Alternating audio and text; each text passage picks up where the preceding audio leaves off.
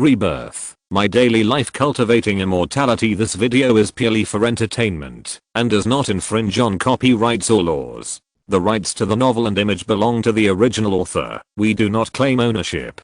Don't like waiting and want to listen to this fanfic in full now? Subscribe to our Patreon, where you'll find the best fanfics. Chapter 201 Cheer. What's so difficult about pull-ups? Let's go play with that. Shenzhenli pointed to the parallel bars on the other side. Those were not ordinary parallel bars. These parallel bars were very high, with a ladder on top.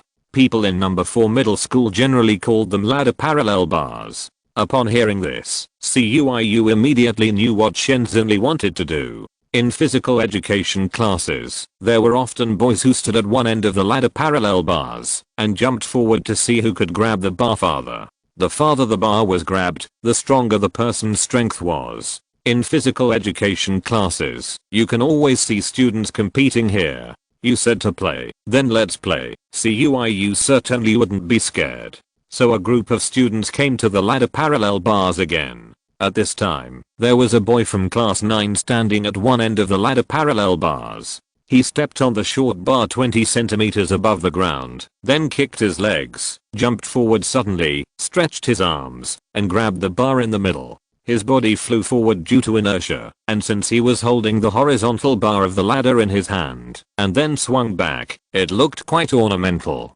Over on the ping pong table, a girl cast her eyes over, and the boy felt as if he had been rewarded, and felt extremely comfortable. Shikayanjin, please move aside, I'll try. Shenzhenli waved his hand, meaning that he was going to start pretending. Shikayanjin immediately let go of his hand and fell down. He and Shenzhenli were classmates in the same class, and they had a good relationship, so of course it wouldn't hinder him from pretending. In terms of conditions, Shenzhenli was better than him in all aspects, except that he was not as tall as him. He also hoped that Shenzhenli would find a girl from class 8 as a girlfriend, and then he would let him find a partner to introduce girls from class 8 to him. People here were playing the ladder and parallel bars, while Jiang Ning was playing badminton with Zhu Yuantang over there. Zhu Yuantang was a little tired, so he found an excuse and handed the racket to Zhenglu, who was watching. After Zhenglu received the racket, she was very happy at first. Then she thought of something, looked down at her chest, and returned the racket to Zhu Yuantang. I'm not suitable for this, she said. Zhenglu realized this. Since the third year of junior high school, she developed much better than girls of the same age, and at the same time she had many troubles. For example, running would make her feel uncomfortable and easily attract the attention of boys. Sports like playing badminton require stretching the arms, which makes more noise. It would be better if she wore a down jacket, but because the temperature in March was a little warmer, Zhenglu didn't wear thick clothes. What's more, there were so many boys on the playground. If it was an acquired gymnasium, she wouldn't mind, but not on the playground. Jiang Ning saw from Zhenglu's expression what she was worried about, and he didn't say anything. The racket finally came to the hands of the twin sister Chen Saiking. Open. Jiang Ning still remembered that the day before yesterday, Chen Saiking talked about strawberries, and he didn't hold back. After a few rounds, Chen Saiking began her misfortune of constantly picking up balls. Jiang Ning was playing basketball here when he saw a boy approaching Zhenglu. Since Jiang Ning used his spiritual sense when playing basketball, he knew that the boy was from the second grade, one grade higher than them. The boy had an ordinary face shape and was very oily. Under the sun, his face reflected light. His hair was greasy and looked like he hadn't washed it for several days. The boy from the second grade of high school said to Jiang Ning in front of her, "Junior sister, I'm your senior. Add me on questions." While speaking, he glanced up and down, with no courtesy. Zhenglu took a step back. She had experienced this situation before, especially after the third year of junior high school. When she was walking on the street, an uncle asked for her questions. The uncle followed her all the way. In order to avoid being entangled, Zhenglu had to give him a small account that she never used. Thinking back to the past, it is still vivid. Now facing the boys from the same school, Zhenglu refused. "I don't use questions." The boy seemed to really believe it and said, "WeChat is fine." Jiang Ning put down the racket and walked over. Jiang Ning was his chosen future assistant, and he would not let others disturb him. The senior in the second year of high school saw a boy coming. He was not afraid. Many students were like this. Just one grade higher than others, they always had an inexplicable sense of superiority in their hearts, and looked down on students of lower grades. "Brother, is this your girlfriend? She is pretty." The boy laughed, and didn't care at all. He knew that this junior had a close relationship with several girls. "But I'm afraid it's not a girlfriend," so he just wanted to test it out. He was not worried. He asked for a contact number. Would the other party dare to hit him? Jiang Ning saw Jiang Ning coming, and moved closer to him, as if seeking a sense of security. The senior saw the close scene between the two and his expression became a little gloomy. Jiang Ning glanced at him, and said a few words calmly. "Get away." The senior was unbelievable at first, and then extremely angry. He was a sophomore, but he was looked down upon by his junior classmates. For someone like him who had a strong sense of self-esteem, it was like being insulted by a junior elementary school student while playing games. "Damn it, show some respect to me." He pointed at Jiang Ning and said angrily. Over at the table tennis table, Wang Longlong, who was playing some games, noticed it and immediately patted Ma Shicheng on the shoulder, excitedly saying, "Brother Ma, stop playing, look at Brother Ning beating someone up." Ma Shicheng was quick-witted and quickly looked towards Jiang Ning's position, only to see a slightly fat boy pointing at Jiang Ning with an arrogant attitude. He neatly put away his phone, threw it into his trouser pocket, and ran towards Jiang Ning.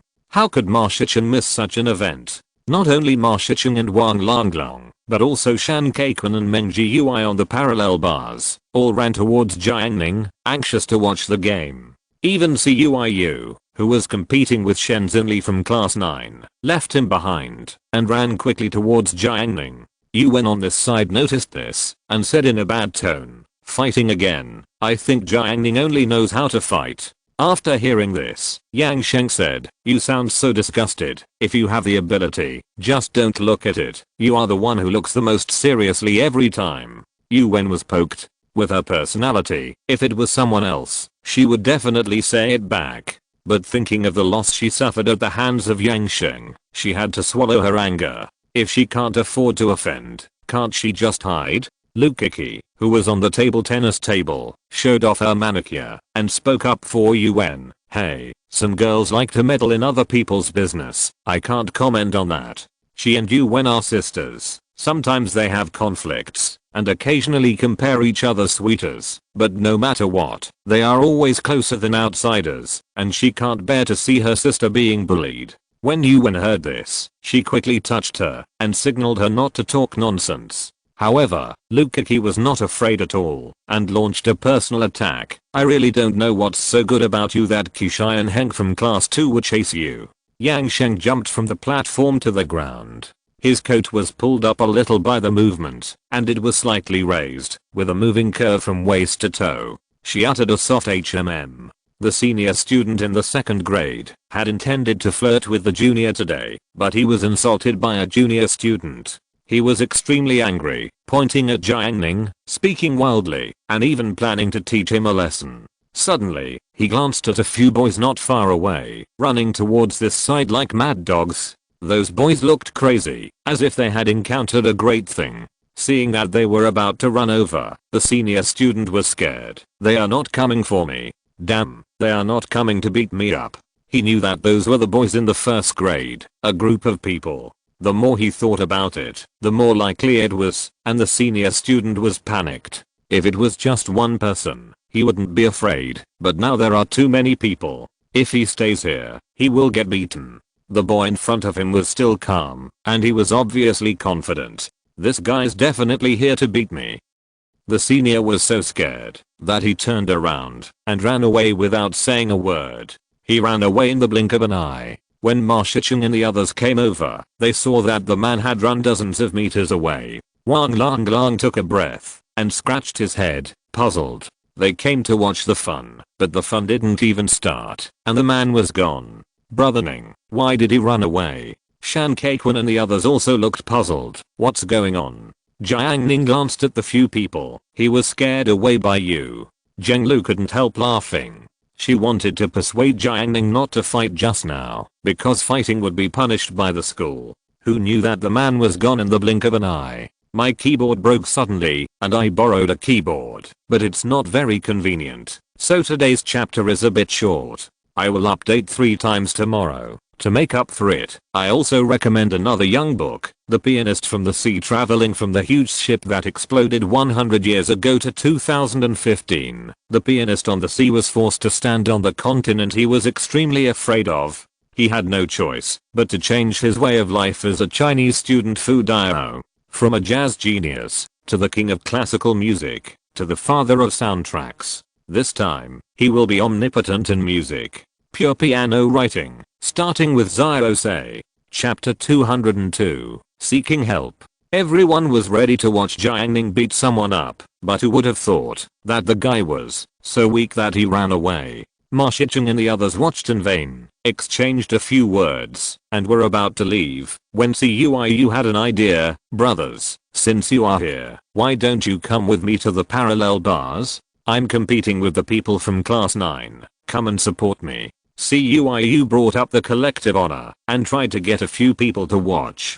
This is a good opportunity to show off. If he wins, but no one is watching, what's the point? Ma Shicheng and Wang Lang thought about it, and felt that they couldn't come in vain, so they simply agreed. Several classmates went to the ladder parallel bars. When they left, Zhenglu looked at the gathering place of the 2nd grade, and happened to see the senior who had asked for contact information just now, surrounded by a group of boys. Looking over here, she felt that the senior had not given up. They were in the same school, and maybe he would ask her for contact information in the future. This was not a big deal. The main thing was that the other party had a conflict with Jiang Ning, which might not be easy to resolve. In Zhenglu's impression, although everyone is a high school student, there is not much difference from elementary school students. Many boys are still very childish, and will quarrel over trivial matters, which will lead to fights. Well, even fighting is the same as that of elementary school students. She has seen elementary school students fighting before, just pinching each other's necks, and swinging turtle fists. Zhenglu has also seen high school students fighting. The only difference from elementary school students is that they probably use more force to swing turtle fists. So what about adults fighting? Will it be like this? Zhenglu is not sure, but sometimes she feels that adults are also very childish, no different from children. During the Chinese New Year this year, she saw relatives quarreling over trivial matters, which was really childish. That night, Zhenglu couldn't help asking her parents a question. Will people become mature when they grow up?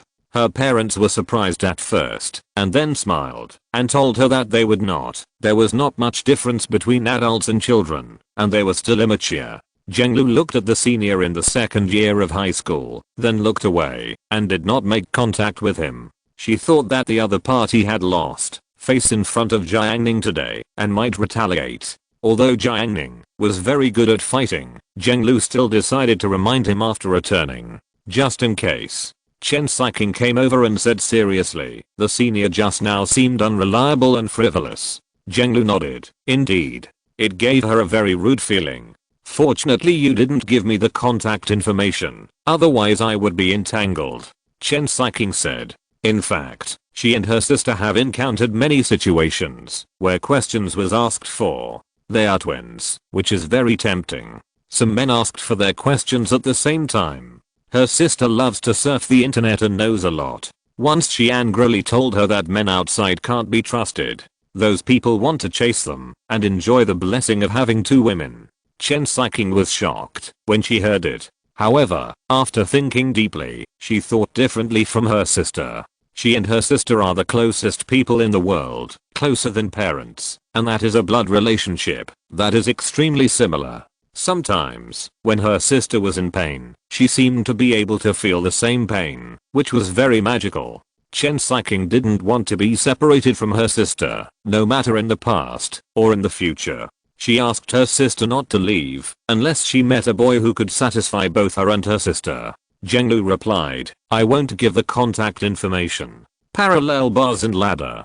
Compared with the many boys in class 9, class 8 seemed weak. Cuiyu had just finished jumping. He pulled the bar and performed another pull-up and then fell down. With a look of contempt, jump, let me see who can jump farther than me. CUIU started to ridicule the group.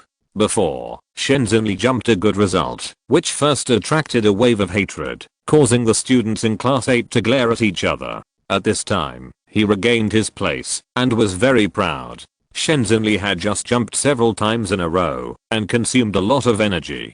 He looked at Shenzhou. Would you like to try it? Shenzhou was searching for small commodities on the internet and preparing to purchase them to sell. When he heard this, he handed his mobile phone to Shikai and Jin next to him. Let me try. Which teenager doesn't like to pretend? Especially when it comes to class honor. Shenzhou moved twice and climbed onto the small horizontal bar at one end of the parallel bars. He stood firmly, kicked his calves, jumped a long distance, came to the back half, and barely grabbed the horizontal bar of the ladder. This is far. Fuck, it's really strong. You have a good body. Shenzhou came down from the ladder, clasped his fists towards everyone, and shouted, recently I'm selling honey, no additives, pure honey, 20 yuan a bottle, buy it to strengthen your body. Look at my body, it's better to have a girlfriend. He laughed very happily and showed off a few times. Someone laughed and scolded, you never forget to sell your things every day.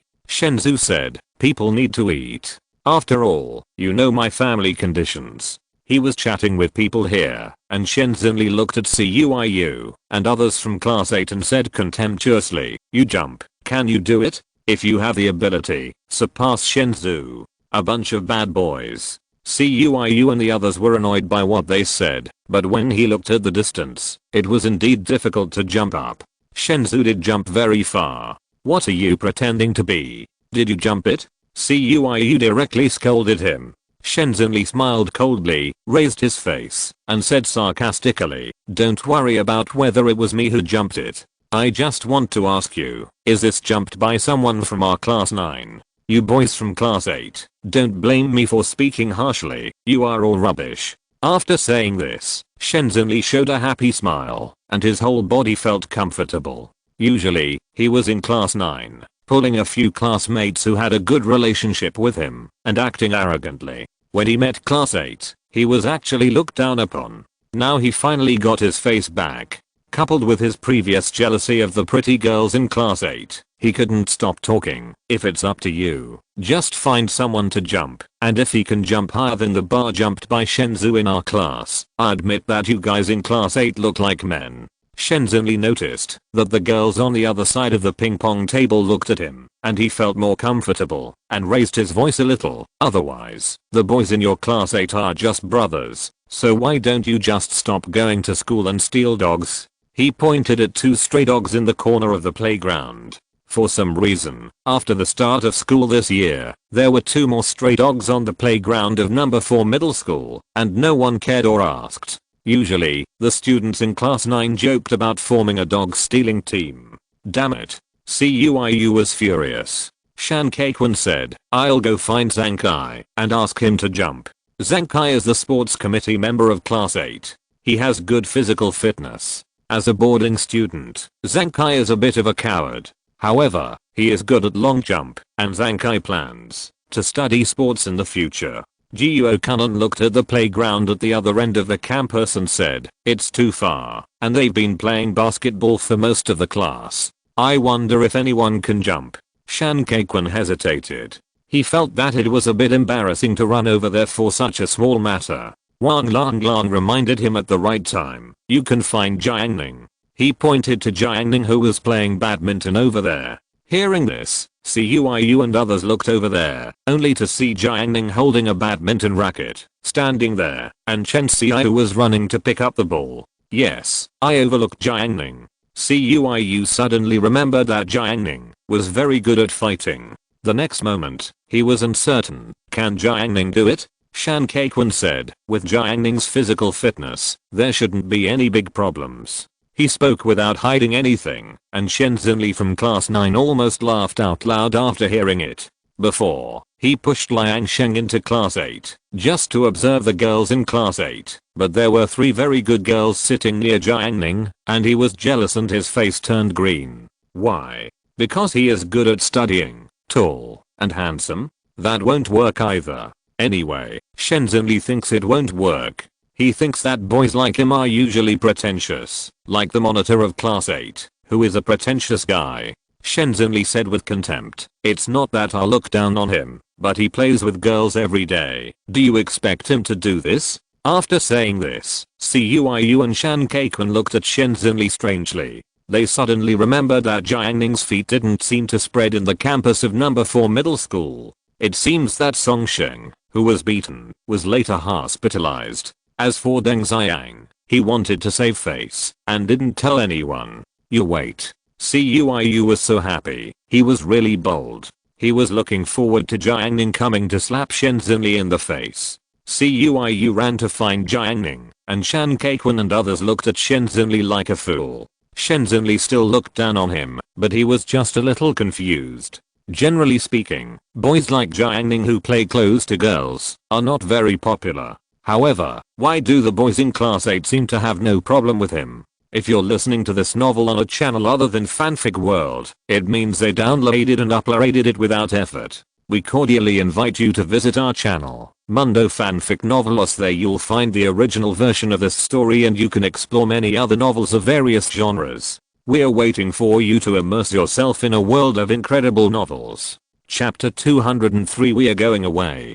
Jiang Ning, help me, I'll treat you to a meal later. Cuiyu ran over and said, he offered to treat you to a meal as a reward. Seeing someone coming over, Chen Siking didn't serve the ball. She stood opposite, waiting for Jiang Ning and Cuiyu to finish talking. She was ready to continue playing with Jiang Ning. Chen Siking was angry and hateful now. Jiang Ning was so bad. She had never lost so badly before. She used to play with her sister for a long time, but playing badminton with Jiang Ning, she couldn't even get through a few moves. Jiang Ning stood on the ground, and except for swinging the racket, he hardly moved. And she was picking up balls and serving everywhere. A badminton hit her legs weak. If my sister was here, it would be great. I could use my sister to consume Jiang Ning together, and he would definitely be exhausted. This way, she could get back on track. Unfortunately, it was destined to be difficult to achieve, because her sister ran to her class. The playground was too far away from building 3, otherwise she could use the time to go to the toilet, to exchange roles with her sister, and take turns to attack Jiang Ning. Jiang Ning was playing ball with Chen Siking just now. He opened his spiritual sense and saw everything that happened on the parallel bars. He said, you tell me, those kids in class 9 are too arrogant. They competed with us in hopping. I'm not in a good condition today and didn't jump. Can you help me try? This involves the honor of the class. Cuiyu spoke sincerely and said, I'll treat you to food after we're done. Okay, I'll go and take a look. No need to treat you to food. He handed the badminton racket to Zhu Yuantong, raised his feet, and walked towards the parallel bars. Zhu Yuantong held the racket and said to Zhenglu and Chen Siking, are you still playing? Chen Siking, I'm tired. I don't want to play anymore. Zhenglu also said she didn't want to play anymore. They followed Jiang Ning and went to the parallel bars together. The boys in class 9 had been paying attention to Cuiyu's movements and knew that the boy had gone to ask for help. At this time, they saw that class 8 not only had a boy, but also brought 2 beautiful girls with their own merits. They were very excited. Shan Kaikun looked at them and said, just wait, you will cry. Shenzhen Li was so happy when he heard this. What kind of reinforcement did they bring? They also brought 2 girls. Isn't it a chance for Shenzhen Li to show off? He thought to himself, sorry, I'll cut off a few of them today and make you cry. Cuiyu stood under the ladder parallel bars, pointed at a bar above his head, and said, Brother Ning, the boys in their class just jumped here. Are you sure? He looked expectant. If Jiang Ning couldn't do it, he would have to run to the other end of the playground and ask Zhang Kai for help. Anyway, no matter what, he couldn't let class 9 step on class 8. Jiang Ning said modestly, it should be no problem. The students of class 9 watched coldly. Shenzhen Li said, this bar has already passed more than half. I'm afraid only sports students can jump here. What can you use to jump? Zhenglu spoke for Jiang Ning. Don't say it so early. As soon as she spoke, a series of laughter rang out in class 9, and the laughter was full of inexplicable meaning. Zheng Lu wanted to say something, but Jiang Ning smiled at her and signaled that it was not necessary. Zhu Yuantang clenched her fist. Come on, Jiang Ning. Chen Siqing, you can do it. Chen Siqing was indeed beaten by Jiang Ning in badminton. She admitted that she was not as good as him and did not bear any grudges. Jiang Ning stepped on the stool with the encouragement of the girls. Being cheered on and encouraged by several beautiful girls at the same time really made the boys watching overwhelmed. Damn, the last time they had such a situation was during the sports meeting. The students watching from class 9, such as Shen Xinli, Shi Qianjin, and Shen Zhu, were all waiting to see Jiang Ning's performance, hoping that he would make a fool of himself. Shen Xinli had planned that when Jiang Ning did not dance well, he would severely belittle him in front of several girls and make him lose face. Cuiu, Shan Kequan and others knew that Jiang Ning had a strong physical fitness, but after all, they had never seen Jiang Ning jump this thing, so they were inevitably nervous and worried that he would make mistakes. If he made a mistake, Cuiu could almost imagine the proud scene of Shen Xinli and others. Jiang Ning stood on the bar, raised his head slightly, and looked at the ladder bar above. He remembered that he had jumped over this before, but he could only jump to the middle position at most, which was a relatively mediocre level. Later, when he was in the 3rd year of high school, a student jumped over the bar and got into trouble. The school banned this sport from then on. No one jumped over the bar anymore. It can be said that at this time, the ladder bar jumping in number 4 middle school is the last glorious period. Shen Xinli saw that Jiang Ning was reluctant to jump and started to provoke him. Brother, you are not afraid, right? If you can't, just don't jump, ha ha ha. As soon as he spoke, Shi Qianjin and others beside him laughed. Cuiu and others were anxious, but they didn't dare to urge Jiang Ning, fearing that it would affect his performance. Jiang Ning stopped reminiscing and jumped forward casually. The students on both sides of the parallel bars thought he was like a flying man. This time he jumped particularly far, especially the time he stayed in the air was very long. Jiang Ning jumped from one end to the other, grabbed the second to last bar with his hand, and swung his body gently. Jiang Ning did not use any spiritual power, relying entirely on physical fitness. The students around were stunned. After a few seconds, a voice was heard. Too awesome, too strong. Cuiu was so shocked that he almost jumped up and applauded. He jumped up and down. I guess a senior high school sports student might not be able to do that. Jiang Ning let go of the parallel bars, and a stream of spiritual power flowed, making his palms clean as before. His expression was still calm, and he was not proud of it at all. The students of class 9 cursed in their hearts. It's too far. How can we catch up with him? Shan Kequan beat the fallen dog. He imitated Shen Xinli's tone before. You can find anyone to try. If he can surpass the bar that Jiang Ning in our class jumped, I admit that you class 9 are manly. Jiuo Kunan patted his thigh. I'm so happy. Brother Ning is a god. Zheng Lu ran over. She felt that this sport was very dangerous. Fortunately there was no accident. Zhu Yuantang crossed her arms, not caring much. Anyway, Jiang Ning never let her down. She didn't think Jiang Ning was good. No matter how good Jiang Ning was, he still had to eat the food she cooked, and asked her to verify those formulas, and he even cheated in chess. On the table tennis side, Lu Kiki patted Yu Wen and Jiang Yanan, and said excitedly, so handsome, so handsome, did you see it? Jiang Yanan and Jiang Ning had never had a conflict. She said frankly, yes, he is handsome, as if he was flying. Yu Wen turned her eyes away. Although I don't like him very much, he is indeed very handsome. Lu Kiki looked at Shen Qinj again. What do you think? Shen Qinj was stunned for a moment, looking at the strange yet familiar figure, with a lot of thoughts in her mind, and she even forgot to answer. Yang Sheng on the edge said, it's okay, slightly better than me.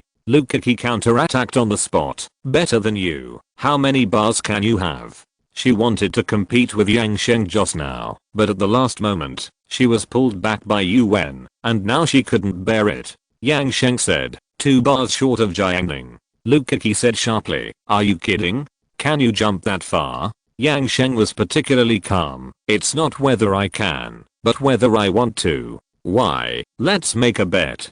Shan Kaikun took advantage of his power to bully others. That guy, what's his name? Shenzhen Li, right? I want to interview him. What do you think, classmates? Now it's the turn of their class 8 to beat the fallen dog.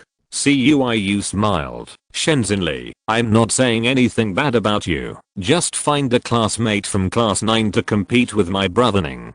Jiang Ning was just one bar short of jumping to the end. This record is almost invincible and unmatched. Anyway, CUIU has been to the playground so many times, and he has never seen any classmate jump as far as Jiang Ning. Shenzhen Li's face was ugly. He first looked at Shenzhou, hoping that he could play. Shenzhou quickly waved his hands, saying that he couldn't do it. That was his best result just now. Shenzhen Li looked at Shi Qianjin again. Qianjin, you hurry up. Shi Qianjin saw this and took 2 steps back. He didn't want to go on the court and humiliate himself. Shenzhen Li looked around. Yan Xianpeng was not there. In fact, even if Yan Xianpeng was there, it might not be useful. Although Yan Xianpeng is 1.9 meters tall and extremely strong, his flexibility is average. He was doing high jump in the classroom before, but was defeated in seconds by a 1.8 meter tall boy in their class who often played basketball. After seeing this scene, Shan Kaikun pretended to sigh. I know what level you are in class 9. Keep a low profile in the future.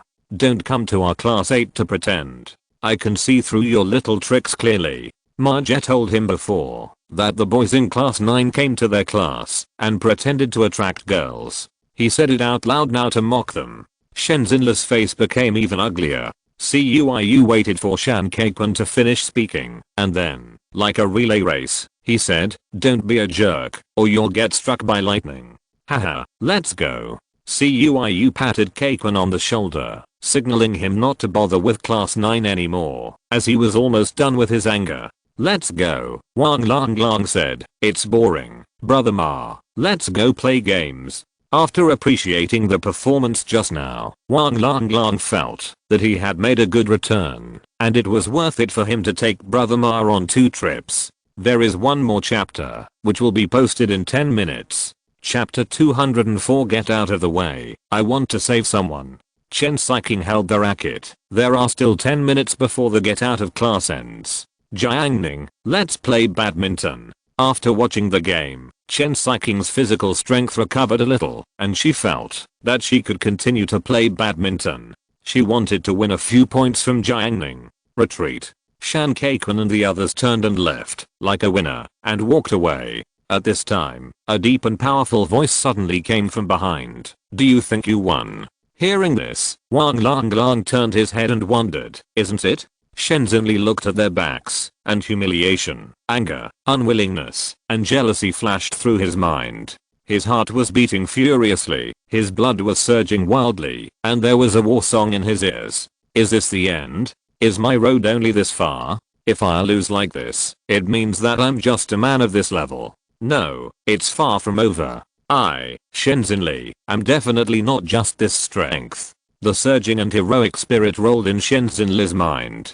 Perhaps in the eyes of others, he was just standing there calmly, but the heroic spirit in Shenzhen Li's heart burst out like Guan Yu's 1,000-mile journey alone. He roared in a low voice, when did I say that there is no one left in our class 9? I haven't appeared yet. The raw contained power came out, and CUIU and Shan Kaikun stopped. Shan Kaikun turned around and looked at Shenzhen Li twice. Are you going to make a shining appearance? CUIU made an exaggerated move. He stretched out his arms. Wow, you are so good. This move completely broke Shenzhen Li's dignity. Without any hesitation, he climbed up the horizontal bar angrily, pointed at the horizontal bar at the other end, and said, as long as I touch the last ladder horizontal bar, I will win, right? Shan Kaikun touched his chin and said, indeed, if you can hang on, I will count you as the winner, but I don't recommend you to do it. After all, your strength does not allow it. CUIU said, you can cheat me, but don't cheat yourself. It doesn't matter if I get cheated by you. I can just laugh it off. The words of the two people were like adding fuel to the fire. Shenzhen Li was so angry. Shenzhou said something fair. Zhen Li, don't jump. It's very difficult and the risk is too great. Shi Qianjin advised. Yes, there is no need to fight for it. I will get it back later. But Shen Xinli was angry. It would be strange if a person of this age could listen to other people's advice. He just felt that the whole world was against him. He resisted in his heart. Okay, you don't believe me, then I will prove it to you. Shen Xinli looked at the other end of the ladder, the last bar. The bar was very far away. With his usual strength, he couldn't touch it at all. Now it was different. He was hot and full of strength. If you have a dream, there will be a miracle. Under the gaze of everyone, Shen Xinli kicked his legs, jumped up, and flew up. Shan Kaikun, fuck, he jumped. The next second, there was a bang. Cuiu, fuck, he fell. Shen Xinli jumped up and tried to grab the bar at the end, but his jumping power was not enough. He didn't catch it, and his body fell from the air and hit the other end of the ladder. The parallel bars at the other end were about 20 centimeters above the ground. There was a horizontal bar for stable balance. As a result, Shen Xinli jumped directly on it and hit the horizontal bar. After Shen Xinli fell, he lay motionless on the horizontal bar. The people around looked at each other and didn't dare to go over. Especially the students in class 9. Their eyes were filled with fear. The boys in class 8 were much better. Previously, Wu Zhaoqi was playing basketball in class and the basketball exploded. He collapsed on the spot after performing a show for them. Cuiu quickly passed the blame. Everyone knows that he wanted to jump. It has nothing to do with me. Shan Kaikun followed suit. I had already left, but he insisted on pulling me back. What's the big deal? The two quickly distanced themselves from each other. The girls on the ping pong table noticed the change here and pointed fingers. Shen Xinli was still lying on the horizontal bar, motionless. Ma Shichen shouted to the people in class 9, don't waste time here, go find your physical education teacher. Shi Qianjin shuddered all over. Yes, yes, find the physical education teacher. He ran towards the podium. Since Shen Xinli was lying motionless and unconscious, the boys around him didn't dare to touch him for a while, for fear that touching him would make Shen Xinli's injury worse. Zhu Yuantan came over, stuck to Jiang Ning, poked his arm, his eyes shining. Jiang Ning understood what she meant. Nothing. He just fainted. The impact just now was really not light. For people with poor health, their relatives might have to prepare for a feast. As a result, Shen Xinli didn't break any ribs, but his heart was shaken and he fainted. Jiang Ning was not worried. With him around, Shen Xinli wouldn't be in any big trouble. He would take action when necessary. Shi Qianjin, who was delivering the letter, ran very fast. In the afternoon sun, he ran at the speed of a 100-meter sprint. In less than 20 seconds, he arrived at the podium, panting, and said quickly, teacher, Shen Xinli fainted, you go and have a look. When the physical education teacher heard this, his face changed drastically. If a student got into trouble in physical education class, he would be responsible. Take me to see. Shi Qianjin led the way by running, and the pet teacher quickly followed. Wang Yanan was closer to the rostrum. She heard what the pet teacher said and said to Pang Zhao, someone has fainted. Let's go and see. Watching the excitement is something that everyone does, regardless of age or gender. Pang Zhao twisted down from the rostrum. Wang Yanan pulled her and ran towards the parallel bars. The pet teacher's movements attracted the attention of many students, who gathered towards the parallel bars. The students on the entire playground rushed to the parallel bars. Seeing this, Wang Yanan pulled Pang Zhao and ran faster. When the pet teacher arrived, the students around him seemed to have found a backer and made way for him. The pet teacher came to Shen Xinli, touched him, and his face became even uglier. Spread out a little, leave some space, and don't affect the air here. He turned Shen Xinli over and let him lie flat on the ground. In this situation, artificial respiration must be given first aid. The pet teacher has undergone professional training and knows artificial respiration, but it is inevitable that he is not familiar with it because he has not used it for many years. Wang Yanan and Pang Zhao rushed over here. Although there were many people around, Pang Zhao easily crushed them with her size and strength. Oh, the boy is good looking, Wang Yanan said. To be fair, Shen Xinli is not handsome, but he is definitely handsome. Pang Zhao stared at Shen Xinli's face. People have different aesthetics. Sometimes, handsome looks are more popular. especially for a girl like Pang Jiao who is full of powerful aura. She will unconsciously feel close to a handsome boy like Shen Xinli. It's a pity that such a handsome boy fainted. The physical education teacher knew that artificial respiration was far worse than that of two people. He asked for help. Is there any student who can do artificial respiration? Come out and help. No one answered the surrounding students. Most students don't know how to do artificial respiration. The physical education teacher was disappointed. Suddenly, a girl in the crowd raised her hand and a thick voice sounded, "Teacher, I'll do it."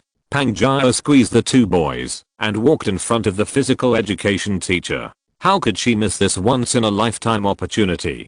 Pang Jiao stared at the handsome boy on the ground, her face full of doting. The physical education teacher didn't care what Pang Jiao looked like. He quickly said, "I'll press it. You blow air into him. Hurry up. Don't delay." The expressions of the onlookers were very strange. The flesh on Pang Jiao's face was squeezed into a ball, and she acted coquettishly. "Teacher, I haven't put on my lipstick yet. Don't worry about it. Saving people is the most important thing." The physical education teacher pressed Shen Xinli.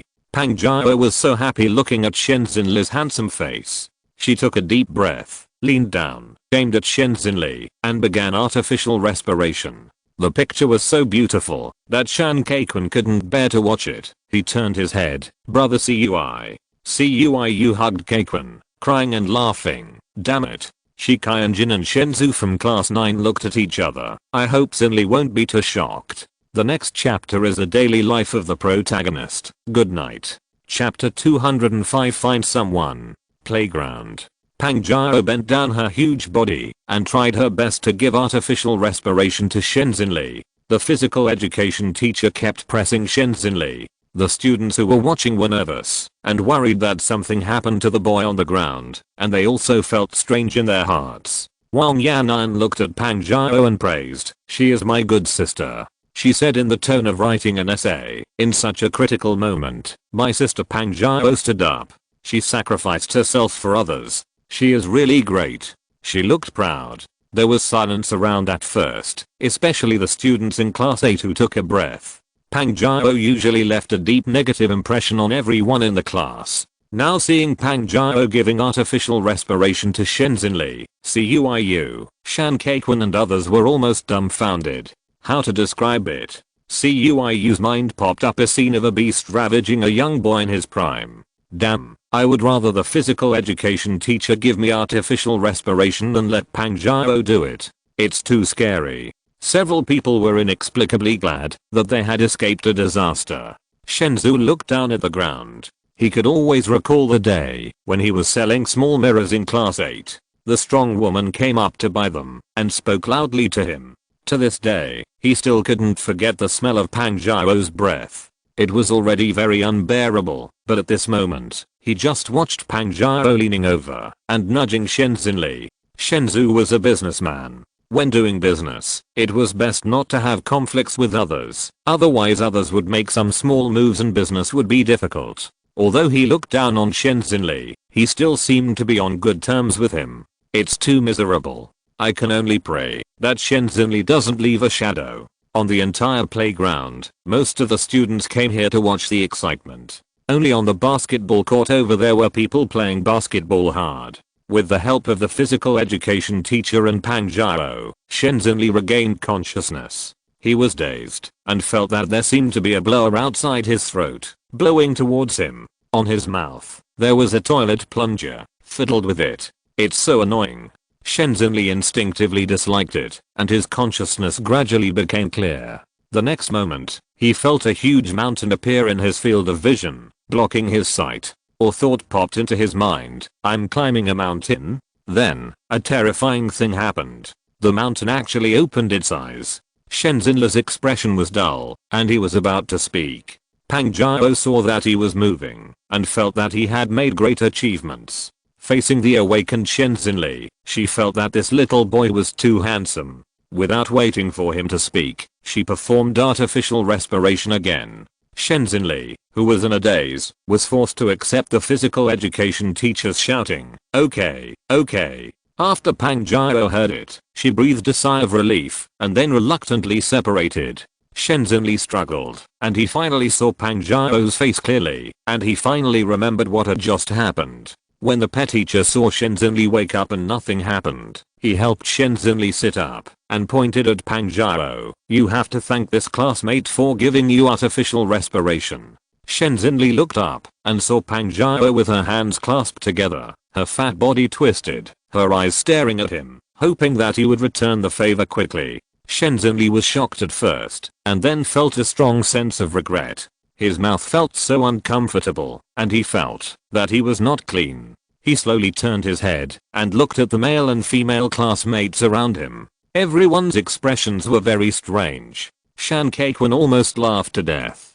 Shen Xinli's mouth was full of lipstick marks, which was extremely funny. Shen Xinli looked at Shi Qianjin, Shen Zhu, and the faces of the classmates in class 9 were full of sympathy. Shen Xinli put his eyes back on Pang Zhao, who had a face that was awesome. Ah! Shen Xinli held his head with both hands and screamed. He couldn't accept the reality. He suddenly jumped up from the ground, walked through the crowd, and left the playground. Shen Xinli ran desperately on the campus under the setting sun. After the PE class was over, the students of class 8 returned to the classroom. Shan Kaiquan almost laughed himself silly. "Brother Ma, I tell you, Shen Xinli will definitely not find a partner in the next 3 years. This is the first time I've seen someone who is so good at courting death." Bei Yuxia was not present at the beginning. She leaned sideways. Why did he faint? When he saw Bei Yuxia speak, Shan Kaiquan was excited and immediately talked non-stop. "Shen Xinli, this guy, usually relies on his accomplices to bully Liang Sheng every day. I guess he is too proud. Today he dared to provoke our class 8. He competed with us in parallel bars. Do you know how to jump parallel bars?" Shan Kaiquan imitated the movements. Bei Yuxia nodded, and Chen Xiaoyu next to her asked, "Then what?" She and her sister exchanged identities, and did not attend the physical education class. Just now, she hurriedly changed back. Her sister told her that she played badminton with Jiang Ning, and lost a lot of balls. Then Jiang Ning jumped parallel bars, and got a good score. She asked her not to reveal the truth, so she didn't know the specific details. Shan Kaiquan told the two of them what happened in the physical education class in full. Wu Zhaoqi, who was listening in, was unhappy. He held the basketball and said, "Why didn't you ask me to do the parallel bars? Don't you know how good my jumping ability is?" In order to show Shan Kaiquan his jumping ability, Wu Zhaoqi threw the basketball to Shan Zhao in front of him. He adjusted his pants, jumped up suddenly in front of Shan Kaiquan, and touched the big ceiling fan above his head with his fingers. Wu Zhaoqi landed on the ground and said proudly, "What do you think? If I go to do the parallel bars, I guarantee that the students in class 9 will be tortured." After saying that, he looked at Shan Kaiquan with his eyes slanted, intending to see what he would say. Shan Kaiquan did not argue with him. He only said one sentence, "Do you want Pang Zhao to give you artificial respiration?" With just one sentence, Wu Zhaoqi's expression changed drastically. As for the understanding of Pang Zhao by the students in class 8, Wu Zhaoqi asked himself, no one knows better than him. He imagined the scene of artificial respiration in his mind, and immediately changed his previous arrogance, and said seriously, "Don't joke around in the future." After saying this, Wu Zhaoqi left with the basketball, but the scene just now flashed through his mind from time to time. Chen Xiaoyu praised Jiang Ning, "You are very good at long jump."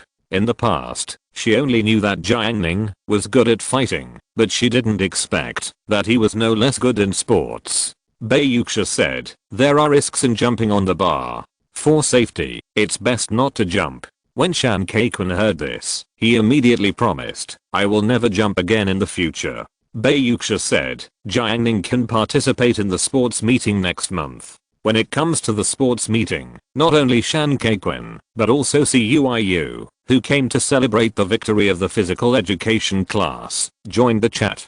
Zhu Yuantang took the round box and put it in front of Jiang Ning. "Let's play gobbing." Before, the two played chess with pens on graph paper, but later Zhu Yuantang felt that he couldn't play well, so he instructed Jiang Ning to go to the bookstore at the school gate and buy a set of gobbing. "Let's play." Jiang Ning was free for the time being. Spreading out the chessboard, Jiang Ning and Zhu Yuantang played chess. Chen Xiao and the others were chatting with Shan Kaikun and Cuiyu standing in the aisle about the sports meet.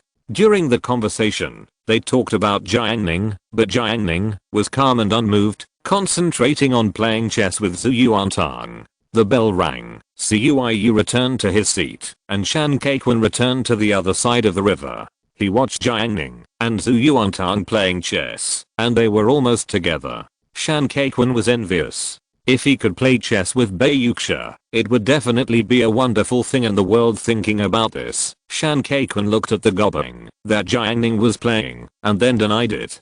Gobbing was something that elementary school students played. He was a high school student, and should play difficult chess. He thought of Go, but he didn't know how to play Go. In the end, Shan Kaikun chose chess. He asked himself if he was good at chess, and he would show Bai Yuxia a little bit of his skills. In the last class in the afternoon, the monitor ran to the podium and sat down to maintain class discipline. Jiang Ning and Zhu Yuantang were still playing chess. If they were caught playing chess during self-study, they would definitely be scolded by the teachers passing by. However, as the first and second in the grade, Shan Qingrang was always very good-natured. Even the head of the grade who occasionally passed by was still friendly.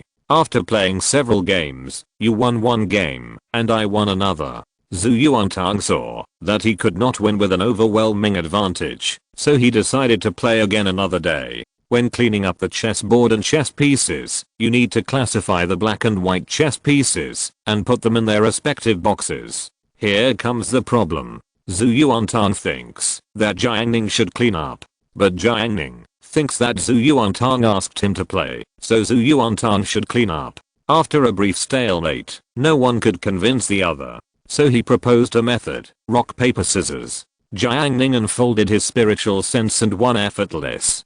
Zhu Yuantang was not convinced, and she said 2 wins in 3 games. Then she lost again, and Zhu Yuantang was furious. Jiang Ning said, how about this, let's each take a step back, you clean up the black chess pieces, I clean up the white chess pieces, and you clean up first. It sounded fair at first, and Zhu Yuantang agreed before Jiang Ning finished speaking. She picked up the black chess pieces from the scattered white and black chess pieces on the chessboard one by one, and put them separately in the box. After she finished cleaning up, Jiang Ning looked at the only white chess piece left on the chessboard, grabbed it, and put it into another box.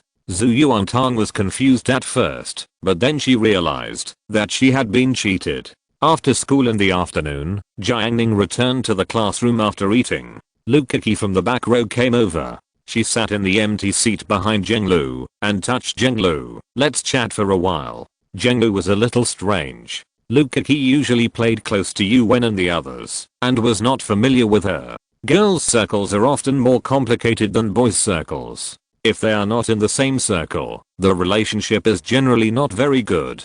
She has never talked to Lu Kiki alone, but when facing classmates, they see each other every day, and Zhenglu did not refuse. Lu Kiki lowered her voice. Do you remember that in the afternoon physical education class, a boy in the second year of high school came to you? Zhenglu looked puzzled. Seeing this, Lu Kiki said, he asked you for your contact information, didn't he? Zhenglu, yes, he did.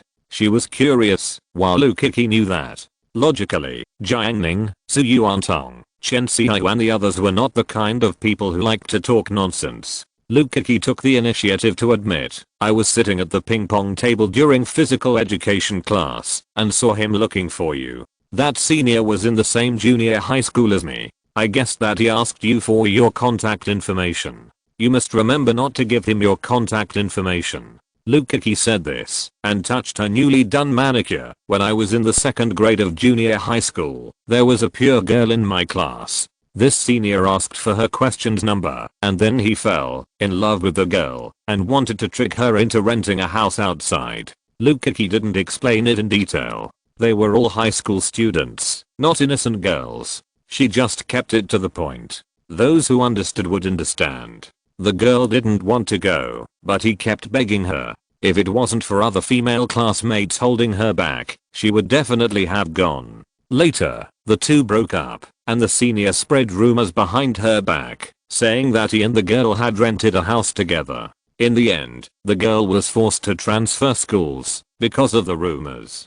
This person is very bad. You must not get in touch with him. Lukaki reminded. Yeah, I remember.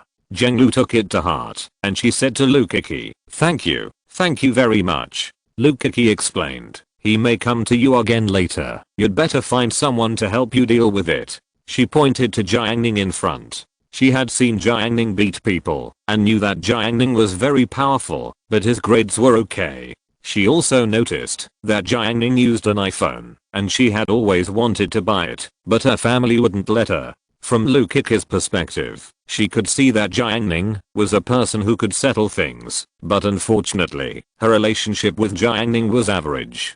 Jiang didn't want to cause trouble, so she said, let's wait and see. If he adds me again, I'll ask Jiang Ning. Lukaki laughed twice and asked, have you changed your impression of me? Jiang said, you are a nice person, not what I thought. She used to think that girls like Lukaki, who are good at dressing up, behave boldly, and are in love, are not the same type as her. After what happened just now, her impression has indeed changed a lot. Haha, you're welcome. If you know any handsome boys in the future, remember to introduce them to me. Lukaki smiled and left. She didn't need to meddle in other people's business, but Lukaki didn't want to see the same thing happen again in junior high school, because the female classmate she was talking about was herself. Her appearance has changed in the past 2 years, and with her makeup and dressing up, the senior didn't recognize her, otherwise he might continue to harass her. The first class in the evening was chemistry. Jiuran took the textbook and went to class in class 8. Although she taught class 8 for a semester, the boys in the class still didn't get tired of seeing Jiuran. Jiuran has always been so beautiful, and they always think she is different from the girls in the class. Hu-jun just glanced at Jiuran, and he made a judgment, pretending to be a mature college graduate. Immediately, Hu-jun stopped looking, and the only thing in his mind was the math teacher. Math teacher, when will you come back? I've seen enough of Geo Hishuari. He was looking forward to it. Jiuran's lectures were interactive, and he liked to ask everyone to answer questions. Facing a good-looking teacher, boys usually answer enthusiastically if it is a general question, but if it is a difficult question, they will remain silent, not wanting to lose face.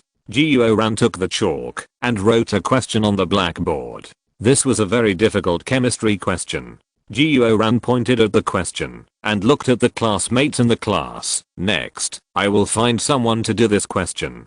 The classmates who had raised their heads suddenly lowered their heads, like ostriches, not daring to look at her. When Jiuran saw the classmates like this, she smiled slyly. Don't be nervous, this person is me. Then, she took the chalk and started writing by herself. The students were relieved but also speechless. Teacher Jiuo, are you here to teach, or to tease us? I will update once today, and I will update 3 times tomorrow. Go to bed early. Chapter 206 Uncomfortable. The bell rang, and Jiuran finished the class on time.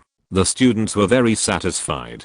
Among all the teachers, chemistry teacher Jiuran never stayed after class, unlike the bald English teacher Chen Haiyang, who would like to stay until the next class. After announcing the end of get out of class, Jiuran walked down the podium with the textbooks. She shouted to Jiang Ning, Jiang Ning, come to the office. This made the classmates laugh. Jiang Ning was the representative of the chemistry class. Jiuran had called him like this several times before. Every time he came back, Jiang Ning would always carry a bag. Jiang Ning did not deliberately hide these things. So after a few times, the classmates knew that Jiang Ning had a close relationship with the chemistry teacher, and the bags he brought back were filled with many snacks. Everyone was envious, but envy was envy, and no other emotions would arise from it. After all, Jiang Ning's beatings really hurt. Ma Shicheng in the back row put down his phone, raised his head, pinched his throat, and imitated the voice. Ma Shicheng, come to the office for a moment. After hearing this, Jiuran put down the textbook and said helplessly, Ma Shicheng, you took the chemistry exam last time, and ranked last in the whole grade. How did you do it? The classmates in the front row laughed wildly. Ha ha ha. Some female classmates looked at Ma Shicheng one after another. Facing the monkey-like eyes of his classmates, Ma Shicheng felt very ashamed. They were laughing at him. When did he, brother Ma, fall to such a state? Is he someone who can be humiliated by anyone? With this thought, a huge ambition suddenly rose in his heart. Chemistry is nothing. When I'm in the second year of high school next year, I will start working hard and become a god in chemistry. Jiang Ning followed Jiuo Ran to the office. The office was empty at this time. Jiuo Ran put the textbook on the table and pulled a chair for Jiang Ning. Sit down. As she said that, she took a cup of hot water and planned to moisten her throat. After teaching a class, in order to take care of the students in the back row, she couldn't speak too softly, but it was inevitable that her throat would feel uncomfortable after lecturing loudly for a long time. Like the old teachers in their office, some of them had so much sore throat and hoarseness because they lectured for too long. During class, they often brought microphones and loudspeakers. Some teachers suggested that she wear a loudspeaker. The first thing Jiuo Ran did when she called Jiang Ning over this time was to seek his advice. Help me test it. After Jiuo Ran finished speaking, she put on the loudspeaker in front of Jiang Ning and stepped back a few steps. She put on the microphone and looked like a beautiful commentator. Jiuo Ran opened her mouth to speak and her voice came out from the loudspeaker. Jiang Ning, can you hear me? Yes. Is the sound harsh? Tell the truth. Jiuo Ran asked. During her internship, she went to other teachers' classes to sit in and found that the sound from the microphone and loudspeaker sounded very uncomfortable and a bit harsh, and she was worried that the class would disturb the students. Jiang Ning answered truthfully, it is indeed harsh. He could understand that some teachers had uncomfortable throats when speaking in class, but it was indeed very noisy. After putting on the loudspeaker, especially the students in the front row, whose ears hurt, hearing Jiang Ning's words, Jiuo Ran said, since you don't like it, then don't wear it. Besides, she also felt that the microphone was very uncomfortable to wear, and she always felt that there was a barrier between her and Jiang Ning. She put down the loudspeaker, and the boiling water was not so hot anymore. She held the cup, leaned against the edge of the desk, took a sip of water, and suddenly sighed. Jiang Ning leaned back in his chair, raised his head slightly, smiled and asked, tell me, what's the trouble again? After helping teacher Jiuo Ran last time, the relationship between the two quickly became familiar. She would call Jiang Ning to her office every now and then to talk about life. After 2 lifetimes of contact, Jiang Ning was very familiar with teacher Jiuo Ran and could easily judge her situation. It's a bit troublesome. Jiuo Ran did not hide it from Jiang Ning. Although he was just a student, after chatting with Jiang Ning for a while, she was very confident in Jiang Ning's inner qualities. There were some things that could not be told to outsiders, but she could talk to him. Jiuo Ran's first sentence, my relative introduced me to a person again and asked me to try this Saturday. Is it the same relative as before?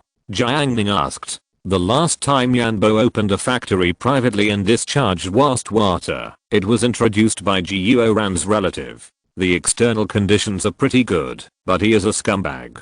Jiuo Ran did not deny. Yes. I suggest that you don't contact relatives in the future. Jiang Ning joked. No, he is my only relative in Yazhou. Jiuo Ran didn't listen to Jiang Ning's bad idea. She was not a native of Yazhou, but she took the civil service exam and was admitted here. When she came to Yazhou City, where she was unfamiliar with the place, her only relatives took good care of her and asked her to move in before. Jiuo Ran chose to live in the classroom dormitory of number 4 middle school because of the inconvenience. After Jiang Ning made a joke, he looked into Jiuo Ran's eyes. Are you going to keep the appointment? This experience had never happened before. At this time in the previous life, Jiuo Ran had an accident and had left number 4 middle school. He didn't know what happened afterwards. Let's go and have a look. Jiuo Ran couldn't let it go. After all, her relatives helped her a lot when she came to this city. What's more, this was done out of good intentions. They wanted her to get married early and not have to wander alone in this city. Well, you should be careful and don't get fooled again. Jiang Ning reminded. He knew Jiuo Ran's depth. Jiuo Ran once talked to him about the past and his inner thoughts. He learned that teacher Jiuo Ran's family was strict. When she was a student, she followed the family rules and never had a relationship. Now that she has graduated, her family immediately began to urge her to find a partner. On the one hand, it was the urging of her parents. On the other hand, it was the kindness of her relatives. And on the other hand, it was the loneliness of living in a foreign land that tore her heart apart. Jiang Ning was quite emotional about this. Just after graduating and entering the society, far away from her hometown, with only her savings, finding a job and renting a house was indeed a very confusing thing. If she was cheated by a black-hearted intermediary when renting a house, she would probably break down directly. "I'm your teacher." Jiuo Ran motioned him not to be disrespectful. Jiang Ning didn't care. He had a special feeling for Jiuo Ran. It wasn't love, but probably the friendship between teachers and students. It was different from ordinary teachers and students, more like a teacher and a friend. He was one of the few people that Jiang Ning didn't have to worry too much about when talking to. It's not a question of whether you are a teacher or not. You have never been in a relationship. If you go on a blind date directly, you will be inexperienced and easily deceived. Jiang Ning said. Jiuo Ran was a little annoyed. She looked at Jiang Ning's mature tone and suddenly leaned over and knocked his head with her hand.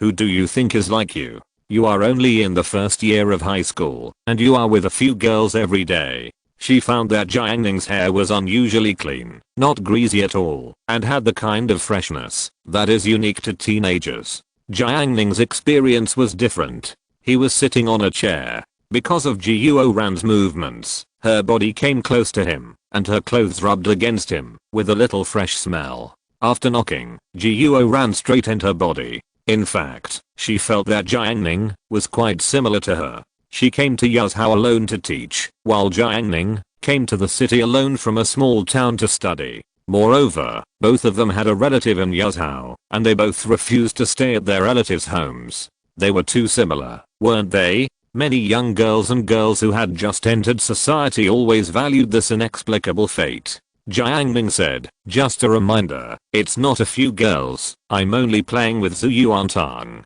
"Oh, you're quite loyal." Jiuo Ran praised. Jiang Ning didn't get entangled with her about this, but asked, "Is there anything else?" Jiuo Ran listened, opened the cabinet, took out a large bag of snacks from it, and put it on the table. "Here, give it to your Zhu Yuantang." Jiuo Ran also liked Zhu Yuantang. The little girl was smart and cute, got full marks in chemistry, and was greedy. It would be better if she was not as good at playing table tennis. The amount is wrong. Jiang Ning scanned with his spiritual sense and found that there were many more snacks than before. "If you have something to say, please tell me quickly, I still have to go to class," Jiang Ning urged. Jiuo Ran hesitated and said, "I'll go to the appointment on Saturday. You wait for me outside the hotel."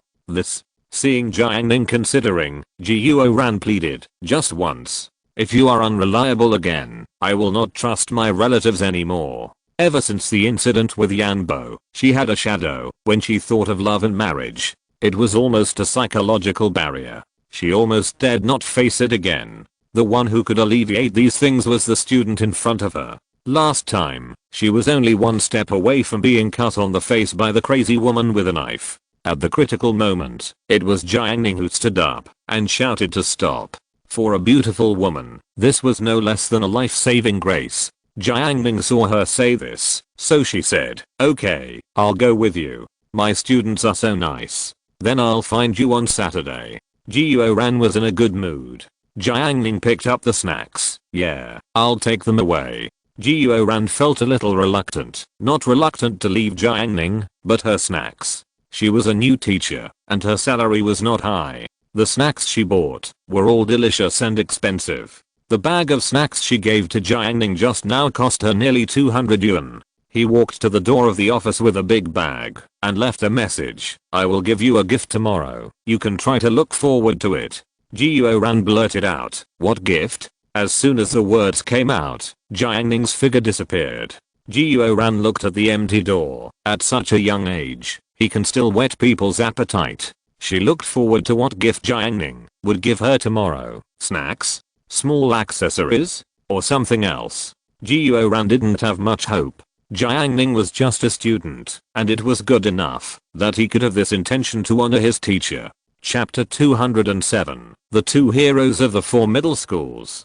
Jiang Ning came back with a big bag of snacks, which attracted the attention of classmates again. Shan Zhao sat in the front seat. He looked at the bag, took a few more glances, and then retracted his gaze. It's not easy to do it. He made a judgment. Moreover, Shan Zhao always felt that Jiang Ning was a weird person. Once he made a move, if he was caught, he would definitely be kicked off the seat by Jiang Ning and blocked against the wall. Shan Zhao was afraid.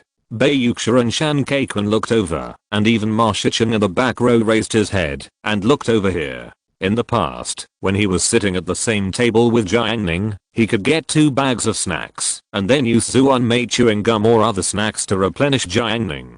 Now it's not possible. It's too far. Distance hinders everything.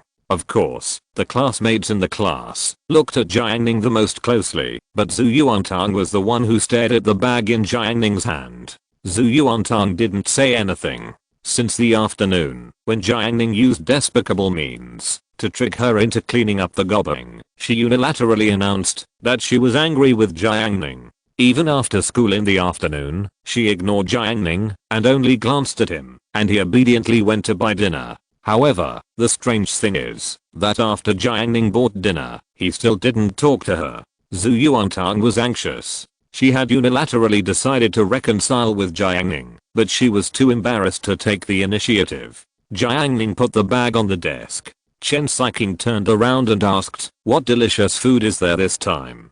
Jiang Ning flipped through the bag. Hawthorn bars, almonds, beef slices, squid shreds, chocolate planet cups. He said a series of snack names. After Jiang Ning finished talking about the snacks, he closed the bag and didn't share them with anyone. The classmates around didn't think it was a big deal. Jiang Ning had done the same thing before. He would only share it with them when Jiang Ning ate it. Everyone was not in a hurry. Anyway, they would get it in the end. Zhu Yuantang, damn it, Jiang Ning is rebelling. He didn't come to talk to her. Did he think she would give in because of snacks? She raised her chin, leaned towards Jiang Ning, and glanced at him. Jiang Ning took out his mobile phone to play. Damn it, I hinted so obviously. Zhu Yuantang didn't want to pay attention to him. She put on a stern face and acted cold. Suddenly, Jiang Ning said, "Do you want to eat?" Zhu Yuantang replied immediately, "Yes." After the evening self-study class, Yang Sheng came to the back row slowly and looked at several classmates. She had already arranged in advance that the classmates who were on duty with her today would not have to work.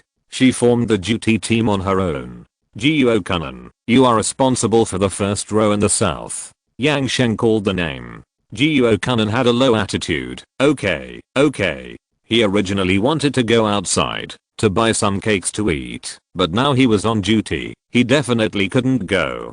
Fortunately, he asked Jun in advance. Yang Sheng continued, Shan Kaikun and Cuiu, you two are responsible for the 2 rows in the middle. Shan Kaikun and Cuiu made better faces and went to get brooms together. Lukiki, what are you looking at? You are responsible for the row in the north. Yang Sheng arranged it for her considerately. Lukiki slandered Yang Sheng countless times in her heart. This afternoon in the physical education class, she made a bet with Yang Sheng, and then Yang Sheng jumped the ladder parallel bars in front of her. Lukiki was happy to get a month's duty. Seeing that Lukiki did not move, Yang Sheng said, Yuan kept her promise. You can't be worse than her, right? Lukiki got up to work. Seeing that they were all called, Ma Shicheng shouted, what about me? What about me? Without waiting for Yang Sheng to speak, Ma Shicheng suddenly clapped his hands and said proudly, alas, it's a pity that I don't have to be on duty anymore. He deliberately showed off in front of Yang Sheng. Yes, he was the most hardworking before. He actively participated in the class duty and quickly paid off the foreign debt by carrying purified water. Now Ma Shicheng is in a very good mood. Looking at Jiuo Kunan and others who were working hard on duty, he felt superior in his heart. Yang Sheng ignored him and asked the people who were there, who is willing to take out the trash? We can exempt them from taking one off. Cuiu answered quickly, I'll do it. While they were talking, 2 classmates came in from the door of class 8. They were about the same height. One was Qishian Heng from class 2, and the other was a senior from the 2nd year of high school, who was Lukiki's boyfriend. When Qi Xianheng entered the classroom, he saw Yang Sheng and the others. He first raised his hand, looked at his watch worth tens of thousands of yuan, and said, "Zio Yang Sheng, it's your turn to be on duty today." Qi Xianheng was an experimental class 2, and he never did duty. No classmate dared to let him do duty. He was the only one who didn't have to do duty. "What's it to you, whether I'm on duty or not?" Yang Sheng's tone was as fierce as ever.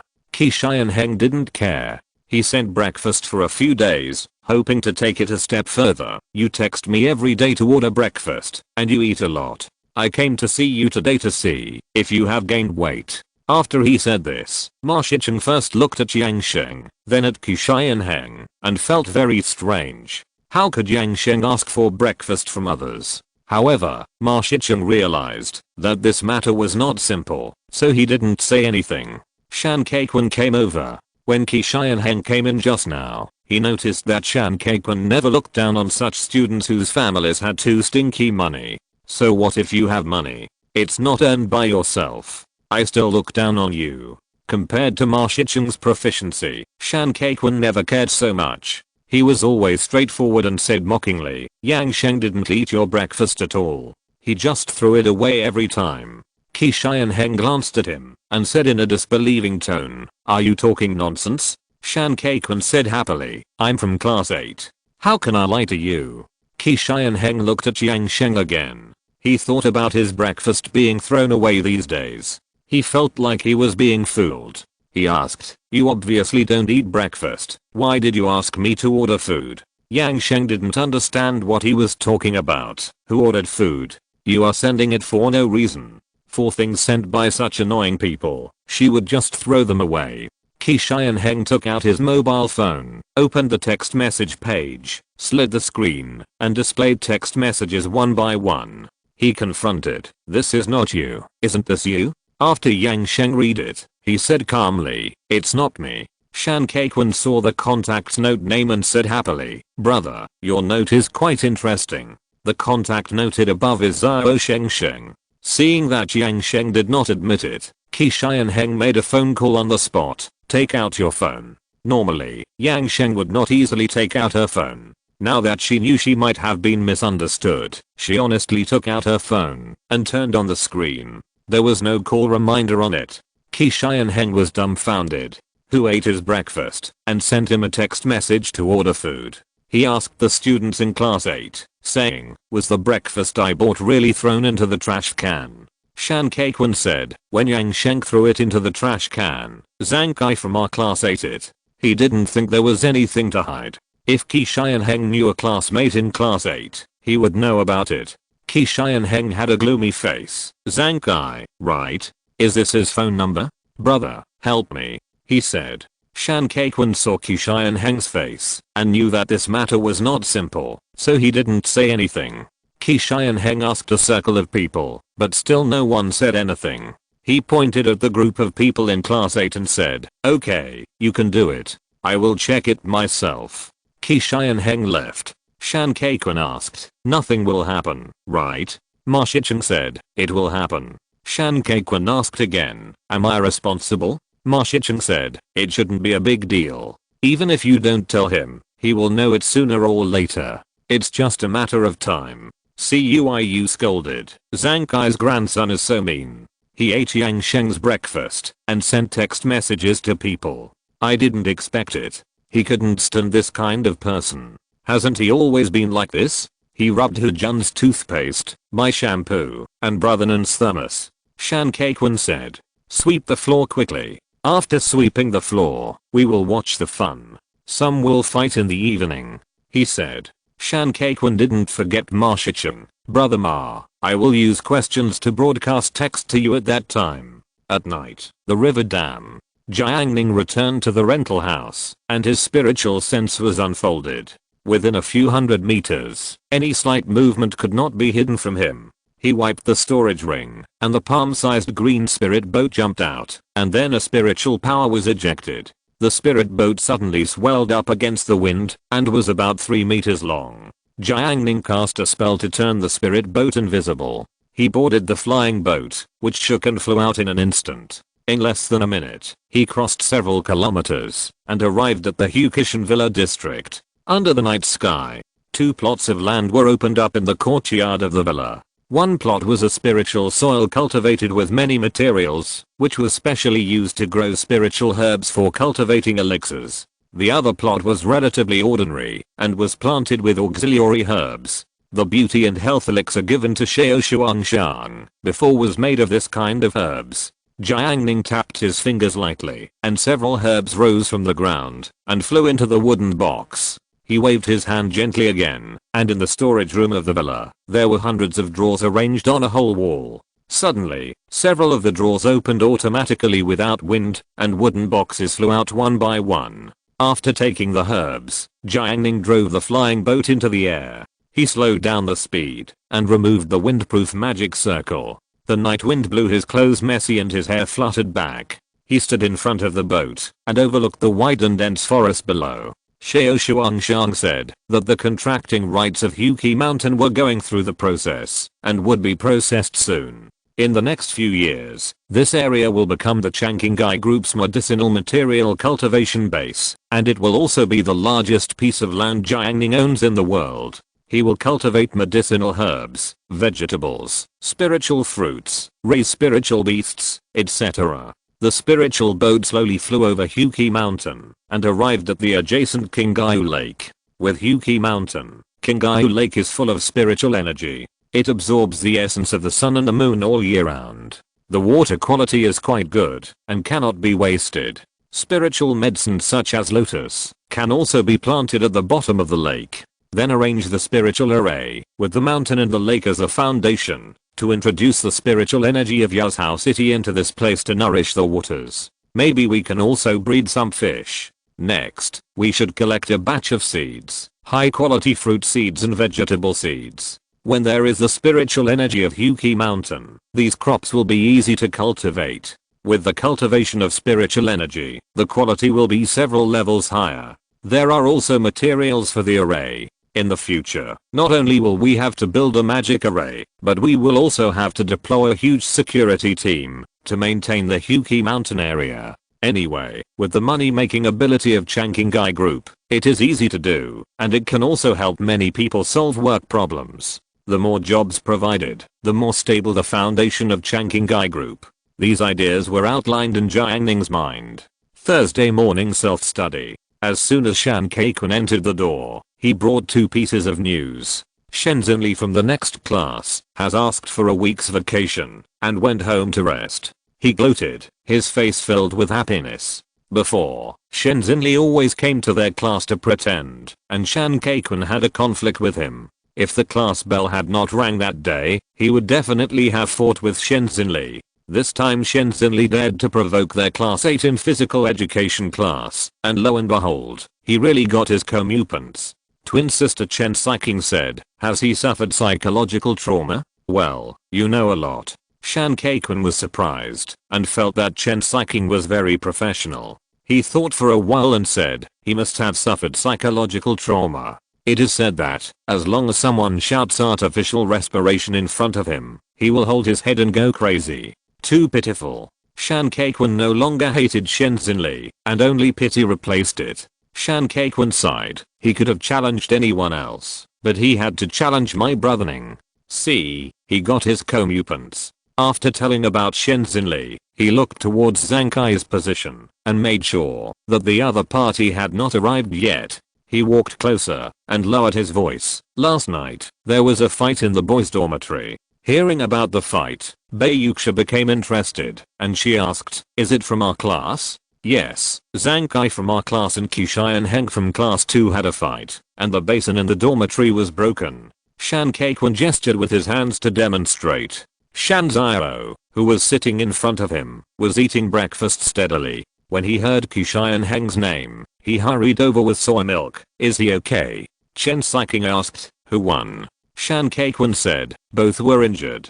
I was standing in the corridor with brother Nan and brother Jun at the time, eating cakes and watching. Shan Keikun first quickly told the people present what the conflict between the two was, and then he said, Jiang Ning found Jiang Kai, made a phone call, confirmed that the mobile phone number was Jiang Kai. The two cursed a few words and started fighting. You didn't see it. Jiang Ning must have practiced. His punches were very standard, and his body was jumping left and right, just like the sander on TV. It's a pity that it was useless. Jiang Kai punched him and almost knocked him down. The two of them wrestled into a ball. At that time, several of us brothers laughed so hard, and Brother Nan joked while eating cakes. Shan Kaikwan knew that Jiang Kai was in the wrong, so they didn't go up to stop the fight. Because no one in Jiang Kai's dormitory stopped the fight, and Jiang Ning was not simple. Shan Kaikwan was about to continue speaking when he suddenly saw Jiang Kai coming in through the back door with a bruised face. The classmates in the class looked at him with surprised expressions. Wu Zhaoqi came in with the ball. What's wrong with you? Did you fall while playing basketball? Jiang Kai was half his basketball buddy, and Wu Zhaoqi was not stingy with his concern. Jiang Kai said nothing and sat back in his seat. Wu Zhaoqi didn't feel embarrassed. He took the opportunity when Pang Jiao hadn't arrived yet to quickly take the ball to his seat. Until the first class, the math teacher Gao Hishuo's class. The monitor Huang Zhangfei shouted to stand up, and everyone stood up and greeted him. Gao Hishuo looked around and was particularly satisfied. He thought that when he first came to class 8, everyone didn't respect him, but now they greeted him politely. The big change was all his credit. The flesh on Gao Hishuo's face twitched, and suddenly, he caught a glimpse of a classmate who didn't stand up. Gao Hishuo's smile faded, and he asked the students to sit down first. He glanced at the seating chart and began his performance. Most of the students in our school are good, especially in our class 8. Everyone is very serious and studious. This compliment made everyone feel embarrassed. Gao Hishuo shouted even louder. Some students are bruised and battered in class. The student who didn't stand up to greet him just now was Jiang Kai. Gao Hishuo showed a hypocritical smile. What's wrong with you? Did you study hard last night? Or did you fight with someone and get beaten like this? You are so good, you must have won, right? Wu Zhaoqi interrupted with a basketball in his arms. It may not be a fight, it may be a basketball game. Gao Hishuo shouted in a deep voice, hold your ball, and get out, and stand at the back. Wu Zhaoqi pretended to be powerful, and ordered Pang Jiao to make way. He proudly ran to the back row. Gao Hishuo continued to sarcastically say, some students, when you enter society in the future, don't say that you are my students. I feel ashamed. He stood on the podium and mocked Jiang Kai below. He couldn't help it. He was beaten last night and had to endure everyone's strange looks. Now he was mocked by Gao Hishuo. Jiang Kai said loudly, don't say you are my teacher in the future. You are a person without teacher ethics and are not worthy of being called my teacher. Gao Hishuo was furious when he heard this. It had been a long time since anyone dared to refute him. He pointed at Jiang Kai and cursed, you dog, get out of here. Jiang Kai ignored him. Gao Hishuo was furious, and the flesh on his face trembled. The students below were frightened.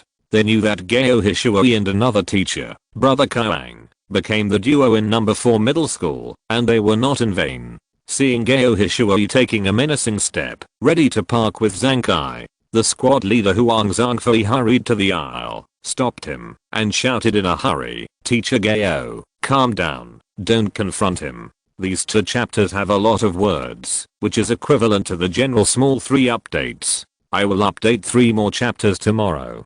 Chapter 208, Indirect Attack. Huang Zhangfei, the monitor, stepped forward and blocked Gao Hishuo's steps. Gao Hishuo pointed at Jiang Kai and cursed him across Huang Zhangfei. He was about 1.8 meters tall, fat, and had a black face. When he got angry, he looked like a black-faced demon. The girls in the class were scared. Brother Ma, look, the teacher and the students are fighting. It's rare to see it in 10 years. Wang Lang patted Brother Ma, signaling him not to miss it. I'm watching it again. Since Gao Hishuo became the math teacher, the math class that used to be happy has become extremely boring. He can't play with his mobile phone at all, otherwise Gao Hishuo will tease him. Hu Jun secretly encouraged, fight. Talking without fighting, what's the point? It would be better to fight until the head is broken and bloody, so that Gayo Hishuoi can't teach their class 8, and maybe the math teacher can come back early. But it didn't go as they wished. Not only did Huang Zhangfei go up to stop them, but Chen Qian, a good student in the front row, stood in the middle to prevent the fight. He admired Gayo Hishuo's teaching level very much, and couldn't bear to see this matter get out of hand. So, Gayo Hishuoi was stopped halfway. The classmates in the class watched Gayo Hishuoi and Zankai swearing at each other. Bai Yuxia here really gained some knowledge. This was the first time she had encountered such a thing in all these years of schooling. The classmates in the class looked embarrassed and expectant. Gayo Hishuoi was worthy of being a math teacher.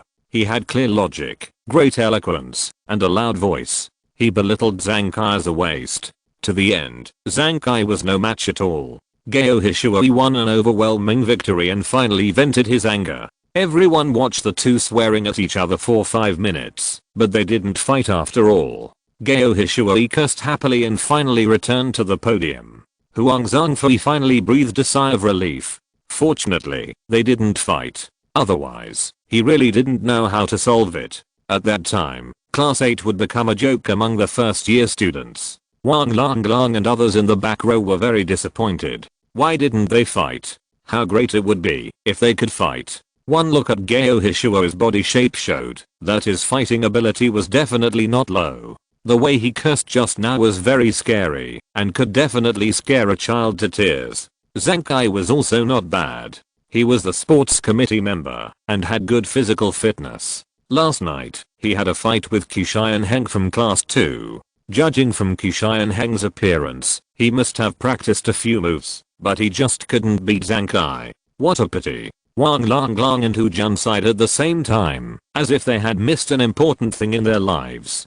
Gayo Hishuoi stood on the podium and looked at Zankai again. His gloomy face showed a sarcastic smile. I delayed this class for 5 minutes to curse you. I didn't teach for 5 minutes, and each student below wasted 5 minutes. In total, you wasted 250 minutes of everyone's time. You wasted several classes of everyone's time.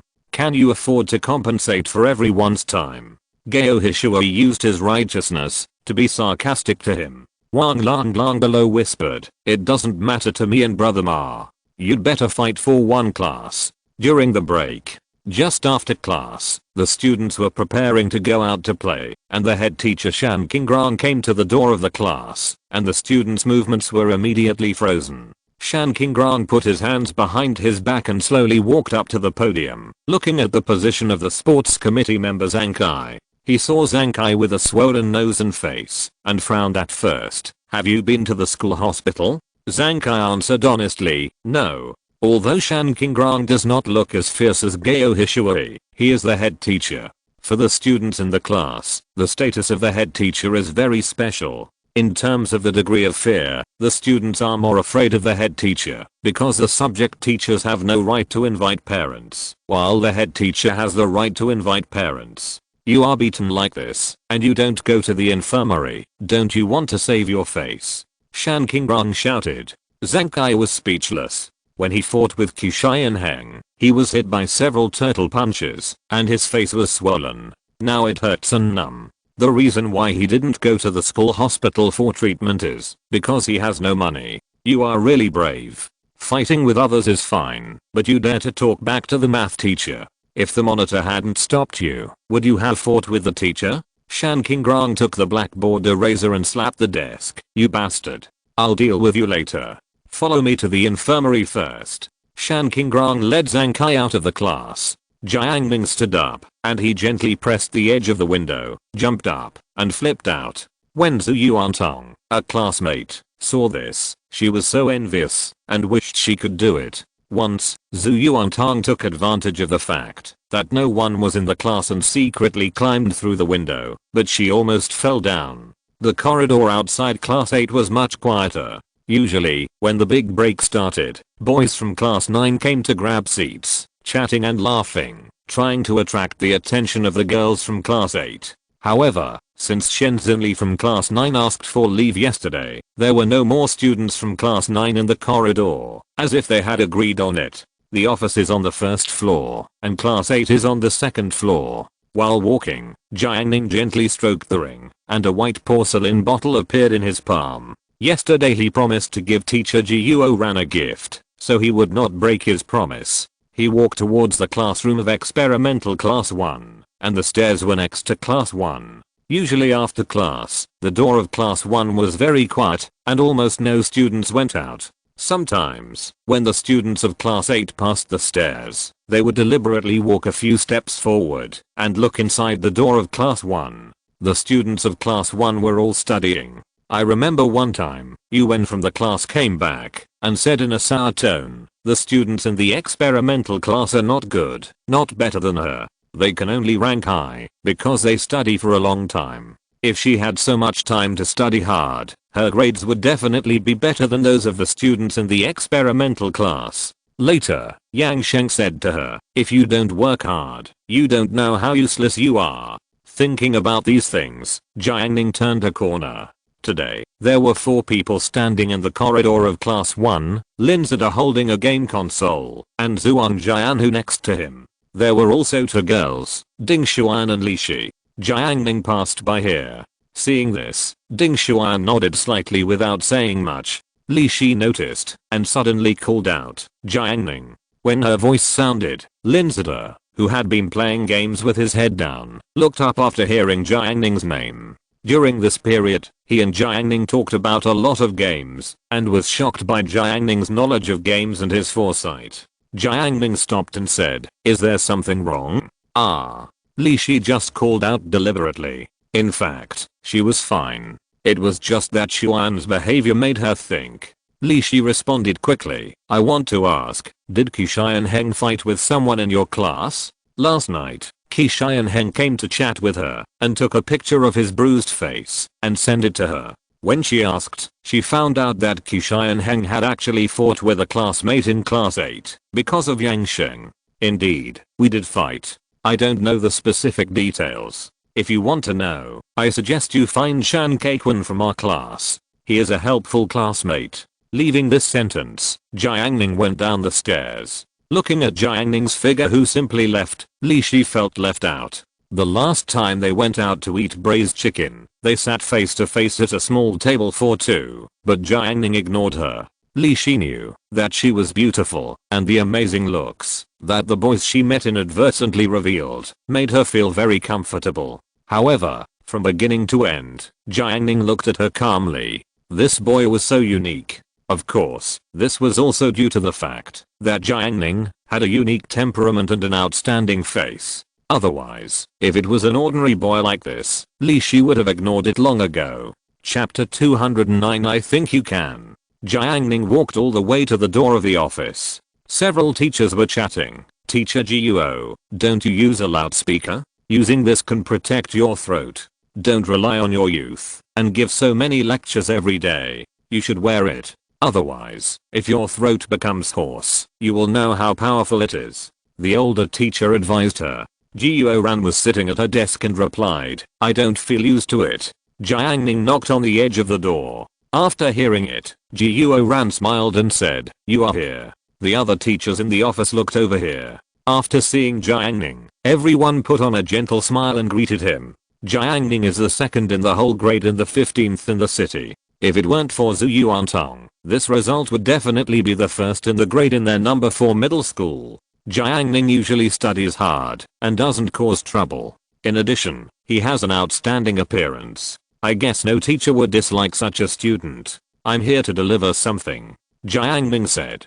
Jiuo Ran looked at Jiang Ning's hands and didn't find any material such as test papers. He couldn't help but ask curiously, "What did you give me?" There were other teachers in the office, so Jiang Ning couldn't joke with Jiuo Ran. He walked to Jiuo Ran's desk. He put the white porcelain bottle on the desk and gestured to Jiuo Ran, indicating that she should contact him by phone. Then Jiang Ning turned and left the office.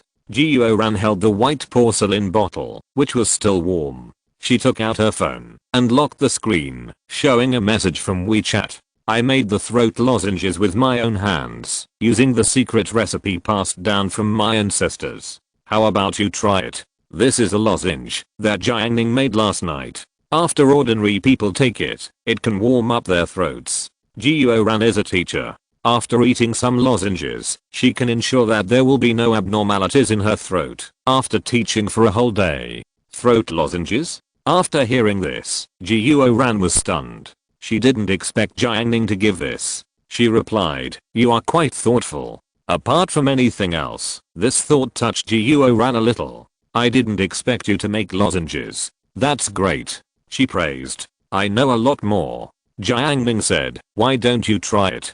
Jiuran saw the message. In fact, she didn't have much hope for throat lozenges. She had eaten throat lozenges before, but they didn't work very well. After all, it was given by a student. How could Jiuran live up to the kindness? She looked at the bottle first with a trite attitude. The small bottle was very delicate. I'm afraid the bottle alone would cost a lot of money.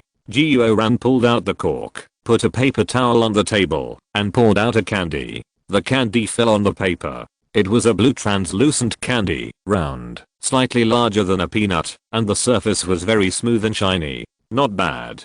Jiuran held the paper towel and put the candy into her mouth. She moved her tongue. It was completely different from the throat lozenges she usually ate. It didn't taste mint, nor did it have a strong Chinese herbal medicine flavor, but an unusually fresh and refreshing taste. It melted in her mouth, not cold at all, but like a warm current.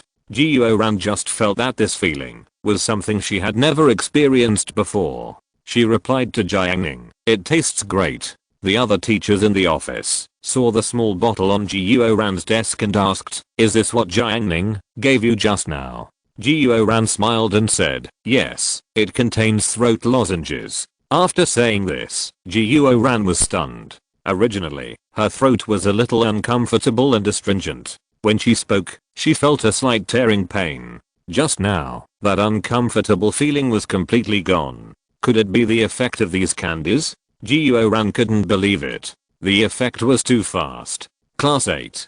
Jianglu was browsing the question space dynamics and looking at the posts of classmates and friends. She looked for a while and returned to the list. In the top group, there was only one contact, Jiang Ning. Entering Jiang Ning's space, it was as deserted as ever. Jiang Ning rarely posted posts, only a few. She clicked on the message board, which contained messages from Ma Shichen, Shan Kaiquan and others, as well as her own message. Zhenglu wanted to say a few words, but she didn't know what to say for a while. She left and planned to think of a good sentence and share it on Jiang Ning's message board. At this moment, suddenly, a friend request popped up. The verification message was, "Zhenglu, I'm your old classmate." Zhenglu felt strange, but she clicked to agree with a trite attitude. After all, they were classmates, and it was still quite nostalgic. She no longer had contact information for many girls who had a good relationship in junior high school. After agreeing to be a friend, Zhenglu asked, "Who are you? Can you tell me your name?" The other party replied, "Guess." After Zhenglu heard it, she clicked into the other party's space, and the result showed that there was no access permission. There was no way to guess. "I can't guess. Tell me so that I can make a note." Zhenglu replied. "Guess. I'm one of your best friends." Zhenglu had no choice but to report a few familiar classmates' names, but they were all wrong. The person on the other side was still evasive, and she was a little impatient. Old classmates are old classmates, but this is too bad taste. Hurry up and tell me. I don't want to guess anymore. No, I really know you. Your name is Zhenglu, class 8, grade 1, number 4 middle school. The person sent another string of mobile phone numbers. This is your phone number. Zhenglu felt strange. She thought it must be an acquaintance who used a fake account to deceive her. She replied, "Forget it if you don't want to tell me. I'll delete it." The person on the other end quickly replied, "I just lied to you. Haha, I asked you for your questions number yesterday on the playground. How about making friends with me, junior sister?" When Zhenglu saw this, she couldn't help but get a little angry. What kind of person is this? If you want to add me, why don't you just confess your identity? Why are you still hiding it? She didn't say a word and deleted the friend. What's the point of keeping such a person? Moreover, he obviously didn't know her, but he found out the class information, questions and mobile phone number. What Lu Kiki said yesterday was true. This senior is not normal. Jiang Lu just deleted the friend and received a text message on her mobile phone. Add me back quickly. I was wrong. I really want to be friends with you. Jiang Lu quickly deleted the text message, but a call came immediately. Jiang Lu turned off the phone directly. After turning off the phone, she stuffed the phone into the hole of the table, her chest heaving, and she exhaled. It was really annoying. After Jiang Ning gave the candy, he returned to the class. Seeing Jiang Lu's appearance, he asked, "What's wrong?" Jiang Lu smiled. "Just now I met a lunatic who added me, and I have deleted him. Well, if you encounter something you can't solve, you can always find me," Jiang Ning said. Normally, he would hardly release his spiritual sense in the classroom, but if he left the classroom, his spiritual sense would instantly expand for hundreds of meters, covering the classroom of class 8 at all times. Although Zhu Yuantang was given a jade pendant for protection, she was smaller, and even with the protection of the jade pendant, it was hard to say that she could completely prevent accidents. Only when he looked after her could she be completely protected. In contrast, he had a very clear understanding of Jiang Lu's situation just now through his spiritual sense. For a girl like Jiang Lu who is relatively well developed, in fact, she will occasionally encounter some scum in life. This is abnormal, but normal. Some women with outstanding appearance have more or less encountered middle-aged men to chat up, and people following them when walking at night. It's okay, it's solved. Jiang Lu didn't cause trouble for Jiang Ning. She just needed to be careful herself, and she couldn't ask Jiang Ning for help, just because someone was harassing her online. Yeah. Jiang Ning casually played a spell for Jiang Lu. The last class in the morning. The history teacher suddenly went out in the middle of the lecture, leaving the classmates in the class with a strange look on their faces. This is not the first time. Zhu Yuantang didn't care about that. She was playing with the eraser. She stared at Jiang Ning, gnashing her teeth, and squeezing the eraser, as if squeezing Jiang Ning. "Are you okay?" he asked. "Humph, how could I be okay?" At lunch, she wanted to be lazy for once, and push the cooking to Jiang Ning, but Jiang Ning disagreed. Zhu Yuantang felt that Jiang Ning was too inconsiderate of her, so she planned to put a lot of salt in the dishes at noon, making Jiang Ning salty to death. Then, she suddenly remembered that she and Jiang Ning would have the same dish at noon. Zhu Yuantang squeezed the eraser, squeezing and squeezing, and the eraser bounced out of her hand, fell to the ground, and bounced twice. She quickly shrank under the table, intending to pick it up. Unfortunately, she stretched her arms super straight, but still couldn't reach the eraser. She sat back in her seat angrily, and said to her deskmate, "Jiang Ning, help me pick it up. It's too far, I can't reach it." Although she was angry with Jiang Ning, she would still instinctively ask for help when she encountered difficulties, as if she had nothing to fear as long as the hateful Jiang Ning was around. She hoped Jiang Ning could help her pick it up.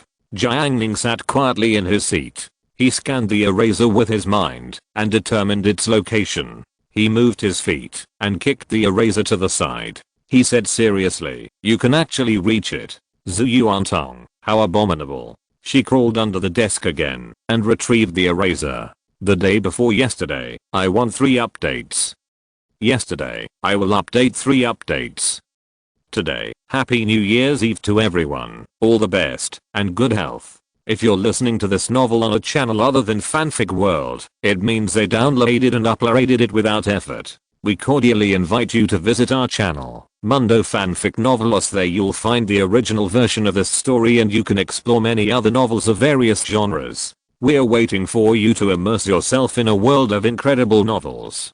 Chapter 210 My Wisdom. After school at noon, Yang Sheng came to shout Jiang Ning and was ready to go home together. Every time I finished class at noon before, Qi Shi and Heng stood at the corridor and looked at it here. The restaurant has almost eaten. From the original novelty to the current choice difficulty, even lunch has been tangled. He asked Ma Shicheng again, "Brother Ma, what are you going to eat?" Ma Shicheng said, "Braised chicken." Wang Lang reminded, "Brother Ma, be civilized." Since the last semester, when they first started eating together, Ma Shicheng has not eaten with them for a long time, because someone always paid less. "Hey, you want to eat braised chicken?" Shan Kaiquan said.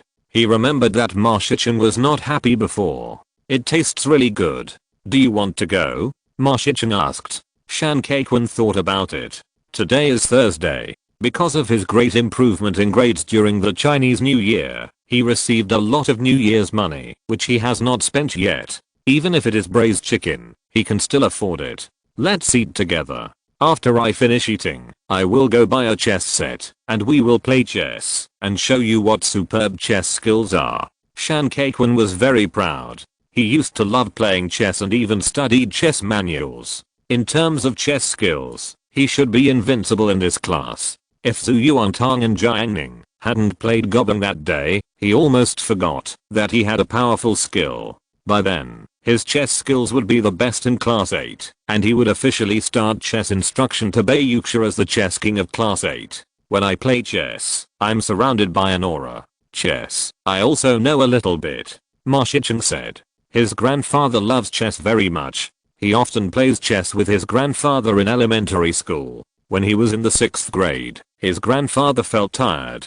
After entering junior high school, his grandfather was no longer his opponent. Chess tests logical thinking ability, memory, etc. Although Ma Shichen's grades are temporarily poor, he is still good at chess. Like table tennis, he plays very well, and most people can't beat him, but there are unexpected events, and he encountered Yang Sheng. Not only Ma Shichen, but Ji Yuo Kunan and Wang Langlang all showed interest after listening. We'll play a few games then.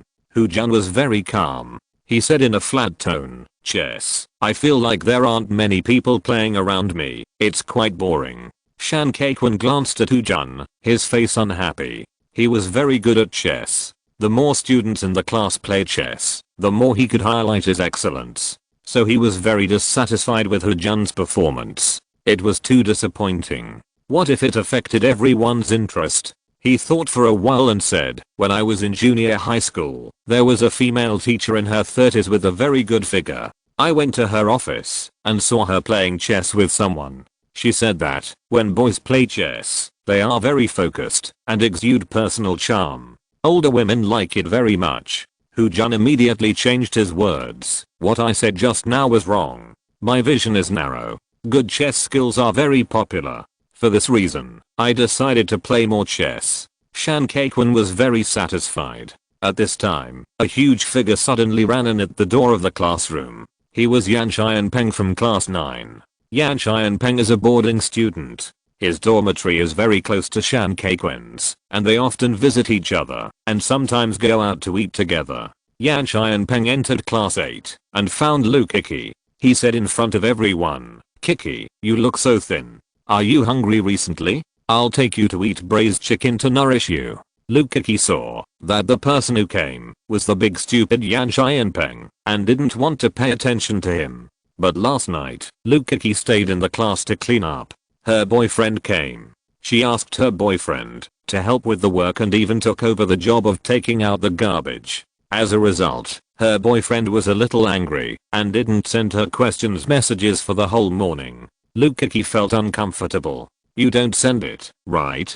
Do you think that, if I leave you, there will be no one else to accompany me? Lu Kiki has a good foundation, dresses well, and usually mixes well in the circle. If she wants to change her partner, it is easy. She thought for a moment, and said in a coquettish voice, but I don't have money, so I can't have lunch. She put on a slightly annoyed expression, hinting to Yan Xianpeng that, if a normal boy heard what she said, he would definitely treat her directly, so that he could have a free meal. You are so stupid, you can't starve. Even if you have no money, it's not good for your health. Yan Xianpeng gave her advice. Look around and see who has money. Go and borrow some, and I'll take you to eat braised chicken. Lu Kiki said again in a half voice, but I don't like the feeling of borrowing money. Yan Xianpeng said regretfully, then I'll wait for you to go eat next time. Lu Kiki, you are pretending to be pitiful for the blind. Her face turned cold. Eat by yourself. I'll go to S restaurant at noon. S restaurant has junk food.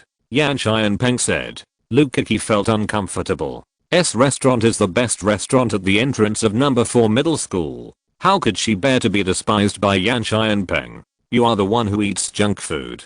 You have been eating junk food since you were a child. Yan Xianpeng looked at Lu Kiki as if she was possessed. He explained, restaurant really has junk food. I have to explain it to you. After lunch, Jiang Ning moved two small stools to the door, and Zhu Yuantang took a small blanket and covered his legs. The two of them huddled together to bask in the sun. After basking in the sun for a while, Jiang Ning touched Zhu Yuantang, signaling him not to lean on him anymore, as he was going to stand up. Zhu Yuantang stood up sullenly. Jiang Ning returned to the room and took out a fresh keeping box. The box contained green fruits, which were milk dates. Although they were called dates, they actually looked more like green apples, round and a circle larger than eggs. Jiang Ning cast a spell to clean them. Last night, he went to Huqi Mountain for an inspection. After setting a future development plan, he asked Xiao Shuangshan to collect various fruits and vegetables. Perhaps because of the gift of elixir some time ago, Xiao Shuangshan could stay up late and worked for Jiang Ning all night long. Early this morning, various fruits were placed in the Huqi Mountain Villa. Jiang Ning picked a few, and milk dates were one of them. He held the box and sat back on the small stool. He took out a milk date from the box, took a bite in the warm winter sun. The milk date tasted good, crispy and sweet, full of water, and did not need to be peeled, which was a good experience.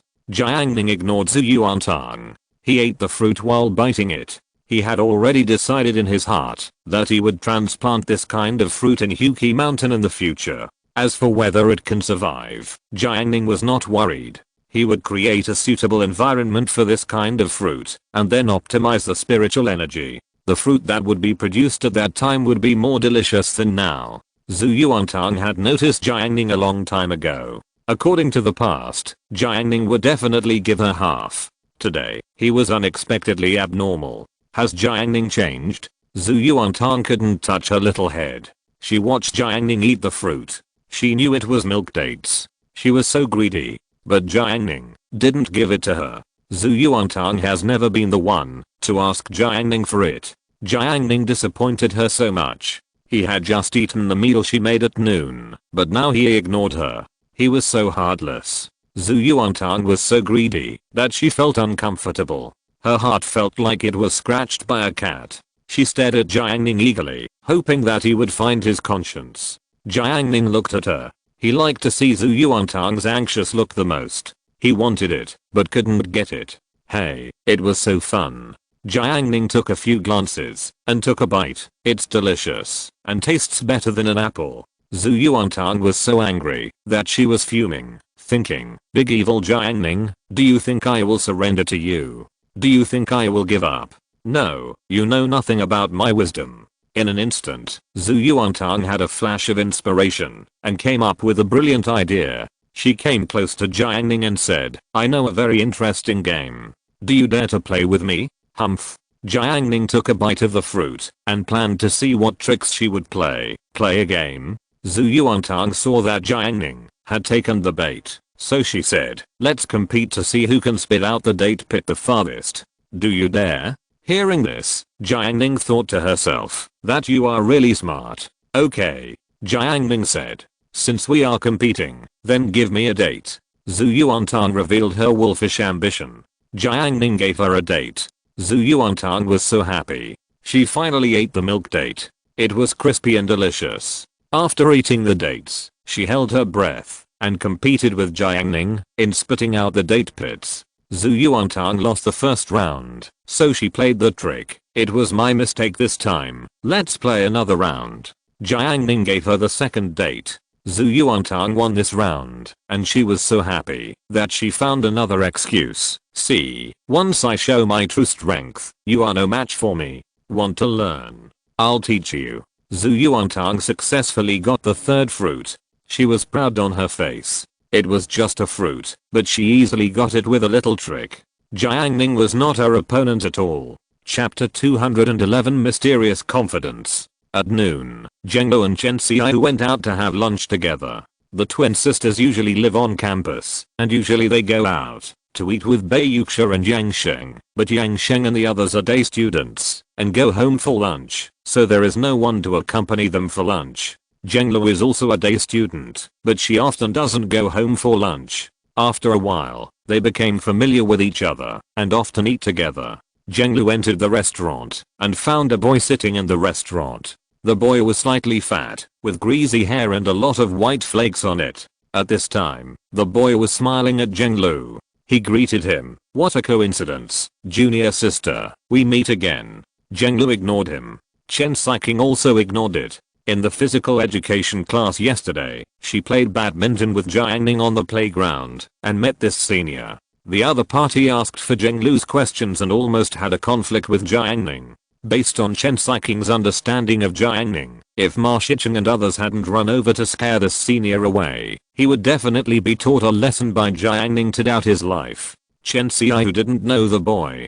Since her sister ignored him, she would ignore him even less. The three of them found another table and sat down. However, this senior was very familiar with people. The tables in the restaurant were usually for 4 people, but he sat directly in the empty seat for 3 people. He not only looked at Jiang, but also looked at the twin sisters frequently. Yesterday in the playground, he only saw one of the twins. He thought that, although she was pretty, she was not as good as Jiang, who had a great figure. Now he suddenly saw 2 identical ones, and he was immediately attracted. He asked in advance where Jiang would eat lunch, but he didn't expect to have an unexpected gain. What a pleasant surprise. He immediately struck up a conversation. "Hello, junior sisters. I'm Li San from class 3 of grade 2. Li San's self-introduction was full of complacency. Class 3 of grade 2 was an experimental class, and the girls in front of him were just ordinary classes. What's more, they were junior sisters from lower grades. The identity of the experimental class would definitely be useful. Chen Xiqing, oh. She usually came to class in class 8 and often interacted with Zhu Yuantong, who ranked 1st in the city, and Jiang Ning, who ranked 15th in the city. She didn't care about the experimental class at all. Jiang's attitude was even worse. "Can you please move aside? We are disturbing our meal." She was a hot-tempered person. She had several verbal conflicts with Ma Shicheng at the beginning of the school year. She often quarreled with other classmates in the class. Only in front of Jiang Ning would she be particularly docile. When Li San heard this, his whole body stiffened for a moment, and then he smiled without diminishing, still with mysterious confidence. "More friends mean more paths, and I'm your senior. If you have any questions in the future, feel free to ask me. After all, I have been in school for 1 year longer than you, and have rich experience. I'm from the experimental class. In terms of study, there is no doubt that I can tutor you and help you improve your grades." Li San looked at the twins Chen Xiao and Chen Xiqing with a fiery look and said, "You can all come, I will teach together." He specifically pointed out the benefits of knowing a senior classmate. In this case, if the other party is ambitious, they will add their contact information to him. After a few contacts, it is very simple to take advantage of him by bringing a girl to the rental house for tutoring. The more advantages you take, the more development you will naturally achieve. Jiang didn't want to know him at all. She felt that this classmate named Li San was too shameless to be able to find out her questions and mobile phone number behind her back, and even the restaurant she usually ate at. She asked, "Can you teach me how to get the first place in the city?" Li San was stunned. When he reacted, he said incredulously, "The first place in the city? How is it possible? The best students in our class are only in the top 30 in the city." "Haha, the table in front of me is the first in the city." Jiang said, "Our meal is ready. Please leave. There are empty seats nearby." Li San continued to be thick-skinned. "There are not many seats in the restaurant. Let's sit together, and it can also provide convenience for others." Jiang met such a shameless boy for the first time, but it is difficult for girls to deal with such things. If Jiang Ning was here, he would probably drive the other party away with just one sentence.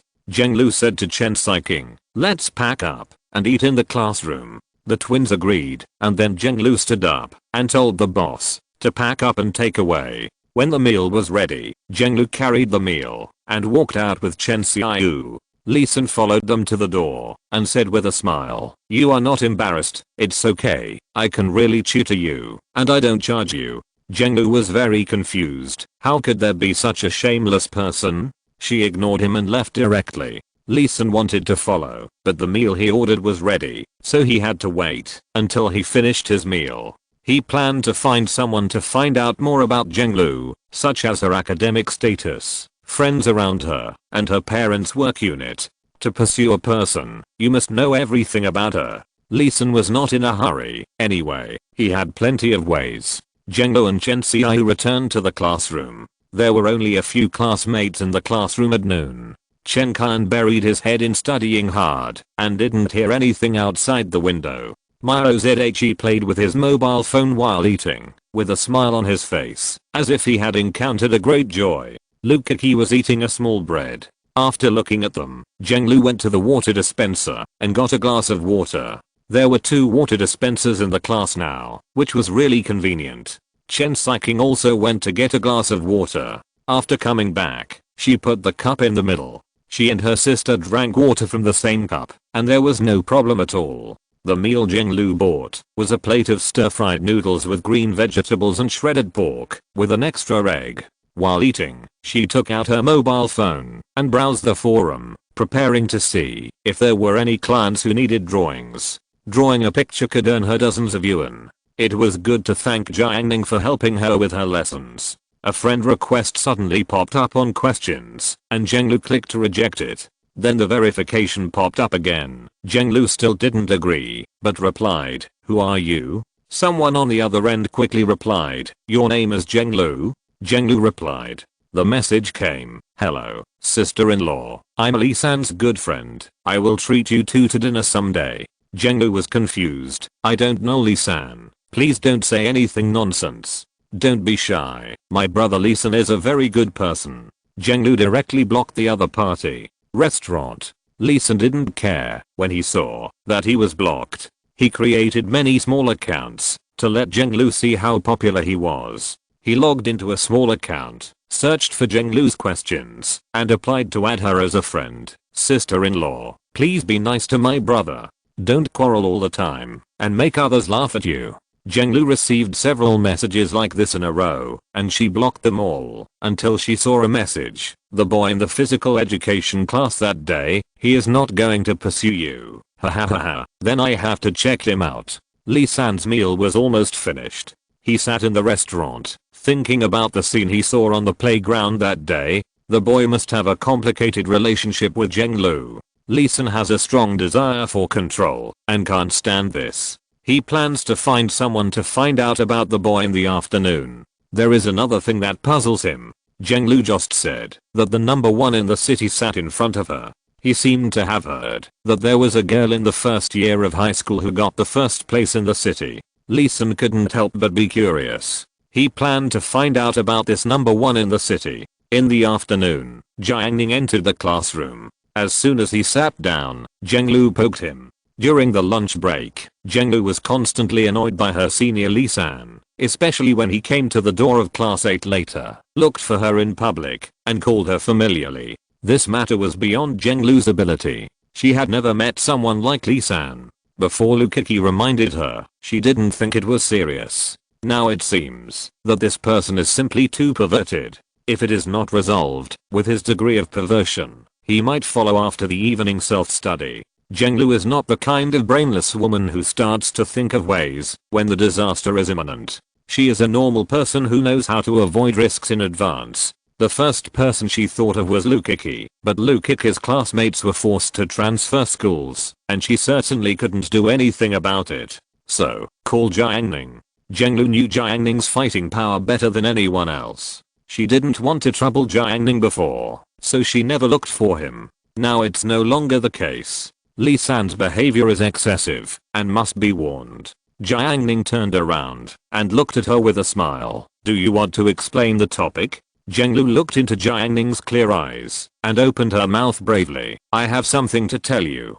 She told Jiang Ning about the incident at noon when she was harassed by her senior Lee San, including the information about Lee San in class 3 of grade 2. After listening to it, Jiang Ning still smiled and said gently, "I'll solve it." Hearing these 4 words, Zhenglu actually felt an indescribable sense of security. She nodded vigorously, and her eyes almost shone. Yeah. If it works, she will compensate Jiang Ning.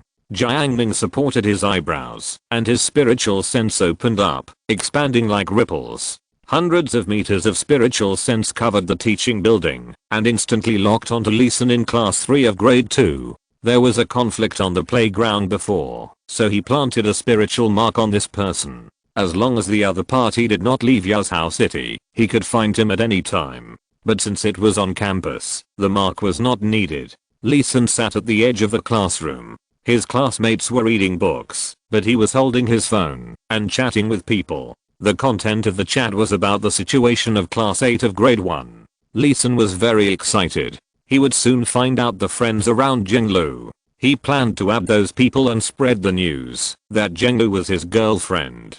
Jiang Ning used his spiritual sense to observe his chat page. Half a minute later, he drove his spiritual sense and twisted it into a sharp needle. This is a shock spirit thorn. Jiang Ning said indifferently, let's play a game called Quit Mobile Phones. He urged the spiritual thorn from hundreds of meters away and stabbed it hard. Lee Sin from class 3 of grade 2 was swiping the screen when he suddenly felt a sharp pain in his head, as if a spike had pierced into him. The pain made his limbs paralyzed, and his phone flew out directly. A miserable scream rang out, and the students in class 3 almost jumped up in fear. What's wrong with you? Lee Sin rolled under the desk in pain, covered in dust. He got up only after the severe pain subsided a little. Where's my phone? Where's my phone? The first thing he did when he got up was not to care about his body, but to look for his cell phone. A classmate picked up the phone and looked at him strangely. Lee-san, are you okay? Do you want to go to the infirmary? It's okay. It's okay. Now that it didn't hurt anymore, Lee Sin was anxious to get his phone. His movements just now were too intense, and he was afraid that the screen of his phone would be broken. Okay. The classmate handed him the phone. Lee Sin caught the phone and was about to check the damage. Jiang Ning, who was 100 meters away, once again activated the shocking soul stab. Lee Sin was hit hard again, howling miserably, and his phone flew away again. After that, for several times in a row, as long as Lee Sin dared to touch the phone, he would definitely use the shocking soul stab, until Lee San's face turned blue in pain, and his expression was extremely terrified. The classmates were very shocked. How could someone start screaming as soon as he touched a phone? Lee San, do you still want your phone? Someone asked. Lee San waved his hands frantically, as if he saw a ghost, and screamed, take it away, take it away. Class 8, grade 1. Jiang Ning's face was calm. There are many disadvantages of being addicted to mobile phones. He successfully helped the other party quit using mobile phones. It was really a good thing. Zhu Yuantang leaned towards him and said in a crisp voice, Jiang Ning, use your magic to help me erase the eraser. She pointed at the dirty eraser on the desk with disdain. Jiang Ning stretched out his arm, covered the eraser with his palm, and turned it gently. When he raised his hand, the eraser was brand new. Zhu Yuantang took back the eraser with satisfaction and praised, not bad, the magic is quite practical. Happy New Year to everyone, and stay healthy. Chapter 212 Don't Me. 2024-05-31 Chapter 212 Don't Me. Before class, Shan Keiquan, Ma Shicheng and others entered the classroom together. Shan Keiquan was holding a black bag in his hand, which contained his newly bought chess. After lunch, he called Ma Shicheng to the dormitory. Ma Shicheng was playing games on his mobile phone, while Shan Keiquan was playing chess. He abused Jiuo Kunan and Hu Jun for a whole afternoon without losing a game. He was full of confidence at this moment, and felt that he was the chess king of the world. He stood in the aisle, and talked to Chen Xiaoyu. Shan Keiquan was talking to Chen Xiaoyu on the surface, but he was actually talking to Bayuxia.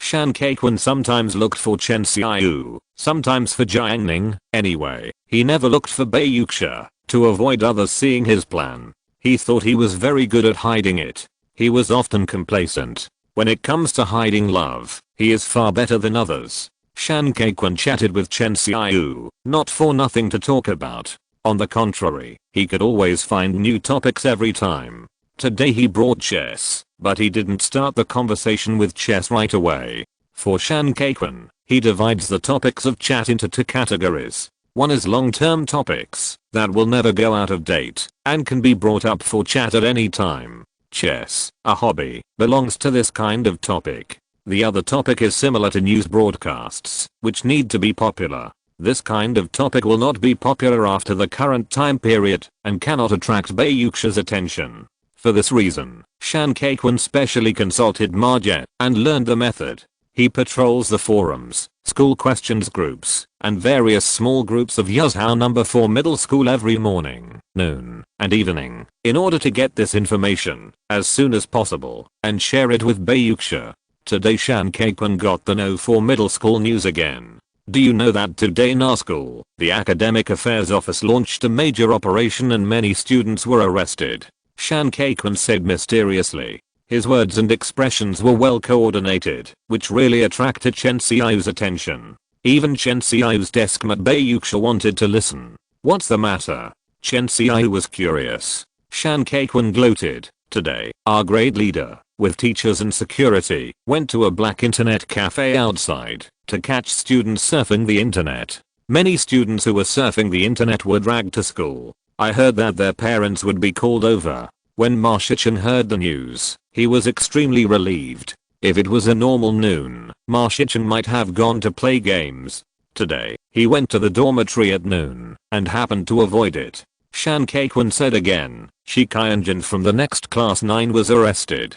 Our class was lucky this time and no one was arrested. Otherwise the head teacher would definitely come to criticize us. Chen Xiao couldn't quite understand people who went to internet cafes to play games. She had never been to an internet cafe. She thought that internet cafes were not good places. The impression of the place was probably similar to a darkroom with several computers, unpleasant smell of cigarettes, and dirty students looking at the games on the computer screens with excited expressions. Is it fun to surf the internet? I see them playing every day. Chen Xiao was a little disgusted. Shan Kaikwun immediately stated his position. What's fun? What can be played on a computer can also be played on a mobile phone. There is not much difference. I never go to an internet cafe to surf the internet. He drew a clear line between himself and those students who surf the internet.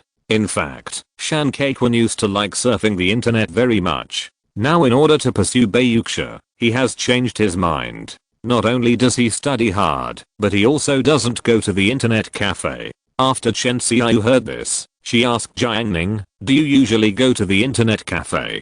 Zhu Yuantang answered for him. Jiang Ning doesn't go. He has a computer in his room. The case can also glow. It's super cool. Did your parents buy it? Someone gave it to him. Jiang Ning said.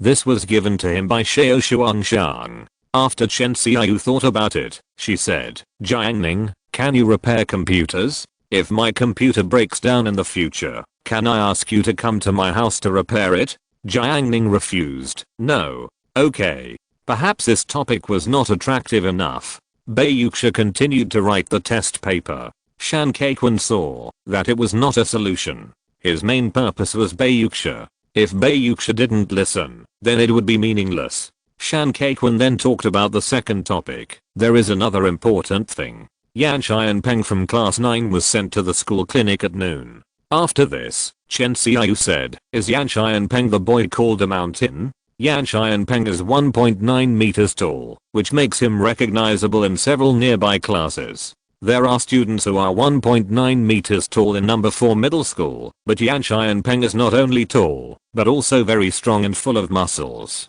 Not to mention girls, even many boys of average size feel oppressive when standing in front of Yan Xianpeng, fearing that Yan Xianpeng will suddenly go crazy and punch him. Shan Kaikwun, yes, that's him. Is he sick? Chen Xiao was surprised. Otherwise, how could such a strong man faint? Baiyuksha was obviously a little interested. Did he fight with others? What she was puzzled about was that with Yan Xianpeng's terrifying body, who could beat him into the hospital? Was he beaten up by a group of people? The atmosphere in number 4 middle school would not degenerate to this extent. Hearing this, Shan Kaikwun's expression became extremely strange. He said, Yan Xianpeng raised a hamster in the dormitory and took good care of it every day. His hamster died at noon today. He was heartbroken and fainted. Chen Xiao covered her mouth. Hehe. Baiyuksha was also silent.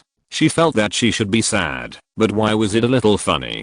The first class in the afternoon is often the time of the day when the sun is most sleep-inducing. Chinese teacher Dai Yanquan usually stutters when he speaks, but when he recites classical Chinese, his tone is ups and downs. Ma Shichen was playing with his mobile phone quietly in the back row. In a semester, he has figured out Dai Yanquan's personality. As long as you don't play with your mobile phone too arrogantly, Dai Yanquan will pretend to be blind. So Ma Shichen played quite comfortably. Not only Ma Shichen, but Jiuo Kunan in the back row was looking at question space. He turned to a post, which was posted by Yang Sheng. It was a picture of her riding a mountain bike. In the picture, she was fully armed, and only showed her side face. The girl's figure is heroic and the picture is not clear, but there is a sense of speed, which looks like a different kind of beauty. There is also a line of words, not cute, but cool. Jiuo Kunan liked it, and then looked at the comments below. First, there were a few comments praising Yang Sheng's beauty, and then Ma Shichen, who took the photo for you? Zhu Yuantang left a message. I was sitting in the back seat of Jiang Ning, and took the photo of her, proud. Jiuo Kunan occasionally looked up at the teacher Dai Yanquan, and continued to play with his mobile phone.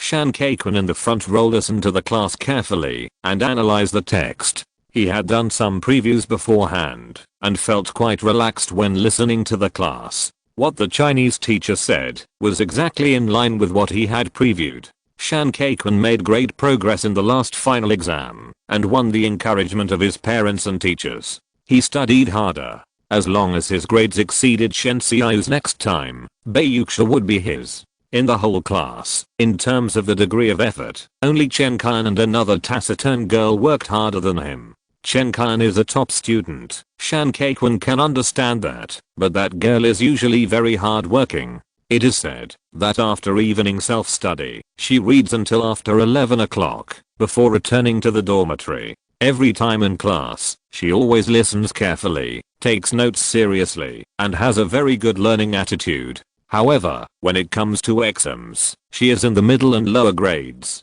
Shan Kaikun finds it difficult to understand this confusing behavior. Classmates, I will recite Red Cliff Fu. Dai Yanquan threw the book, and got off the podium. Seeing this, Wang Lang hurriedly patted Ma Shichen, and Ma Shichen quickly put away his phone. When Dai Yanquan recited the text, he liked to walk around in the classroom, as if he wanted everyone to hear his beautiful voice. However, Wang Lang only thought he was noisy. It affected him from watching Ma Jie playing games. Dai Yanquan put his hands behind his back, and paced to the aisle. He first looked at Wu Zhaoqi, who was sleeping on his stomach, and his wrinkles immediately became deeper. He knew Wu Zhaoqi's identity, and ignored the boy. Anyway, he did not affect the order of the class. Dai Yanquan coughed twice, and his signature voice rang out. In the autumn of the year Ingsu, on the 15th day of the 7th month, Suzy and his guests went boating at the foot of Chibi. He recited and paced slowly. As he recited, he gradually moved to the back of the classroom. Ma Shichen and the others looked at Dai Yanquan obediently, not daring to make any movements. When Dai Yanquan was reciting, he glanced at a few people, and continued to recite. He paced to the front again, and came to the aisle next to Pang Zhao and Wu Zhaoqi. At this time, he recited the most exciting part of the whole text. Dai Yanquan's expression was shocked, and his tone suddenly rose, resounding throughout the class. I'm a mayfly in the world, a grain of sand in the vast ocean. As soon as these words fell, Wu Zhaoqi, who was originally sleeping, suddenly shouted, "Don't kiss me." Boom. With a bounce, he jumped up on the spot, like a flying monkey. He has been practicing basketball for many years, and his jumping ability is excellent. At this moment, he jumped directly in his dream, and the height was really amazing. In addition, everyone was sitting, so Wu Zhaoqi stood out even more. He actually jumped onto the desk. When Dai Yanquan recited to the most passionate part, this scene happened in the class, and he almost fainted. Wu Zhaoqi sat on the desk, staring blankly at his classmates in the class. He asked, "What's wrong? What's wrong with you?" Chinese teacher Dai Yanquan was furious. He pointed at him with a trembling hand and roared, "Get out, get out." Wu Zhaoqi knew that he had done something wrong, and left class 8 with the basketball. After Dai Yanquan finished the class, he returned to the office, and explained the situation to Shan Qingrang. So Shan Qingran came to class 8 and scolded Wu Zhaoqi. Although Wu Zhaoqi was thick-skinned and didn't care about these things, he couldn't help feeling a little embarrassed. Especially Shan Kaikun, who asked him meaningfully what kind of dream he had just had and why he shouted "Don't kiss me." Did he dream of a beautiful woman? After hearing this, Wu Zhaoqi felt extremely nauseous. He dreamed that Pang Zhao gave him artificial respiration, which scared him awake on the spot. The second class in the afternoon was taught by math teacher Gao Hishui. Before the class started, the class 8 was in mourning, especially Ma Shichen and others in the back row. It was like torture to attend Gao Hishui's class. They couldn't play with their phones, they could only sit there. When the bell rang, everyone was ready to accept their fate. Class monitor Huang Zhengfei walked to the podium with his phone. I received a notice that teacher Gao is unwell. Everyone will study on their own during the second and third classes. Fuck. This is too cool. The classmates in the class were extremely surprised. They originally thought it was a torture, but now it seems like a foot bath. Ma Shichen and others were so happy. Without the teacher, they could play with their phones for 2 classes. It was so cool. Class 8 suddenly became a sea of joy. Shan Kaikun was so anxious that he wanted to switch places with Chen Xiaoyu and play chess with Bai Yuxia, but he couldn't bring it up because he felt it was too deliberate. Wu Zhaoqi was holding a basketball, feeling tired and a little sleepy again, but he didn't dare to sleep. Just now, Shan Qingran criticized him and almost hit him, telling him not to disrupt the class discipline. Of course, this was not a problem at all. Even if class 8 didn't allow him, he, Wu Zhaoqi, could find a more suitable class. His main worry was that he would have the same nightmare again. Ever since he knew that Pang Zhao gave artificial respiration to the boys in class 9, Wu Zhaoqi couldn't sleep well. When he thought of that scene, he was horrified. The more afraid he was, the more that kind of thing would come to him. Just now, he had a dream. In his dream, he won the championship and thousands of people were watching. He held up the trophy and presented the award. It was the peak moment of his life, but he suddenly fainted. Pang Zhao, a spectator at the scene, came out of the crowd, lay on him, and wanted to give him artificial respiration. Wu Zhaoqi woke up in shock. He didn't dare to sleep again, fearing that the horrible nightmare would come again. In order to pass the time, Wu Zhaoqi looked at his desk at Pang Zhao, who was wearing thick lipstick, highlighting her fat lips. Wu Zhaoqi's heart seemed to be strangled. So, he took a second look. Pang Zhao's cheeks were painted light red, making her huge face more outstanding. No, I still can't stand it. Humans often have a curiosity and always like to see those scenes that they can't bear. Wu Zhaoqi took a third look.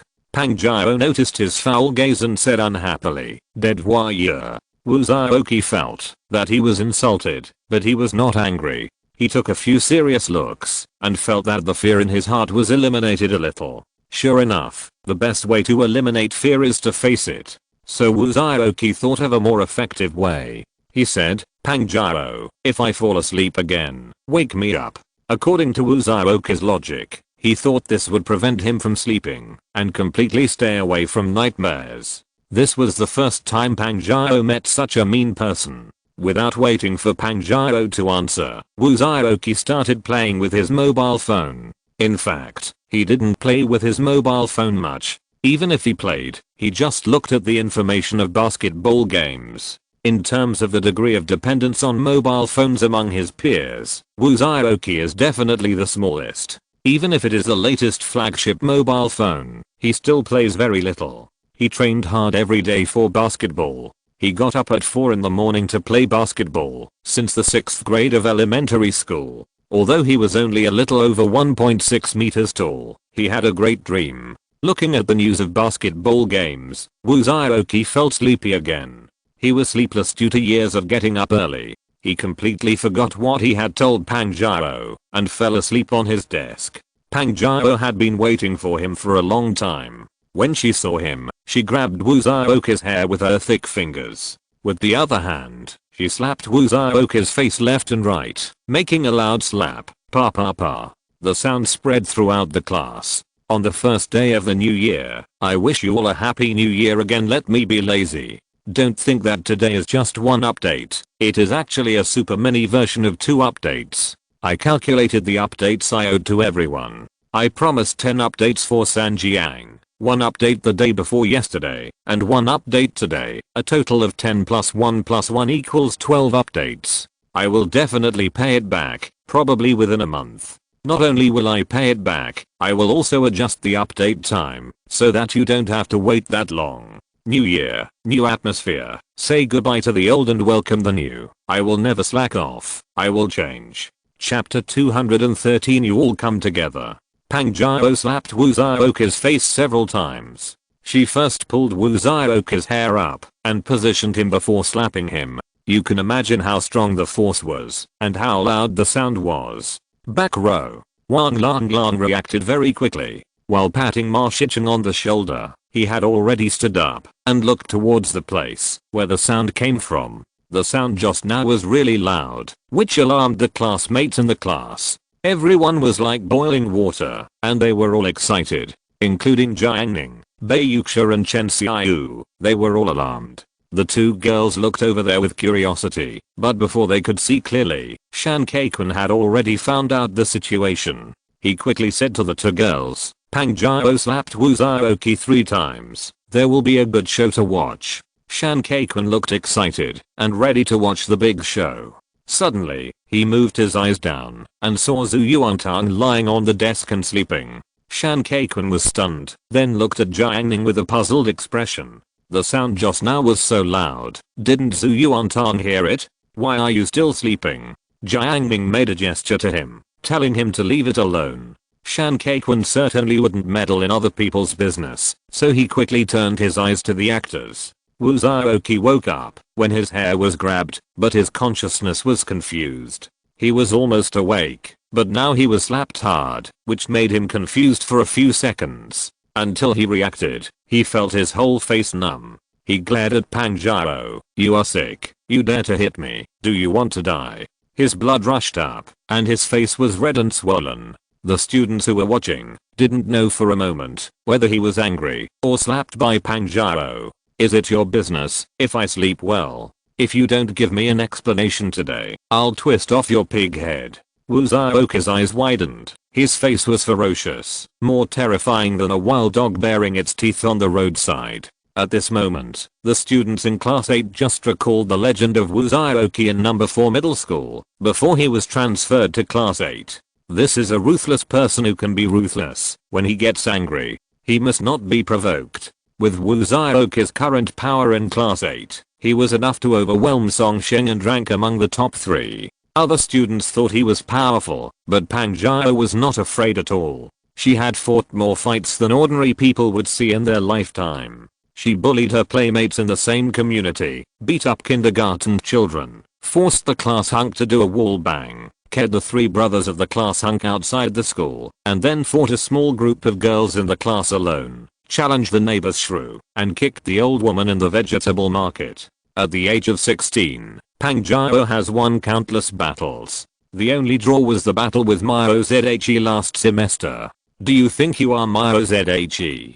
Pang Jiao was extremely disdainful. She retorted, didn't you ask me to wake you up? Wu Zhaoke shouted, I asked you to wake me up. Did I ask you to hit me? Pang Jiao shouted, did I shout or not? Did I shout or not? She shouted several times in a row, and each time she shouted, her face would suppress Wu Zhaoke by 10 centimeters, until the end, the distance between her face and Wu Zhaoke's face was only 5 centimeters. They were almost touching each other. Pang Jiao yelled at close range, did I yell? You get up. The huge sound wave hit Wu Zhaoke's face and wrinkled it backwards, and the surging saliva bombarded Wu Zhaoke's face. Wu Zhaoke only felt a smell of old pickled cabbage coming, and his face was instantly wet, as if it was sprinkled by a shower. His eyelids twitched wildly, and it just burst into his eyes, sour. He wanted to wipe his face with his hands, but he couldn't, otherwise his momentum would be weakened, and it would only make him look stage fright.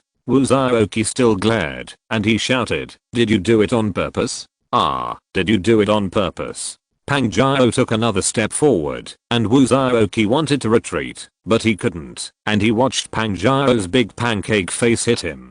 Do you think I'm afraid of you? Wu Zhaoqi didn't retreat but advanced. Bang! The two people's foreheads collided, like a bullfighting, vowing to destroy each other. The desk kept shaking, and the bench was pushed back by the two people. Not only is there a physical struggle, but also a competition of will and soul. The two men pressed their foreheads against each other, and their eyes glared at each other at close range. Pang Jiao yelled, "Waste, waste." Wu Zhaoqi was not to be outdone. Pighead, pighead. The classmates in the class were so excited that some students who loved to watch the excitement began to tremble slightly. Wang Lang Lang in the back row looked at the scene and exclaimed, "Fuck, are they kissing?" As soon as these words came out, Wu Zhaoqi and Pang Jiao separated instantly, as if they were anxious to get rid of something dirty. Wu Zhaoqi wiped his face, which was sticky. When he looked at Pang Jiao again, his eyes were already extremely disgusted. Pang Jiao pinched a thick orchid finger and pressed her bright red lower lip.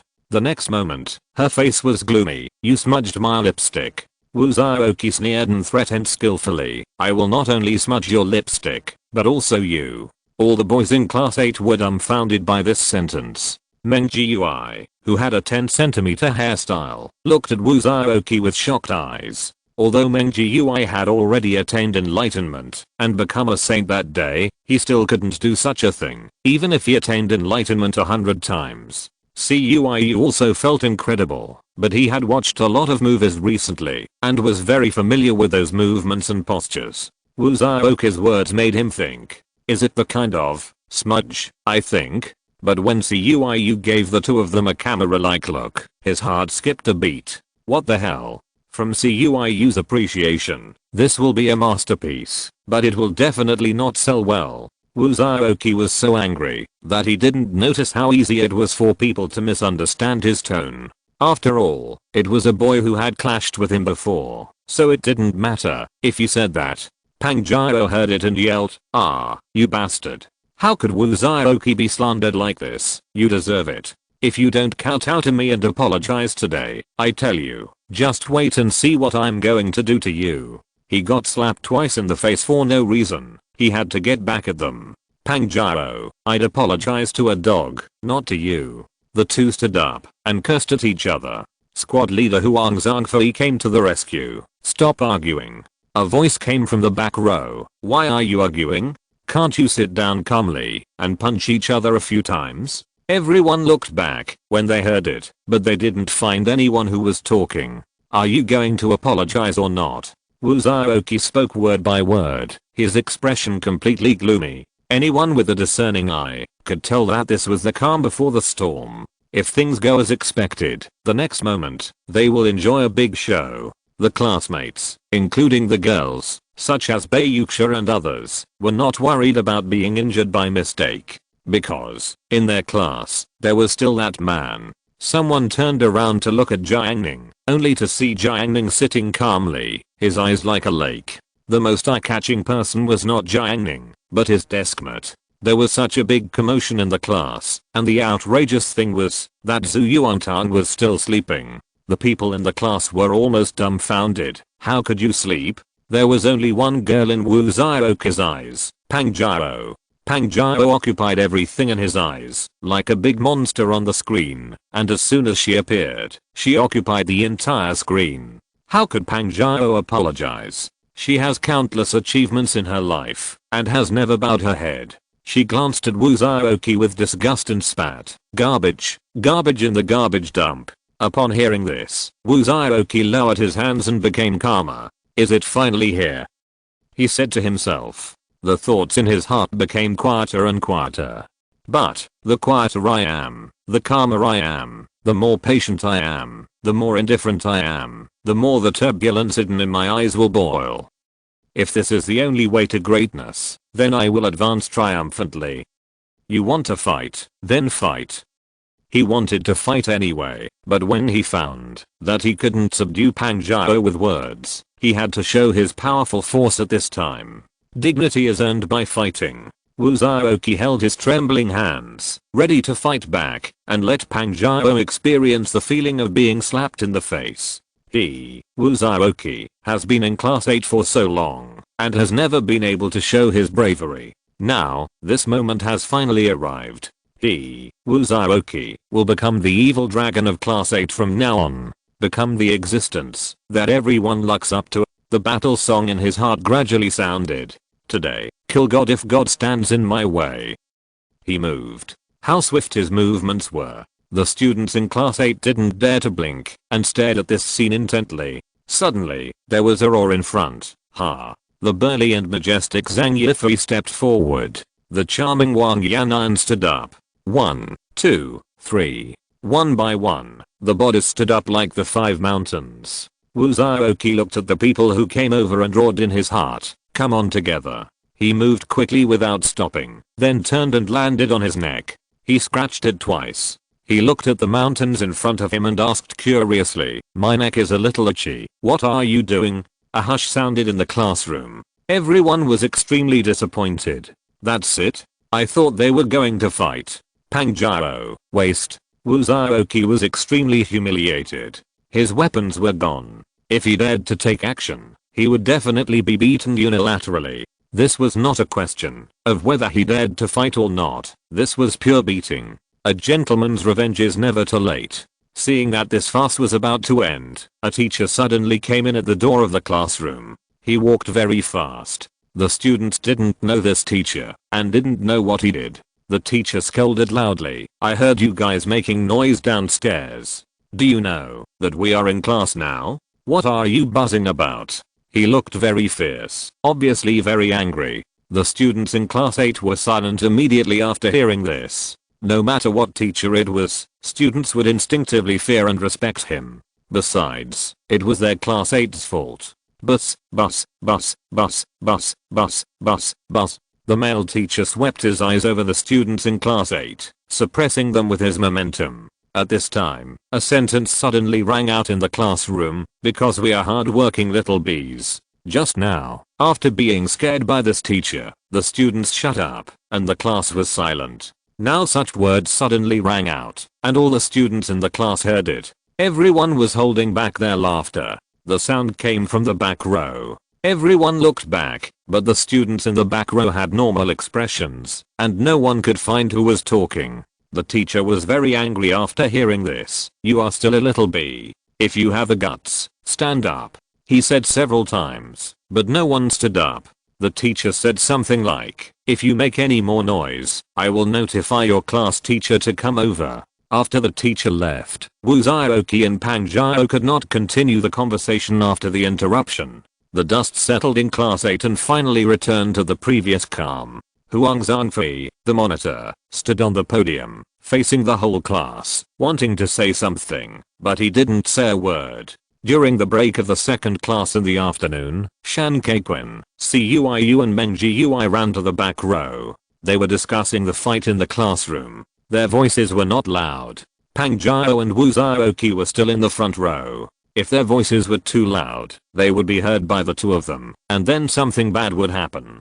Shan Keiquan asked, who said that little bee? And what about the words that incited them to fight? Wang Lang took the lead. The first sentence was said by me, and the second sentence was said by Brother Ma. Awesome, I didn't realize it. Shan Keiquan said. Then, he said to Cuiyu, Brother Cui, can you play chess? Everyone can play chess. Do you want to play 2 games with me? Cuiyu said. Let's do it. Fatty Gao won't be here in the next class, so we'll have self-study. I'll switch seats to your side and watch me abuse you. Shan Keiquan gave up the opportunity to meet Bayuxia during the self-study class, but he didn't regret it. It was worth it. When he returns, he will be covered with medals, just like the general in the TV series who promised the princess, before going to war, I'll marry you when I come back victorious. Shan Keiquan was very excited. They were chatting in the back row, and Jiang Ning's desk mat finally got up. Zhu Yuantang woke up from her arm, stretched her waist, and twisted her soft little body. Jiang Ning, if you have something to say, please report it. If you don't, please leave the court. She asked about the situation during sleep. Jiang Ning said, you slept for one self-study class, and there was nothing else to do. Zhu Yuantang unscrewed the kettle, poured a glass of water, and moistened his mouth. The bell rang, and Shan Kaikun carried a black bag, and went to play chess with Cuiu. Huang Zhangfei sat on the podium as usual, managing the discipline of class 8. Suddenly, he received a text message. Huang Zhangfei's expression changed. He stood up and said to the students, "I just received a notice that teacher Gao has overcome his physical discomfort and insisted on teaching despite being ill. He will be here in 2 minutes. Please prepare your math textbooks." Shan Kaikun had just set up the chessboard and was ready to play chess with Cuiu, but this happened suddenly. He cursed inwardly. "Cuiu, how shameless. You are sick, but you don't rest, and you still come to class." The original self-study class was ruined, and Shan Kaikun returned to his seat. 2 minutes later, Gao Hishui stepped into the classroom. He glanced at the classmates in the class and said with emotion, "Look how dedicated I am. I'm teaching you despite being ill." Ma Shiqing, who was in the back row, originally planned to challenge the secret voice technique in the previous class, but thought about it and decided not to. If Gao Hishui caught him, he would have to stand at the back of the classroom. Let's talk about solid geometry. Gao Hishui motioned for everyone to open their textbooks. Solid geometry in high school requires the establishment of a spatial rectangular coordinate system to solve. Especially the establishment of a rectangular coordinate system, which requires a more methodical approach, and is the key to solving problems. Gao Hishui was halfway through his speech when he pointed at the blackboard and shouted, "Do you know why I built it this way? I built it this way for a reason." The students below burst into laughter. "I have finished dealing with the things during the Chinese New Year and will officially make up for it tomorrow. I currently owe 13 chapters. Everyone, think positively. I didn't take a day off during the Chinese New Year." Chapter 214, Hiding the Truth. In math class, Gao Hishui deliberately stayed in class for 5 minutes to finish the last question. Finally, under the cursed eyes of countless classmates, he announced the end of class with satisfaction.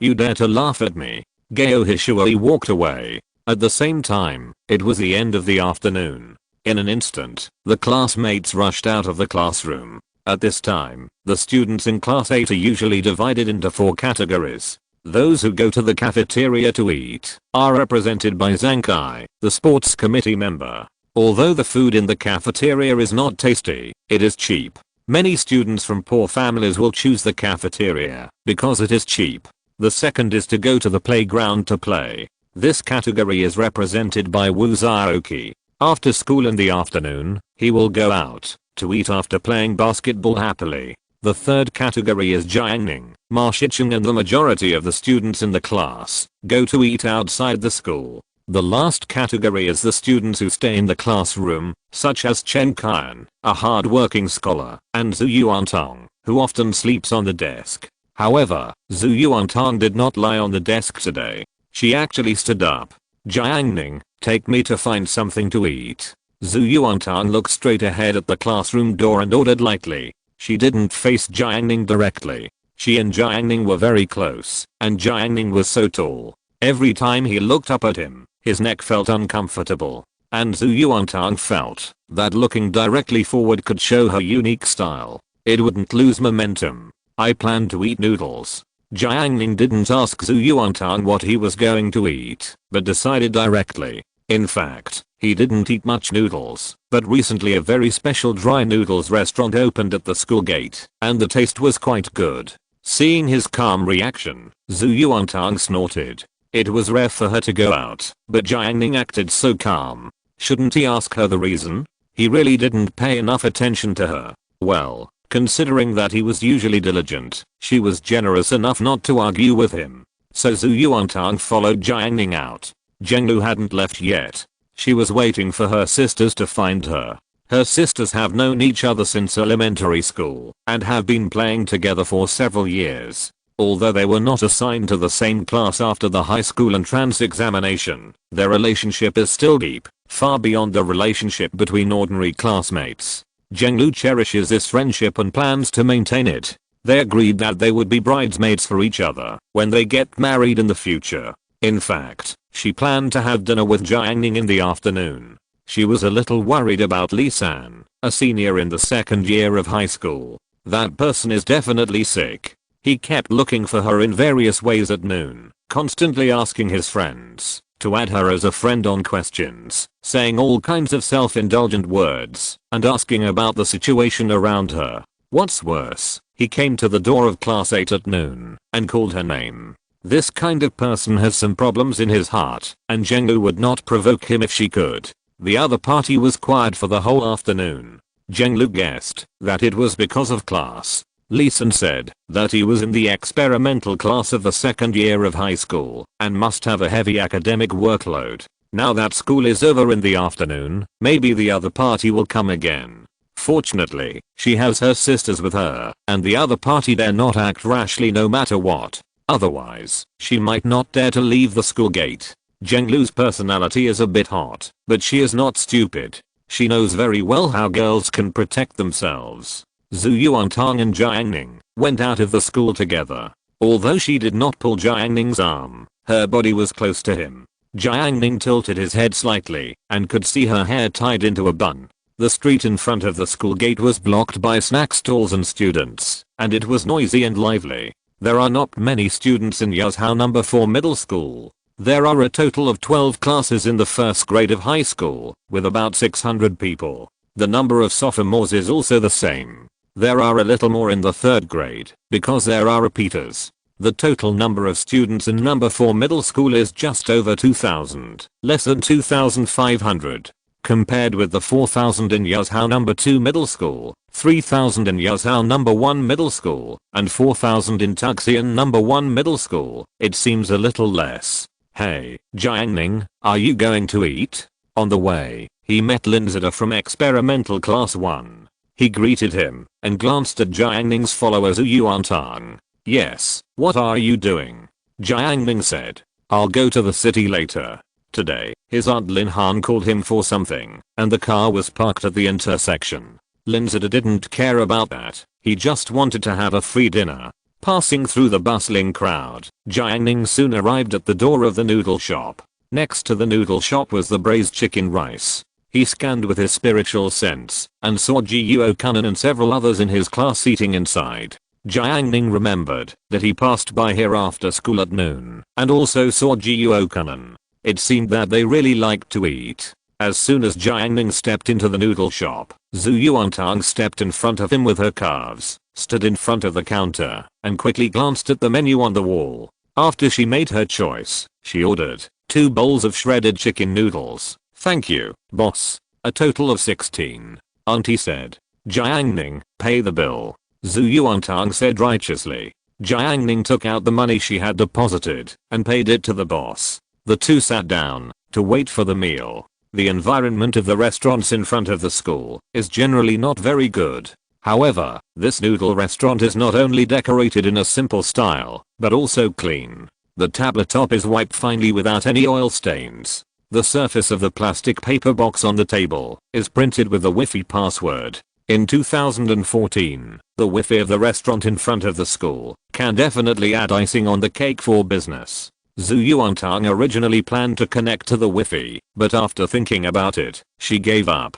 At home, she used to have unattainable Wi-Fi, but she has been connected to it for half a year and can watch movies and TV series at any time. Zhu Yuantang has expanded to the point that she doesn't need a mobile phone to watch TV series. The day before yesterday, Jiang Ning brought back a tablet computer. The screen is much larger than that of a mobile phone, and it is particularly easy to hold. It is perfect for Zhu Yuantang. She can't let it go. Seeing that Jiang Ning is not interested, she uses the excuse of trying it out and plays with it for a whole day before reluctantly returning it to him. Zhu Yuantang plans to discuss with her mother whether she can buy a tablet computer after receiving a scholarship for the next exam. Of course, she still feels bad because Jiang Ning said that it costs nearly 3,000. Zhu Yuantang is torn, but she still thinks it is worth buying. Buy a tablet computer. She goes to school during the day and puts the tablet at home for her mother to watch TV series, and when she is on weekends, she can play by herself. For this reason, Zhu Yuantang quietly decided to implement a money-saving plan. She has been spending too much money recently, and sometimes she can spend 12 yuan on a meal in the afternoon. If she goes home for dinner in the afternoon, the cost of dinner can be reduced to less than 4 yuan, which saves a huge sum of 8 yuan a day 30 days a month, saving 240 yuan, and eating less snacks on weekdays, rounding up to 3,000 yuan a year. In just 1 year, Zhu Yuantang can save a tablet computer. Of course, Zhu Yuantang doesn't just want to save money to go home for dinner. There is another reason. Her mother now has a stable job and gets off work on time at 4 o'clock every day. Mom usually eats alone at home, and she is reluctant to eat good food. If she goes back to eat in the afternoon, there will be someone to accompany her mother. As for the way to go home, Zhu Yuantang looked at Jiang Ning. This time, Jiang Ning is not needed. She and her mother agreed that before school is over in the afternoon, her mother will cook and keep the food warm. Then her mother will ride the battery car to the school gate to pick her up and take her home. After dinner, she will send her to the school for evening self-study. Although the interval between school in the afternoon and the start of evening self-study is not long, it is definitely enough for eating. Today, Thursday, will be the last time Zhu Yuantang eats at school. Therefore, she will go out to eat today, contrary to her usual practice. She looked at Jiang Ning, who was kept in the dark, and was proud in her heart. I don't need to let Jiang Ning bring food in the future. Let's see if he dares to complain about me. Not to mention, I'm a little reluctant. While waiting for the meal, a few more students came to the noodle shop. I said there is a new noodle shop here. Yang Sheng's voice sounded. Chen Xiaoyu said, every time a new restaurant opens, you can't hide it from me. Of course. Yang Sheng and his friends were about to go to the front to order food when they suddenly found Jiang Ning. You guys are here too. Bei Yuxia greeted them. Yeah. Jiang Ning put down his phone. There are so many restaurants in front of the 4th middle school, and they came out to eat at the same time, so the chance of running into each other is not small. Bei Yuxia looked at Zhu Yuantang, who was sitting opposite him. She wanted to say, every time I run into you, the girl next to you is different. The first time was Zheng Lu, and then she saw Jiang Ning with teacher Ji Yuo Ran, and now it's Zhu Yuantang again. You're really good. Bei Yuxia didn't say it out loud. She smiled softly. After they ordered their food, they sat down at the table opposite. She and Yang Sheng sat on one side, and the twin sisters sat opposite. 4 people, 3 looks, all beautiful and outstanding. The customers in the restaurant were all students, and they looked at their table frequently. Some boys were amazed, and strange options popped up in their minds. If they could only choose one side of the 2 girls, which side should they choose? While Bei Yuxia was being watched, she was also paying attention to Zhu Yuantang's table. The noodles from the noodle shop arrived. Zhu Yuantang went to the disinfection cabinet to get a spoon and chopsticks in advance, and Jiang Ning brought the soup.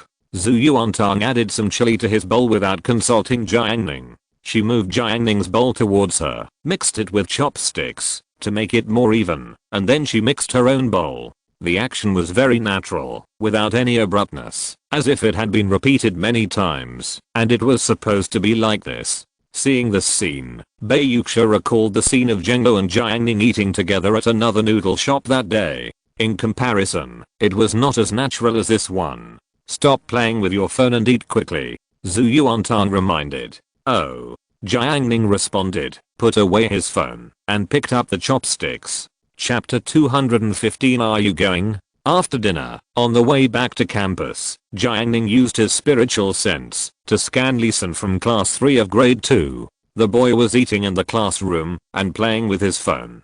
This was not a good habit. He said he would help him quit using the phone. Jiang Ning activated the spiritual thorn and hit him. Leeson took a mouthful of rice, but before he could swallow it, he screamed and his phone flew out. The classmate next to him was hit in the face by the phone and was scared to death. When they recovered, they looked at Leeson with very unhappy expressions. This had happened at least 10 times since noon. Everyone went from being concerned and sympathetic at the beginning to being numb and a little disgusted. This is very scary. Imagine that you are playing with your phone comfortably and suddenly someone next to you screams and then the phone flies out and hits you in the face. Who can bear this? Brother San, I beg you, if you are sick, go to the infirmary. Don't delay. The longer you delay, the bigger the problem. Lee Sin collapsed on the ground, his face pale. When the severe pain in his head disappeared, he argued, "I'm not sick, you are sick." The classmate's face darkened, and his tone was very aggressive. "You are not sick. Why did you hit me with your phone? Are you looking for trouble?" He was in a bad mood. The key is that Lee San's phone has a mobile phone case, and it is a super protective mobile phone case. The case is much heavier than the phone. The thing hits the face, like a brick. The two quarreled in the classroom.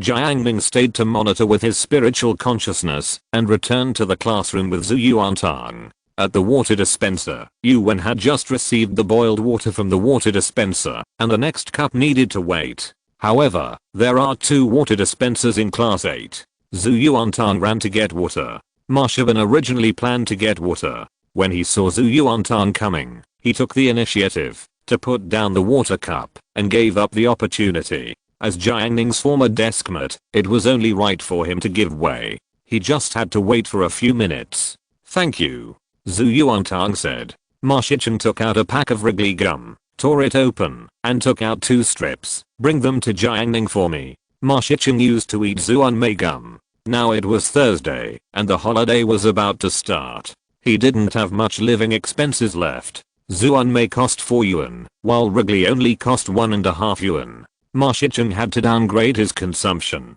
Zhu Yuantang returned to his seat with a water cup and the Wrigley that Ma Shichen gave to Jiang Ning.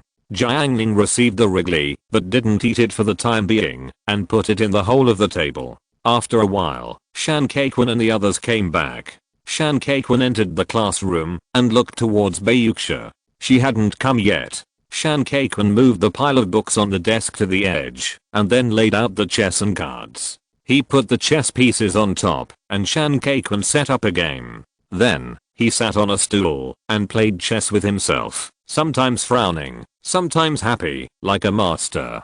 Shan Kaiquan pretended deliberately. He was not playing chess seriously. To be exact, he was waiting for someone's attention. He cast a glance at the door of the classroom, expecting it all the time.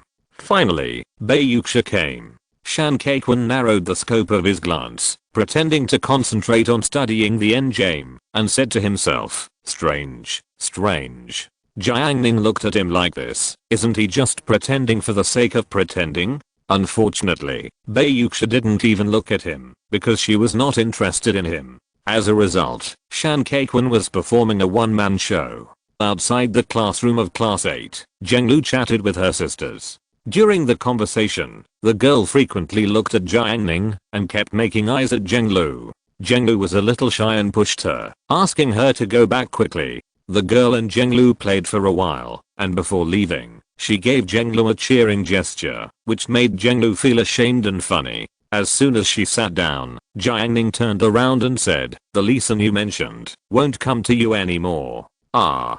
Zhenglu was surprised. During dinner, she was thinking about how to solve the problem of Lee San, and Jiang Ning told her that it was solved. It's solved. She was afraid that she had heard it wrong, so she asked again. "Well, you can study with peace of mind in the future." Jiang Ning used the shock spirit stab on Lee Sin several times. The spiritual power he concentrated this time was not strong, so he deliberately reduced the power. It was much weaker than the move he used to deal with Song Sheng at the beginning of the school year. Otherwise Lee Sin would not have survived 3 times. Even so, Lee Sin suffered some sequelae caused by continuous spiritual stab attacks. Jiang Ning estimated that Lee Sin should take a week off to go home like Shen Xinli from the next class 9. Zhenglu saw Jiang Ning's confident look, and she was completely convinced in her heart. The authority established by long-term lectures could not be questioned by her. Without thinking, she said, "To thank you, I'm going to treat you to delicious food in the future." Jiang Ning glanced at her meaningfully. Zhenglu immediately felt that Jiang Ning had seen through her, and she couldn't help but feel ashamed. Immediately, she looked up at him. What if he saw through her? Jiang Ning's voice was not deliberately concealed. When Chen Xiaoyu in the front row heard the name Lee San, she patted the table and motioned everyone to look at her. "Jiang Ning, Zhenglu, are you talking about what happened at noon?" Jiang Ning said frankly, "Yes." Bayuxia was curious. "What happened?" Chen Xiaoyu told her about the encounter with Senior Lee Sin at lunch. After listening, Bei Yuxia said, "This kind of thing actually happens often." Chen Xiaoyu asked, "Have you encountered it?" "Yes, there are even stranger things than this." Bei Yuxia lifted her hair, her face was beautiful. Across the river, Shan Keiquan, who was playing chess alone, noticed it, and his heart was like being blown up by firecrackers. Bei Yuxia is so good looking. He pushed his chess piece soldier across the river. The one I remember most clearly was when I was in the 2nd grade of junior high school and was eating out with my classmates. There were a few uncles sitting next to me. They ordered a bowl of rice for me and pushed it in front of me for me to eat. If I didn't eat, they would get angry with me. They were very fat and wore vests. Bei Yuxia recalled. Shan Keiquan, who had been paying attention to this, was furious when he heard this. He threw down the chess piece. "What kind of bad did they do such a thing? If I were in front of you at that time, you would see that I would not punish them." Chen Xiaoyu's focus was different from Shan Keiquan's. She asked, "What happened next?" "Later I was very scared. I didn't eat the ordered meal and went straight away with my classmates." Bei Yuxia said it frankly now, with a calm face. "In fact, when I was in that situation at the time, I was extremely panicked and even at a loss. My sister and I have encountered similar things." Chen Xiaoyu sighed. Bei Yuxia changed the subject. "Let's not talk about this." Chen Xiaoyu said, "Okay, did you know that there will be a basketball game between class 1 and class 7 in the last class this afternoon?" Just now, Shan Keiquan listened to Bei Yuxia's words and wanted to protect her in the future, so he took this opportunity to make a comment, but they turned to the topic of basketball. The sensitive Wu Zhaoqi noticed the word basketball and immediately looked over. Song Sheng on Wu Zhaoqi's left was not there, and the other classmate on his left was also not there. Only Pang Jiao on the right blocked him. Wu Zhaoqi passed 2 stools, as if he was playing basketball, and came behind Shan Keiquan. "Are you talking about basketball? Did you know that there is a game on the playground?" Chen Xiaoyu said. Wu Zhaoqi patted the precious basketball in his arms. "The rookies in class 7 were beaten badly by class 1. Chen Xiaoyu said, "I heard that many girls went to the game, not only from class 7 and class 1, but also from other classes, skipping classes to watch the basketball game. Everyone went to see Zhuang Jianhu." At this point, Chen Xiaoyu remembered the scene when Zhuang Jianhu from class 1 performed a slam dunk on the playground during military training at the beginning of the school year. He was so handsome. In terms of handsomeness, only the scene when she and her sister were walking on the playground a while ago, and a basketball flew over and hit Jiang Ning, and he easily resolved the crisis, caught the flying basketball, and threw it into the basket. When Wu Zhaoqi heard the name of Zhuang Jianhu, he immediately felt like he had seen an enemy. He said disdainfully, "What a bullshit Zhuang Jianhu, he is just a show-off. Try to compete with me next time, and you will see me beat him." The king of basketball in number 4 middle school should have been him, Wu Zhaoqi, but Zhuang Jianhu suddenly appeared and slam dunked in front of everyone at the beginning of the school year, which made Wu Zhaoqi disdainful. He just relied on his height. If Wu Zhaoqi was given another 10 centimeters and made him 175 centimeters tall, he could dunk easily. Although Shan Keiquan was annoyed with Wu Zhaoqi, he formed an alliance after hearing his words to jointly defend the dignity of his class. He said, "Defeating class 7 is nothing. We played against class 7 last semester and won easily. Next time, I'll find a chance and make an appointment with class 1. Wu Zhaoqi felt comfortable with this. "You come and make an appointment. Then you can see me beat Zhuang Jianhu." Yuan heard them talking and said sarcastically, "Is Zhuang Jianhu's skill good? He has that face." Wu Zhaoqi said angrily, "Girls rely on their faces to make a living." Shan Keiquan said, "What's the point of having a good face? I heard that Pang Jiao confessed to Zhuang Jianhu." Wu Zhaoqi couldn't believe it. "Huh? You don't know this?" Shan Keiquan said mysteriously. They chatted over there, and Jiang Ning took out a cup and pushed it towards her deskmat. Zhu Yuantang was rubbing her wrist. She had just finished writing the test paper and was very tired. Jiang Ning said, "Pour me some water." He never wrote a test paper. If the teacher collected the test papers, Jiang Ning would ask Zhu Yuantang to copy one for him. Zhu Yuantang was copying the test paper for him just now. He copied it very quickly and his handwriting was beautiful. Zhu Yuantang rubbed her wrist, unscrewed the water cup, and poured him half of it. She was going to play with her phone to take a break. Just as she swiped the lock screen, Jiang Ning touched her again. Zhu Yuantang was disturbed and looked at him angrily, as if she wanted to bite someone. "Can't you see I'm taking a break?" Jiang Ning took out a bunch of green grapes and ordered, "Go and wash the grapes for me." Zhu Yuantang's eyes lit up, and then her reason rarely prevailed. "You are too much, Jiang Ning. How did I go too far?" He saw that Zhu Yuantang was lazy every day, either sticking to the bed or sticking to the desk, so he often found ways to ask her to work. "Humph, you are just too much. Don't think I don't know what you are thinking. You are so hateful." Zhu Yuantang accused him. First, he asked her to write the test paper, then asked her to pour water, and now asked her to wash grapes. He thought she, Zhu Yuantang, was a little maid. She remembered that she was too much to cook for him, dry his quilts, and tidy up the clutter in his room at home. Zhu Yuantang got angry and snatched back the water that she had just poured for Jiang Ning. Obviously, she worked hard to get the water, but in the end, every time he poured it into the cup, he drank it all. "You have been using me all the time." Zhu Yuantang frowned. "Jiang Ning, nonsense. I'm not using you. I'm relying on you." "Humph, you think I'm easy to bully." Zhu Yuantang recognized this point. Jiang Ning shook the grapes. These were the grapes that Xiao Xuangshan specially asked the company to purchase. One catty cost more than 30 yuan, and the grains were plump. You can tell at a glance that they are delicious. If you don't wash them, you won't be able to eat them, Jiang Ning said. Zhu Yuantang swallowed his saliva spinelessly. "TSK, do you think I care?" I recovered. 2 updates of the normal version. Chapter 216 You're hanged.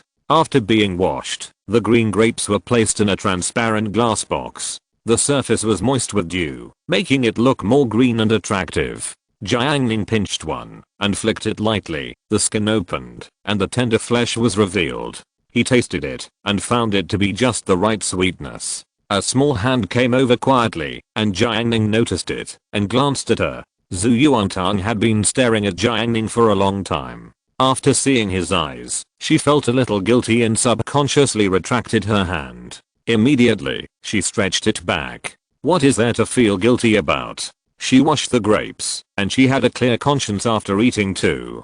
Jiuo Kunan came back from eating outside. He sat on a stool, and Ma Shicheng and Wang Langlang next to him were discussing games. Jiuo Kunan didn't know what the two of them were talking about, and he was not interested.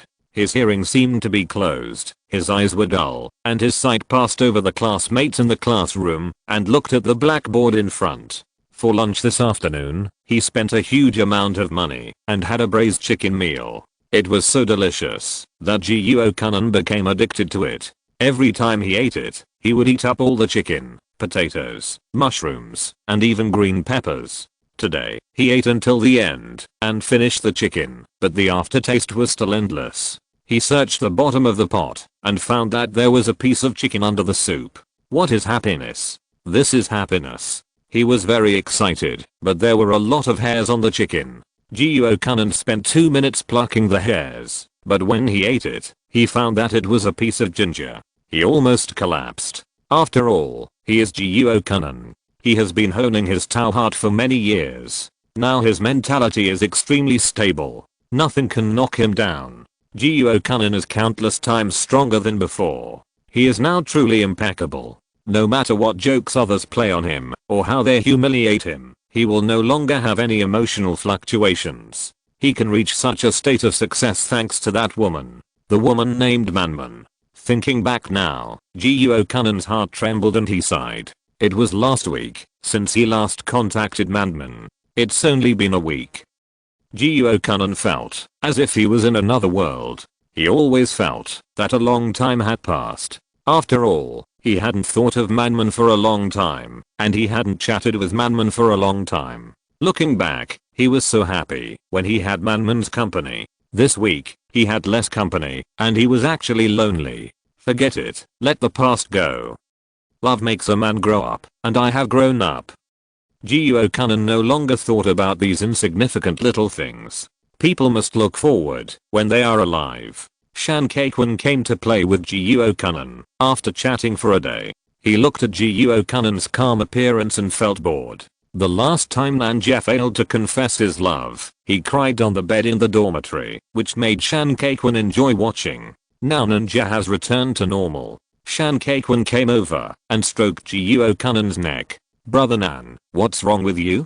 Jiuo Kanan was thinking about the philosophy of life and had no time to argue with him. However, Shan Keikwon's movements became more and more exaggerated. "Brother Nan, move twice." Jiuo Kanan stopped him and said, "Don't do it, don't do it, I'm thinking about something." Shan Keikwon then let go. Suddenly, Cuiu ran over with a mobile phone in his hand and shouted in a panic, Brother Nan, someone has hung you up." When Shan Keikwon heard this, his face turned serious. "Nonsense, your brother Nan was sitting here well, when was he hung up?"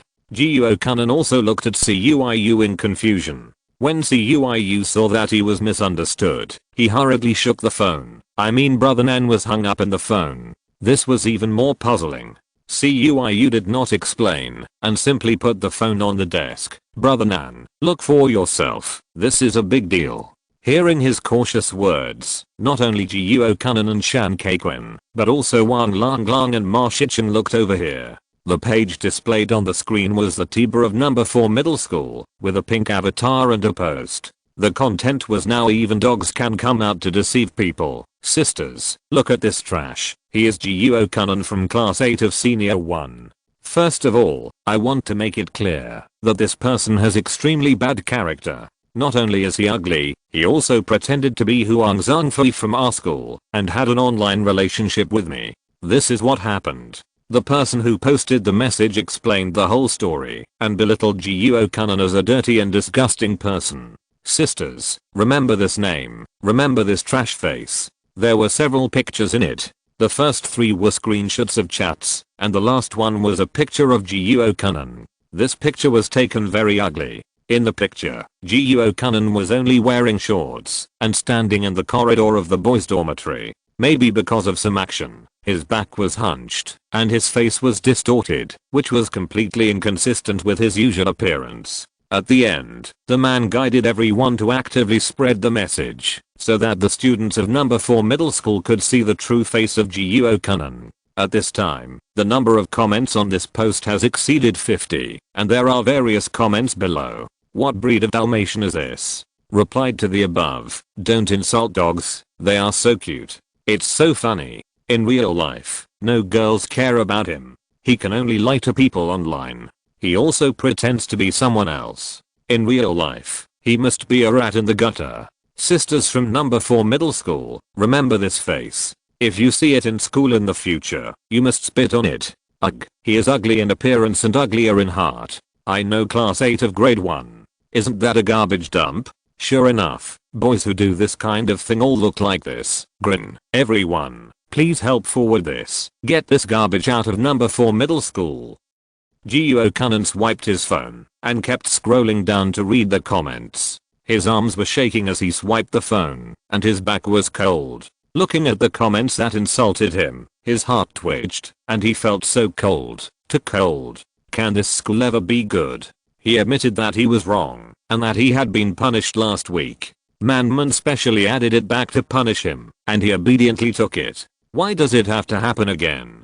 Jiuo Kanan turned his head slowly. The faces of the boys present all looked unhappy. Even Shan Keikwon, who always liked to have fun, began to worry about him. This matter was definitely not a small matter. The girl who posted the message destroyed Jiuo Kanan's post, making it clear that he would no longer have any place to stay in number 4 middle school. It was really cruel. Several people saw it clearly, let alone Jiuo Kanan, the person involved. Jiuo Kanan turned his head and looked at Ma Shichen. He said earnestly, "Brother Ma, can you save me?" Jiuo Kanan and Shan Keikwon have the best relationship, but he knows that once he encounters trouble, the most reliable person is Ma Shichen. Ma Shichen took the phone, he refreshed it, and the number of comments increased again. The spread of this post bar is unstoppable. You know who posted it, right? Ma Shichen said. Even if Jiang Ning is a fool, he knows that it was Manman who did it. He didn't expect that the other party was so vicious. He nodded.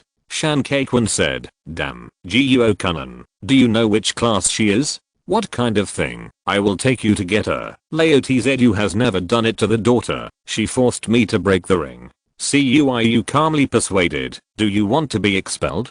Tong students were not Wuzianali. Shan Kaikwan was blocked a bit. He didn't speak anymore. If he did not have Bayuksha, he might be to go to the girl with his character. Ma Shicheng said, Kanan, add that girl first and ask her if she can delete the post. He then said, Long Long. Find someone to confirm the identity of the poster and the information of the most abusive commentator in the post, such as class name and so on. This post is wrong. Someone is leading the trend. Find them out. Ma Shicheng handed his phone to Wang Long. Okay, brother Ma. Wang Long quickly logged into his questions and went to Tiba to check things. Jiang Ning went to add Manman as a friend, but the application was sent out, but it fell into the sea. At this time in 2014, Tiba was the most popular years. How popular was Tiba at this time? Later generations had a saying called breaking the circle, which means that it was popular outside the circle, so popular that it broke the barriers between various platforms and attracted countless netizens to discuss together. At this time, if the saying of breaking the circle existed, it would be no exaggeration to say that Tiba was the circle itself. Just a forum of Yazhou number 4 middle school, there are a lot of active posts by students every day. For example, the title of teacher Geo Hishuoi and the two heroes of number 4 middle school came from the forum. For example, the forum of Yazhou number 4 middle school also kindly set up navigation posts for freshmen, introducing various areas of number 4 middle school, such as the canteen, playground, and dormitory environment, to help them. This battle originated from the forum of number 4 middle school and set off a storm in the back row of class 8. However, the front row was not affected and it was still peaceful. Chen Xiaoyu still had a smile on her face. I heard that the first year high school exam will be held in early April. Many students look forward to it in their hearts. Every exam can test their learning results during this period, whether they are aggressing or improving. Moreover, during the exam period, it is easier than usual to attend classes. If I can maintain my current grade ranking, I can go to a second-tier university in the college entrance examination in the future. Chen Xiaoyu said. Bayuksha said, a second-tier university is much cheaper than a third-tier university. Her father is a university professor, and she knows a lot about universities. Yes, I have a cousin who goes to a third-tier university, and the tuition fee for 1 year is 18,000. Chen Xiaoyu was surprised. If she and her sister go to a third-tier university, the tuition fee alone is more than 30,000 yuan a year. For a second-tier university or a first-tier university, the tuition fee for a student is only about 5,000 yuan a year. Zaya, with your grades, can you go to a key university in the future? Chen Xiaoyu asked. Bayuksha is now ranked 36th in the whole grade of number 4 middle school. Bayuksha was not modest. She said, I should be able to go to a key university, but I can only go to a relatively poor key university. Only if you are in the top 10 in the grade, can you go to the best key university in the college entrance examination. Bayuksha said. Of course, if it were usual, even if you were the first in number 4 middle school, you still couldn't get into those two top universities. Now that Zhu Yuantang is here, with her first tier grades in the city, she can definitely go to those two famous universities at random. As for Jiang Ning's grades in the top 15 in the city, she is still a little short of those two top universities. Yazhou's education level is backward. In the whole city, the number of students admitted to those two famous universities is about 10 each year. The college entrance examination feels so far away. Chen Xiaoyu sighed. She now feels that every day passes so slowly. Sometimes she gets distracted several times during a class, and then she looks at the clock and finds that less than 20 minutes have passed. She really doesn't know how to kill time. On the other hand, the weekend passes by in the blink of an eye. If you're listening to this novel on a channel other than Fanfic World, it means they downloaded and uploaded it without effort. We cordially invite you to visit our channel. Mundo Fanfic Novelos. There you'll find the original version of this story and you can explore many other novels of various genres. We're waiting for you to immerse yourself in a world of incredible novels. Chapter 279 Fighting. The first evening self-study class was over.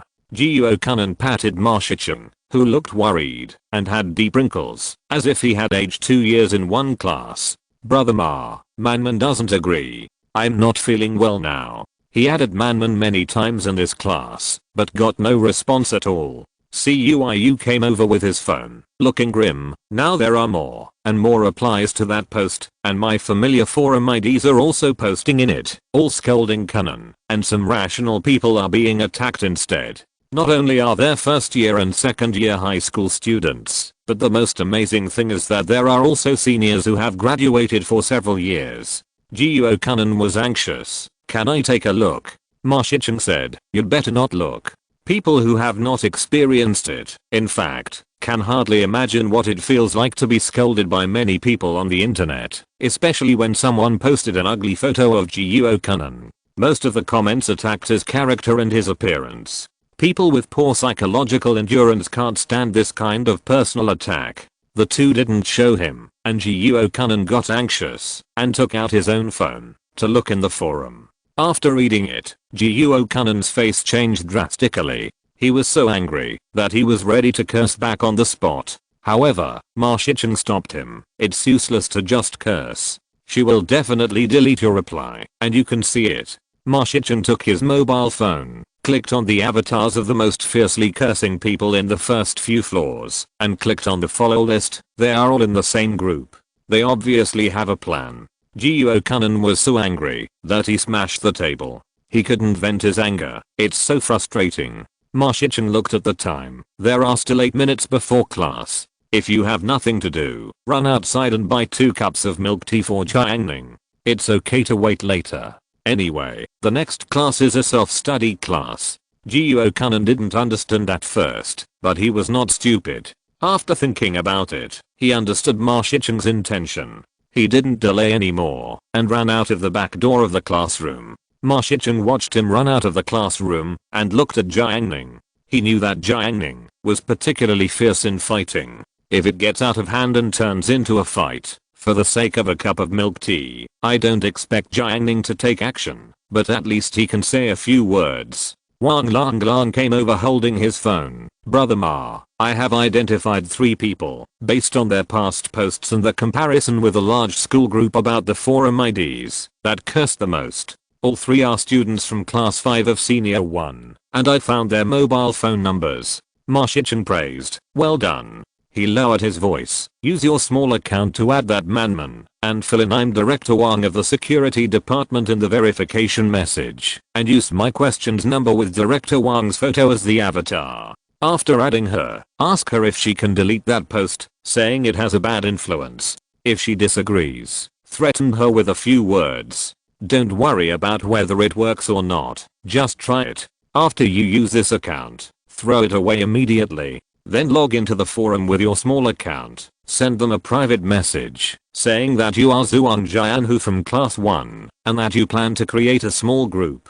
Ask them for their questions numbers and mobile phone numbers, and don't say anything else. Wang Lang and Brother Ma worked well together and understood it immediately. They had worked together on this kind of operation before, and now they were like ducks in water. Ma-Shichen continued to think about how to deal with it. What should he do if Wang Lang loses? When all these preparations were done, Jiang came with a bag of milk tea. He didn't buy 2 cups, but spent a little more money and bought 7 cups of milk tea. Now he must not be stingy, otherwise his reputation will be ruined. He first gave a cup to Ma-Shichen and then distributed it to other students. In the end, there were 2 cups of red bean milk tea left. Jiang brought it to the front row. Brother Ning, please drink. Jiang Ning looked at him. Jiang said again, I'm in a good mood today, let's celebrate. Jiang Ning's consciousness covered the class, and he knew everything that happened in the back row. He didn't refuse, and took the milk tea. Before he could speak, Zhu Yuantang took the initiative to say, thank you. Jiang Ning, 6. After Jiang left, Zhu Yuantang looked at Jiang Ning expectantly. Seeing her like this, Jiang Ning gave her a cup. Jiang Ning, you are so nice. Zhu Yuantang held the milk tea and felt that it was worthy of her. Jiang Ning, who not only gave her grapes to eat, but also gave her milk tea to drink.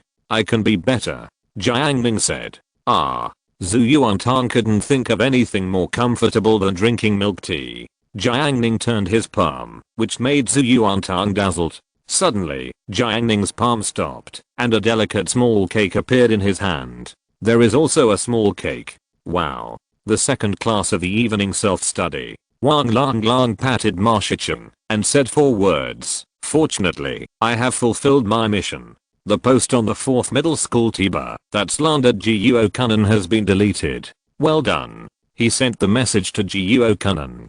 Jiuo Kunan was extremely excited and finally deleted it, but he was only happy for a few seconds and then he was dejected again. Lukiki, who was in front of him just now, turned back to find him and said that she saw the post. In class 8 alone, she was not the only girl who had seen it. Although the post on the Tiba was deleted, the damage to Jiuo Kunan had already been done. Ma Shichen said, our next step is to post in the forum to clear your name. It can't be cleared. My photo is too ugly. Jiuo Kunan was helpless. He looked at the photo of himself that was posted and couldn't bear to look at it, not to mention those girls who had never seen him. How would he live in number 4 middle school in the future? Don't worry about it. If we don't do it now, believe it or not, when they react, they will continue to blacken you. Ma Shichen said, we must take action now. I will let Lang open a post later to restore your glorious image. It's okay to be blackened now. School will start in September this year, and there will be new school girls. You are afraid of nothing. He worked with Jiuo Kunan here to discuss the details of clarifying the slander and restoring honor. Wang Lang shouted, oh no, brother Ma. They realized that they were deceived and opened a new post again. Jiuo Kunan quickly opened the forum and saw another new post that was exactly the same. Not long after this post was posted, the replies in it immediately increased. Jiuo Kunan has aged a few years. Damn it, forcing me to use my ultimate move. Ma Shichen clenched his fists. Lang. He whispered. I'm here. Wang Lang responded. If they bully my brothers, I'll use my ultimate move to beat them. Ma Shichen made up his mind. Wang Lang, brother Ma, don't worry, no matter who you beat, Wang Lang, will be watching. The bell rang, and it was the break between evening self-study classes. A group of boys gathered in the back row, attracting the attention of classmates. Ma Shichen looked around. Shan Keiquan, Hu Jun, Cuiu, all in place. He encouraged his morale. Let's not waste any more time. Brother Nan has been beaten. Brothers, what should we do? Shan Keiquan said without hesitation. Needless to say, of course we will fight back. What about you guys? Ma Shichen looked at Cuiu. Cuiu looked at Maje's solemn posture. He couldn't help but think of the technical support Maje provided when he went to deal with Mao Zhe. He still remembers those things clearly. It was a favor, and he has to pay it back. Cuiu shouted, no matter who you deal with, Maje. I'm Cuiu. I'm Meng Gui. Cuiu and Meng Gui said in unison, we must deal with him. Okay, our first step is to paralyze the enemy's communication system and make them lose their network combat capabilities. Ma Shichen said. Hu Jun was shocked. How to paralyze? Not only him, but everyone present was confused. Ma Shichen put his mobile phone flat on the desk. He pointed to the 2 icons on the screen. This is called a text message bomber. This is called a phone bomber. As long as these 2 software are turned on, the other party's mobile phone will receive countless spam text messages and calls, and the phone will be paralyzed in an instant. Wang Lang immediately took out a piece of A4 paper and arranged it neatly on the desktop, like spreading out a marching map. Ma Shichen held a ballpoint pen in his hand and pointed. Above are the mobile phone numbers of the accounts that cursed Jiuo Kunan the most fiercely in the forum. They are also the main targets of our attack this time. First make them lose their combat capability, and then let Lang post a message, and we will launch a counterattack. Brothers, Brother Nan's reputation depends on this battle. Shan Keiquan immediately put his mobile phone on the table. Brother Ma, you will command. Not only him, but also Hu Jun, Cuiu, Meng Gui. One mobile phone after another was placed on the desk. Jiuo Kanan was moved and almost cried. He was slandered, defamed, and ridiculed. But at this moment, there are so many brothers who are willing to fight for him. He is not fighting alone. Ma Shicheng turned on Kuo-Yap and transferred the software to the mobile phones of several people. After the installation was complete, he clicked on the page and entered the mobile phone number. The start of the decisive battle is just a matter of pressing a button.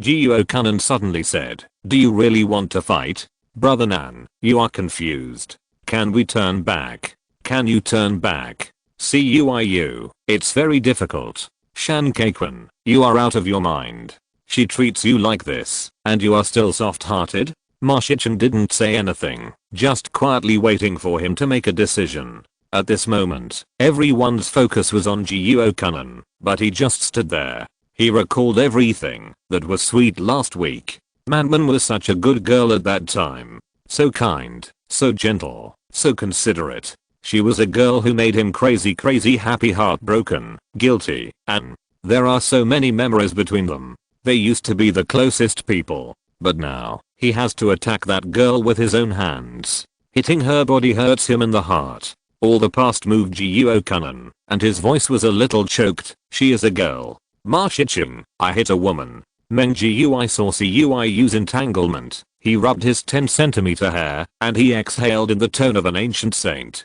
Donor, it is not too late to turn back. Jiuo Kanan, but how to get ashore? The first sword to get ashore is to kill the person you love first. Meng Gui said as he said. Shan Kaikun couldn't wait any longer. He took out his mobile phone and said in front of everyone, "Look at this post, it's popular again immediately. Did you see that they are still scolding you?" Finally, this became the last sentence that overwhelmed Jiuo Kanan. His expression finally changed. On the desk, a row of mobile phones were lined up, like a naval gun ready to fire, ready at any time. "Have you decided?" Ma Shicheng asked. "Ready," Jiuo Kanan said. He left his seat and stood behind. As soon as he left, the 4 seats were immediately occupied by Shan Kaikun, Cuiu, Meng Gui and others. Each person was responsible for a mobile phone, and the 4-person seat was occupied by 6 people, which seemed crowded. Ma Shicheng held the edge of the table with one hand, and gestured with the other hand. "Start the combat countdown.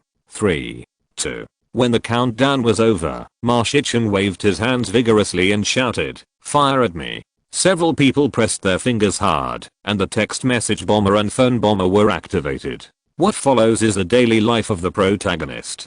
Chapter 218, Diverting Attention. The software starts. The bombing program is executed immediately, and the software page displays the bombing progress. This is a text message and phone bombing software that Ma Shicheng found after hanging out on the internet for a long time. After opening the software, the target number can be locked, and multiple text messages can be automatically sent continuously and quickly. The target mobile phone number keeps receiving text messages, which is impossible to operate at all, and because each text message is sent from a different number, it is difficult to block and blacklist. Phone bombing software, similar to this. The most important thing is that these text messages are all free and only consume a little traffic. Ma Shicheng said to several people, "The first wave of assault has been executed. Lang Lang, you go to investigate the enemy's situation." Wang Lang took out his mobile phone and switched to the background of the Tiber app. He swiped the screen and scanned the refresh status of the posts in the Tiber of the 4th middle school. "Brother Ma, the accounts that are of key concern have not spoken for a few minutes. Judging from the frequency of their previous speeches, it is obviously not in line with common sense." Wang Lang concluded, "The enemy's arrogance has been completely suppressed by us." Jiuo Kanan was excited, but very good. He never thought that Brother Ma could solve the problem in this way. Shan Kaikun, Cuiu and others were excited. Others posted to attack Kanan, and now they directly paralyzed the other party's mobile phone. What is a means? This is a means. Ma Shicheng was different from them. He only showed a brief excitement. His expression became serious again. "Although we have achieved a phased victory, this is only the first step. We must not waste the opportunity, otherwise once the enemy reacts, we will be in danger again. Hearing this, the originally excited people were like being poured with cold water. They immediately woke up. They were far from winning and must not get carried away. Jiang asked, Brother Ma, what should we do next? Brother Ma, don't stand, sit down and talk. Shan Kaikun made way for him. Ma Shicheng sat in the middle without hesitation. He said, the first step is to prevent the other party from speaking, and the second step is to let Kunnan appear. Jiang was a little confused. What use could he be? He didn't understand, but he felt that Brother Ma understood. Ma Shicheng shouted, Lang Lang, start the next plan. Hearing this, Wang Lang Lang pulled out another A4 paper and placed it on the desk. Everyone looked at it and saw various account numbers and passwords densely written on it. These are the TIBA account passwords. Everyone uses TIBA to log into these accounts. I will teach you how to operate later. CUIU asked, do I have to log into these accounts? I have my own account. Can I use it? Wang Lang Lang said, if you are not afraid of being hurt by mistake, you can use it. The account I provided is just a backup. CUIU thought for 2 seconds. His face changed. Give me one. I will use both accounts later. While they were discussing, Shan Kaikun started to log into the account. When he logged in, he found that it was actually a female account. Where did you get this account? He was extremely surprised. There is no time to say so much. Let's get to work. Wang Lang Lang said, copying a long text from the notes on his mobile phone and sent it to Shan Kaikun through questions. You post these on TIBA. Wang Lang Lang began to copy other texts and gave them to CUIU and Hu Jun. Shan Kaikun glanced at the text and saw the title. A man from number 4 middle school took out a huge amount of cash to pay a woman, and the man was silent and the woman cried afterwards. Why did he pay the woman? Is it what I think? Shan Kaikun continued to read on, and the content turned out to be a news report reporting the story of Jiang picking up a wallet and returning it to the owner, and asked everyone what they thought. Fuck. After he finished reading it, he first felt that he was cheated, and then he felt that Jiang was a fool. He picked up 1,000 yuan and waited for 2 hours in the heavy rain until the owner came. Jiang left calmly without taking away a cloud. After he finished reading it, he first asked Jiang, have you picked up 1,000 yuan before? Jiang, what are you talking about? Look for yourself. Shan Kaikun showed these things to him. Jiang saw it and immediately knew it was fake, so he went over to ask Wang Lang Lang. Wang Lang Lang said indifferently, it's made up. Does it matter whether it's true or not? On the other side of the internet, you don't even know if the other person is a human or a dog. If I say you should return the lost property, you should return the lost property. CUIU on this side received a message. I was shocked after reading it. A student from number 4 middle school actually did such an indecent thing in broad daylight. CUIU was originally very excited. The word indecent immediately reminded him of the wonderful action movies he had watched on the big TV at Meng Jiu's house. He continued to watch with great interest, and it turned out that it was about Jiang helping the cleaners at school and picking up beverage bottles on the roadside. Damn, I've been cheated. What Meng Jiu received was shocked. What 99% of the students in number 4 middle school don't know is that the truth is that Hu Jun's tears ran down his cheeks. For a girl, he actually. Wang Lang Lang knocked on the table and cleared his throat. Did everyone receive it? Several people had strange expressions. Shan Kaikun said, I'm sorry. Will this work? Let's try it first and see if it works. Ma Shicheng made the decision. Post it. Shan Kaikun clicked into the forum, edited the post, and chose to post. CUIU and the others did the same. Change your account and push the post. Several people did as they were told. Wang Lang Lang whispered to Marja, shall we proceed to the next step? The post just posted was all a one-man show by Jiang, which added several halos to Jiang, such as returning lost property, being helpful, working hard, and being bright and noble. There was no mention of his pretending to be in an online relationship. In short, it was all praise. Ma Shicheng nodded in confirmation.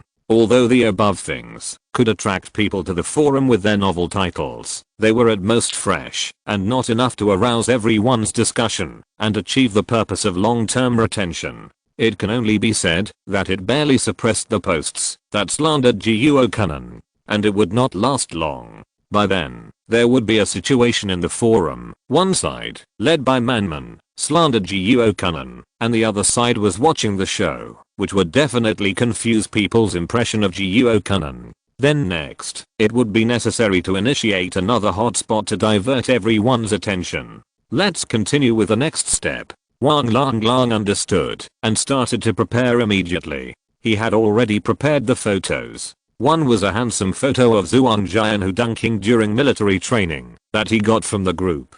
In this photo, Zhuang Jianhu seemed to have turned into a flying man. His handsome profile amazed countless girls from number 4 middle school. Another photo was of Huang Zhangfei sitting on a stool and playing guitar solo during the New Year's Eve party. He was equally handsome and charming. He first started a post about how handsome people in number 4 middle school compare to each other. In order to prevent the post from going off track and becoming an improper post, he deliberately posted photos of Zhuang Jianhu and Huang Zhangfei on the first and second floors. Then, he added the most active boys and girls in the number 4 middle school forum. Afterwards, he posted another post with the title talking about a girl saving someone on the playground and giving artificial respiration. Wang Lang secretly took photos that day. He posted the photo of Pang Jiao giving artificial respiration to Shenzhen Li and added a close-up of Pang Jiao's beautiful face.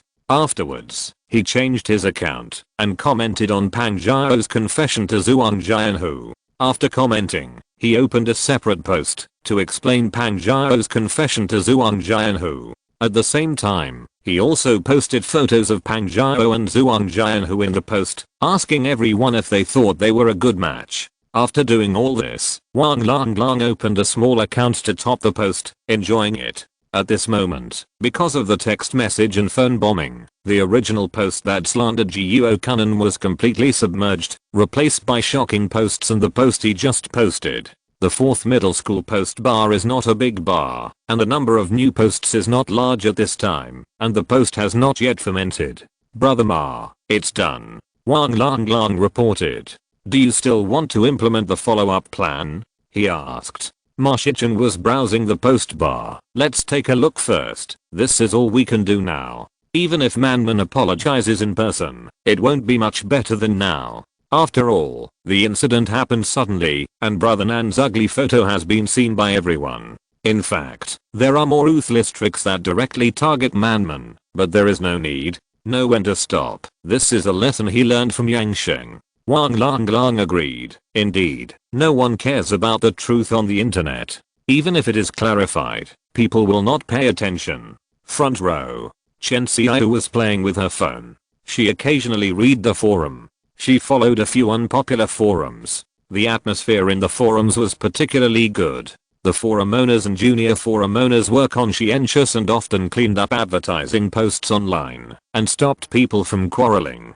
It was not like the 4th middle school forum. Last time, Chen Xiao was chased and scolded because she said something wrong. She called her sister and the two accounts scolded the person together, but they didn't scold him. She and her sister were almost crying. Fortunately, she met a few brothers in the forums she usually visited and invited them to help, so that the 4th middle school student was suppressed. However, the consequence of this incident was that Chen Xiao no longer spoke in the 4th middle school forum. She only read and never expressed her opinions. After all, the 4th middle school forum talked about school matters, so there would always be some useful information. For example, before school started, she asked someone about the 4th middle school girls' dormitory. There was a senior sister who took photos of her and shared her experience with her. After school started, the senior invited her out for a delicious meal. When she opened the forum, the first thing she saw was shocked. Chen Xiao instinctively clicked in. It was actually talking about Jiang Ning from their class. She didn't expect to meet her classmate. She exited and saw 2 more posts with the same title. Although she was deceived just now, she couldn't help but click in. It was about Jiang Ning again. Chen Xiao, what the hell? She refreshed it and saw a post about the handsome boys in number 4 middle school. Chen Xiao was simple-minded and loved to read this kind of post. She browsed through the post from beginning to end. At this time, the number of replies was not many, and there were very few pictures. The most handsome ones were still Zhuang Jianhu and Huang Zhongfei. She clicked to save the post and planned to read it later. When she thought of handsomeness, Chen Xiao subconsciously turned sideways and looked at Jiang Ning behind her. Chapter 219. Questioning. Jiang Ning asked Zhu Yuantang, "Why don't you eat the cake?" What surprised him was that he gave Zhu Yuantang a piece of cake in the first class, and that piece of cake actually survived the whole class in her hand. It was really rare. Why not eat it? Zhu Yuantang would definitely not admit that she drank too much milk tea and couldn't eat the small cake. In that case, wouldn't it be embarrassing for her who is omnipotent? The thought of being laughed at by Jiang Ning was too embarrassing, and she was determined not to expose it. The side she showed to Jiang Ning was always extremely powerful. Zhu Yuantang used her wisdom, thought a little, and came up with an excuse. "What do you know? I'm casting a spell on the small cake." "Oh, I don't believe it," Jiang Ning questioned. "Forget it, let me show you. This cake is too disobedient, it won't let me eat it." Zhu Yuantang showed that the cake had just reached her mouth and was about to be eaten. As soon as she moved her hand, the cake immediately ran away, and she couldn't eat it at all. "Do you understand? It will run away by itself, so you must cast a spell to prevent it from running away. Only people like me who master magic can eat the cake." She made up a story. Jiang Ning was amused. "What kind of magic did you cast? Pegasus meteor hammer?" Zhu Yuantang spoke nonsense. Jiang Ning had nothing to do, so he continued to talk to her. "Oh, then what? How are you going to subdue it?" Zhu Yuantang clenched his fist and vowed, "One hammer will knock the small cake unconscious and leave it with no way to escape." "Then when will you finish casting the spell?" Jiang Ning asked. Well, Zhu Yuantang estimated the time to eat the small cake and said, "I will definitely finish casting the spell before the end of the evening self-study." Jiang Ning shook his head and sighed. "Too slow. Your magic power is too shallow. TSK, are you better than me?" Zhu Yuantang was unhappy. She imagined something out of thin air, and Jiang Ning could not defeat her in her fantasy world. "Give me the cake and I will teach you," Jiang Ning hinted. Zhu Yuantang obediently gave him the cake. Jiang Ning took the cake, flicked his finger, and the wrapping paper fell off. He brought the cake to his mouth and ate it in 2 bites. Zhu Yuantang was stunned when she saw this cruel scene. "Ah." She grinned, revealing a painful and sad smile. The cake that she had treasured for a whole class was eaten by Jiang Ning. Chen Xiao was speechless and choked. She came to her senses and said to Bei Yuxia, "Do you think they are sometimes stupid?" She poked her finger back, indicating the 2 people at the back table. Bei Yuxia picked up the pen and said, "Life is already so difficult. Some things should not be exposed." Zhenglu concentrated on doing the test paper. The last night of self-study was long. She finished a whole physics test paper and checked it carefully twice. She had a good talent for painting, but she was not good at science questions. She could only rely on a lot of practice to understand the question types and get high scores. When she chatted with her mother before, her mother said that if science is too tiring, she should switch to liberal arts in the future. In comparison, Zhenglu's liberal arts grades are slightly better. Zhenglu decided to study science so that after the division of science and liberal arts in the 2nd year of high school, she can still be in the same class with Jiang Ning and sit behind him. Thinking of this, Zhenglu didn't feel tired. She checked the test paper, marked the suspected mistakes, and decided to ask Jiang Ning. It's too late tonight, school is almost over, and she will ask tomorrow. She folded the test paper and put it in the middle of the notebook. The notebook is blue. She bought several and gave 2 to Jiang Ning. The bell rang. Zhenglu said goodbye to Jiang Ning. She came to the corridor and saw an ambulance parked on the main road of the campus with blue lights flashing. The students coming out of the classroom also noticed it. A student from the next class, class 9, shouted, "Is the ambulance coming to our school?" Someone said, "That's the teaching building for the 2nd year of high school. Do you think something big has happened? Is it possible that we will have a holiday tomorrow?" Some students speculated. No matter what happened, we'll know if we go and have a look. At the end of the school day, the students left the teaching building one after another. Jiang Ning was still standing in front of the balcony in the corridor, waiting for her good sister to go back together. Soon, a girl came down the stairs. The girl was pretty and a little taller than Jiang Ning, about 1.66 meters. Although she was taller, her figure was far inferior to Jiang Ning's and was normal for a first-year high school girl. The girl was holding a red plastic bag in her hand. "Little Lulu, here I come." The girl and Jiang Ning had a good relationship and came closer to her. Jiang Ning didn't avoid her. She said, "King Tang, we agreed to go to my house tonight." King Tang is Jiang Ning's best friend. Jiang Ning met her in the first grade of junior high school. From the moment they met, the two of them quickly became good friends. It has been more than 3 years now, and their relationship is very deep. "I'll sleep at your house." King Tang agreed. King Tang's home is in a rural suburb of Yuzhou City, much farther from the school than Jiang Ning's home. She usually rents a house here when she goes to school.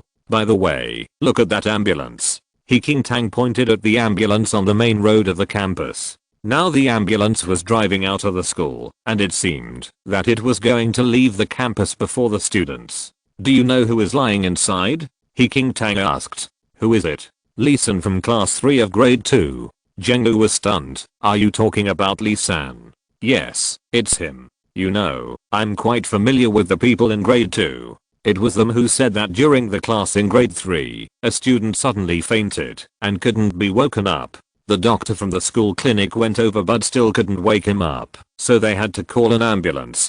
King Tang told her. "Lulu, you are so lucky. I originally wanted to find someone from grade 2 to warn Lee San, but now he is in the hospital." King Tang is Jiang Ning's best sister. When she heard about being pestered by Lee San, she was very angry and planned to vent her anger on her good sister, but this happened. Now Lee San went directly to the hospital, and everyone is happy. For such a person, even if he died, King Tang would not have a trace of sympathy. Lee San. Jiang Ning was puzzled. What a coincidence. How could it be such a coincidence? She still remembered that before the evening self-study began, Jiang Ning told her that the matter had been resolved, and she felt it was too fast at the time. Jiang Ning obviously didn't show up. Who knew that after the evening self-study ended, Lee San got into the ambulance? Was it really a coincidence? Jiang Ning couldn't help but be suspicious. Immediately, she skipped all of this. Even if Jiang Ning did something wrong, Jiang Ning would definitely support him, no matter what he did. Besides, he was venting his anger for himself. "King Tang, let's go home. My mother's car will be at the school gate soon," she said. "Yeah, my parents came to the city to buy fertilizer today and brought me some things. I'll give it to my aunt." King Tang held the red plastic bag in her hand. "There are dried lentils and pickled salted duck eggs in it. Last time I saw your family buy salted duck eggs. Look, my family pickled a lot, so I packed them for you. This salted duck egg is greasy inside." King Tang smiled. Perhaps for two high school girls, talking about this topic seems a bit rustic. After all, the popular topics in school nowadays are always about academic performance, campus gossip, dressing up, or dreams. But she was talking about salted duck eggs. How rustic. King Tang didn't think it was rustic, and Jiang Ning was also very happy. "My parents like to eat this the most. As long as they are happy." She pulled Jiang Ning. "Let's go quickly, don't let auntie wait for too long." The two girls walked towards the school gate. King Tang looked at the sisters around her and was in a good mood. The luckiest thing for her in these years was to meet Jiang Ning. Not only Jiang Ning is good, but her family is also very good. King Tang's family conditions are very poor. She has an older sister and a younger brother. She used to be inferior, quiet, and had no friends. Jiang Ning was her first friend in junior high school and the reason for her personality change. I remember that summer vacation in the second year of junior high school, she came to the city to play with Jiang Ning. Jiang Ning said she wanted to buy clothes, and then Jiang Ning's mother went to the mall with them and bought 2 skirts. After returning home, when trying on the clothes, Jiang Ning said that one of the skirts was a little long, and since it couldn't be returned, she was given a makeshift one. King Tang got a skirt without knowing why, and took it home. It was also the only skirt King Tang had that year. Now 2 years have passed, and the original skirt has become much smaller, and He King Tang has kept it well. Later, there were similar things. Zhenglu gave her the shoes, because her shoes were too big. She only knew that Zhenglu's family gave her clothes in this way, to take care of her feelings. He King Tang couldn't repay Zhenglu's family now, but what she could do, was to protect Zhenglu from being hurt, including in love. At night, the night breeze on the river dam was cool. Zhu Yuantang asked Jiang Ning to stop the car, and when the car stopped, she jumped out of the back seat, and landed on the asphalt road. She took small steps, and walked in front of Jiang Ning. Jiang Ning pushed the mountain bike, and followed into steps, parallel to her. Zhu Yuantang hummed a song, and looked at the cold moon in the sky. She noticed that Jiang Ning followed her and was disgusted, so she quickened her pace, and prepared to shake him off. Jiang Ning caught up with her again. Zhu Yuantang didn't believe it, and stepped forward with all her strength, but Jiang Ning still slowly surpassed her. She was helpless. Jiang Ning, do you know you are wrong? In the middle of the night, Zhu Yuantang started the process of questioning. I'm not wrong. Jiang Ning said. Okay, if you don't admit your mistake, then you walk home with me. She planned to force Jiang Ning in this way. The little cake she had been looking forward to for so long was eaten by Jiang Ning in front of her in 2 bites. Zhu Yuantang couldn't stand it. He didn't take her seriously. It was simply a provocation in front of her, a crime in front of her. Doesn't she, Zhu Yuantang, have any face? This is unbearable. Jiang Ning's wings are hard. Zhu Yuantang was angry. Are you really going to walk home? Jiang Ning asked her. To torture you. This little thing is nothing. Zhu Yuantang was blowing in the night wind, but she didn't feel cold at all. But you forgot one thing. Jiang Ning reminded her. What is it? Jiang Ning said calmly, I can ride a bike. He sat on the seat, stepped on the pedals, held the handlebars, and prepared to ride home alone. Chapter 220 Jiang Ning, can you see it? Jiang Ning tapped the asphalt road with his toes, got on his mountain bike, and looked like he was going home alone. Before leaving, he deliberately looked down at Zhu Yuantang. Zhu Yuantang stood in the night wind, and she was very panicked. She looked around, and the moonlight, that she had originally thought was hazy now seemed gloomy. She suddenly realized that this was a wilderness. The cool night wind blew across her neck, and Zhu Yuantang felt a chill. I won't be left here, will I? She suddenly had this thought. When she thought of the scene of her being alone, she felt so terrible. She wanted to shout to Jiang Ning, don't go. But that wouldn't work, because she was very cool. She was so cool that she would never give in to the big devil Jiang Ning. She was proud and noble. Zhu Yuantang, don't bow your head, the crown will fall off. In a hurry, she suddenly came up with an idea. So in this cold night, her clear voice rang out, it's too cold. As a strong person, I will definitely not feel cold. I understand that you are very cold and want to go home quickly, but I will not compromise on your eating my cake. However, I, Zhu Yuantang, am not an unreasonable person. Let's play a game to settle the grudge. What do you think? The slight chill made Zhu Yuantang hug her arms to her chest. She raised her head and looked at Jiang Ning. Her eyes were high and her expression seemed to be merciful. Jiang Ning looked at her and pretended. What game? Zhu Yuantang reached into her pocket and grabbed some candy. Guess how many candies I have in my hand. If you guess right, I won't bother with you about the small cake. If you guess wrong, you have to compensate me with 2 cakes. Zhu Yuantang finished explaining the rules of the game and asked him, do you understand? Jiang Ning said, I agree, but I have a suggestion. If I guess right, you give me half of the candies in your hand. This condition is not excessive. Zhu Yuantang thinks it is very good, compared with 2 cakes. Candies are nothing. She came up with a plan and deliberately said, if you can guess right, don't say half, I will give you all 3 candies in my hand. After saying that, Zhu Yuantang quickly covered her mouth, showing an extremely regretful expression. Jiang Ning said, you are exposed. Yes, I'm exposed. Ah. Zhu Yuantang was very upset. She looked at Jiang Ning quietly, thinking, guess quickly, guess quickly. Jiang Ning looked at her, I already know the answer. Zhu Yuantang said stubbornly, what if I'm wrong? She tried to make her acting real in this way. Jiang Ning said, it is indeed wrong. He scanned with his spiritual sense and said, "You have 2 candies in your hand. Zhu Yuantong," she thought to herself. Ah. Jiang Ning didn't fall for the trap she had carefully woven. "Open your hands." Jiang Ning looked at her with a smile. Zhu Yuantong reluctantly opened his palms, and sure enough, there were 2 candies lying there. Jiang Ning picked one, which was blueberry flavored, and the candy was still warm. He tore open the wrapping paper and put it in his mouth. Zhu Yuantong, who was standing aside, had been dejected since she lost.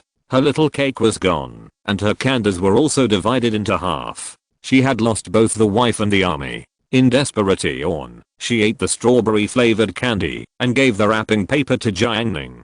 Zhu Yuantong never littered in any environment. This was what her mother had told her since she was a child, and she kept it in mind. In the past, when she ate snacks outside, she would always fold the packaging and put it away and then throw it into the trash can. Facing Jiang Ning, Zhu Yuantong handed over the candy wrapper. Jiang Ning put it away, folded the 2 candy wrappers together, and stuffed them into his pocket. Zhu Yuantong bit the hard candy lightly, her tongue jumping with joy. The candy was very sweet, which diluted the frustration just now. "Let's go home." The mountain bike started, and Zhu Yuantong jumped on from the back, and she still sat sideways. The night wind was a little stronger, passing by Jiang Ning's side, blowing a few strands of Zhu Yuantong's hair. She patted Jiang Ning's back twice, and complained in a low voice, "Bad guy."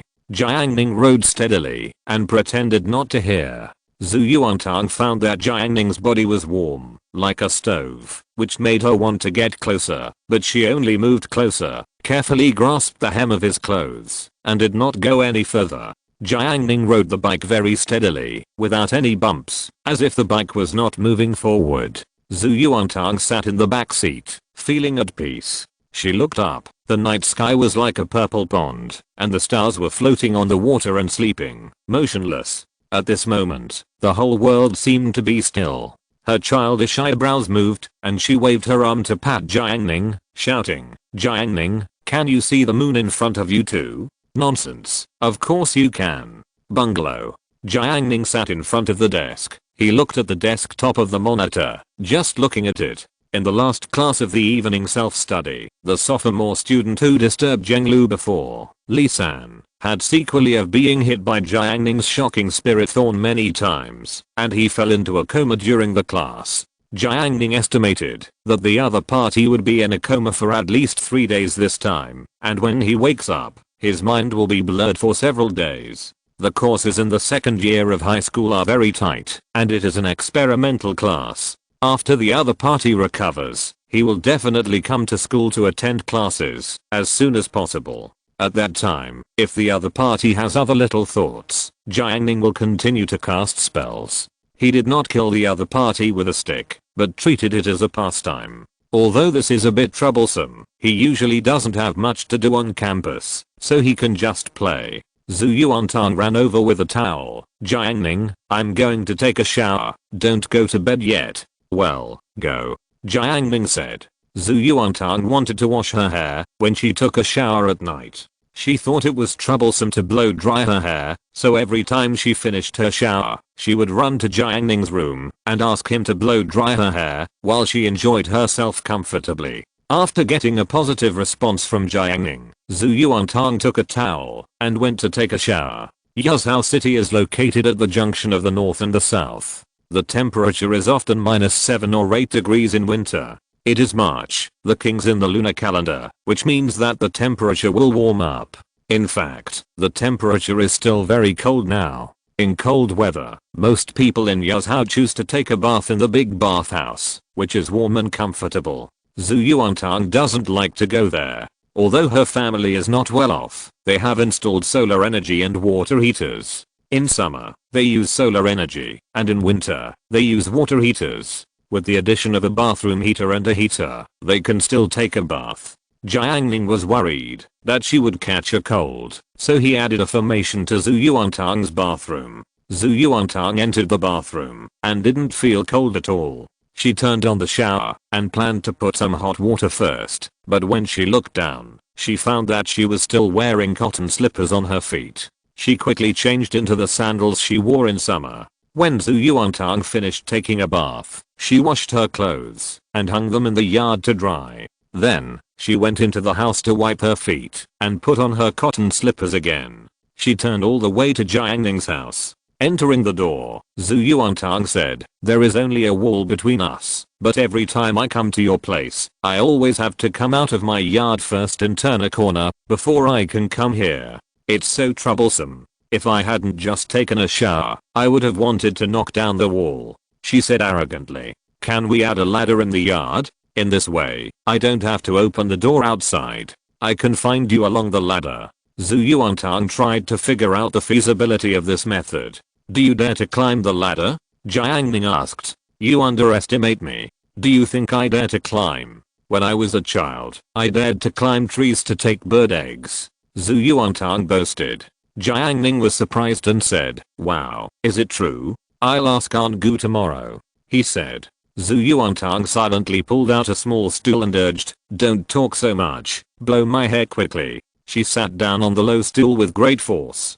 Jiang Ning connected the hairdryer to the power supply. He didn't stand to blow. Zhu Yuantang sat too low. If he stood up, he couldn't reach her. He turned the chair, leaned on it, took the hairdryer, held up Zhu Yuantang's hair, and blew it clean for her carefully. While blowing her hair, Zhu Yuantang squinted her eyes and enjoyed the warm air from the hairdryer. It was so comfortable. Soon, her hair was dried, but Zhu Yuantang still felt unsatisfied. She stayed on the bench and refused to move, wanting Jiang Ning to blow it again. Jiang Ning didn't blow her hair.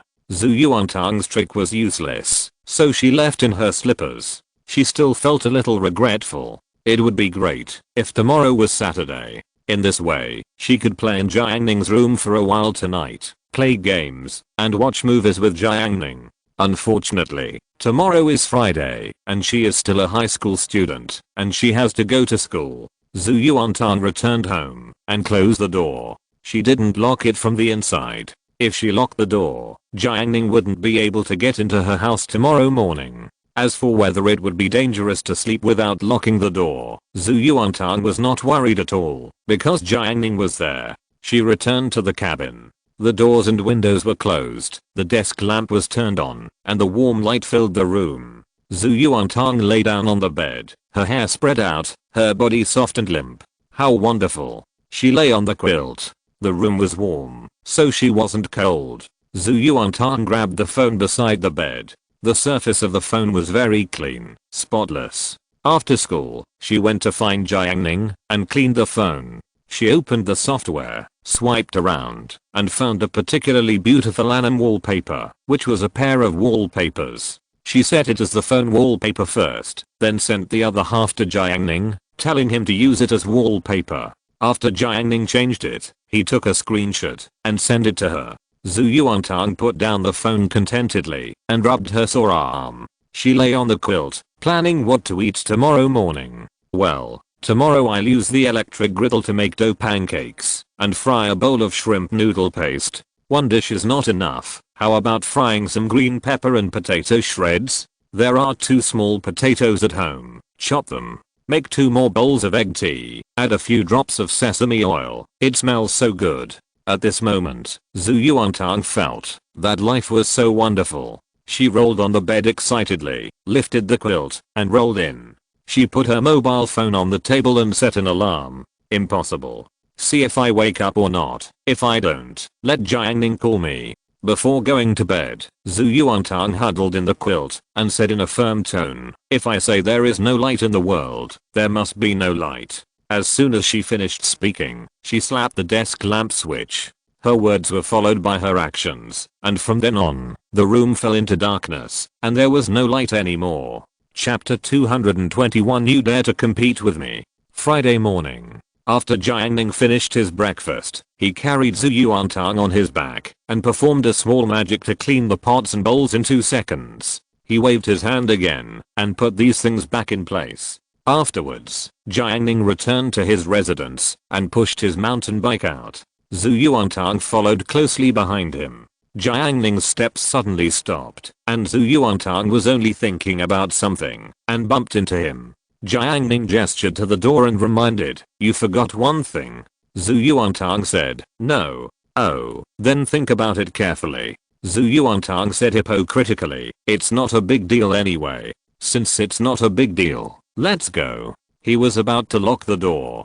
Zhu Yuantang was so angry that she had to say, I remembered that you didn't take your snacks. Oh, 2 days ago, Jiang Ning agreed to help teacher Jiuo Ran and got a big bag of snacks. Although Zhu Yuantang's fighting power was amazing, because these snacks were placed at Jiang Ning's house, he only took a part to the classroom each time, so these snacks, now there is still a small half left. Zhu Yuantang knew that he had snacks, but the snacks belonged to Jiang Ning, not hers, and she was shy. Only if Jiang Ning asked her to, would she go to get them. Please get it for me, Jiang Ning said. Zhu Yuantang then said, then I'll run a few steps to help you. She said this, but her actions were not slow at all. She went into the house to choose 2 bags and put them in her handbag. As soon as she arrived in the class, the atmosphere was different again. It seemed a little more impetuous than usual, and there was happiness in the air. Today is Friday, and classes only last until the end of the second class in the afternoon.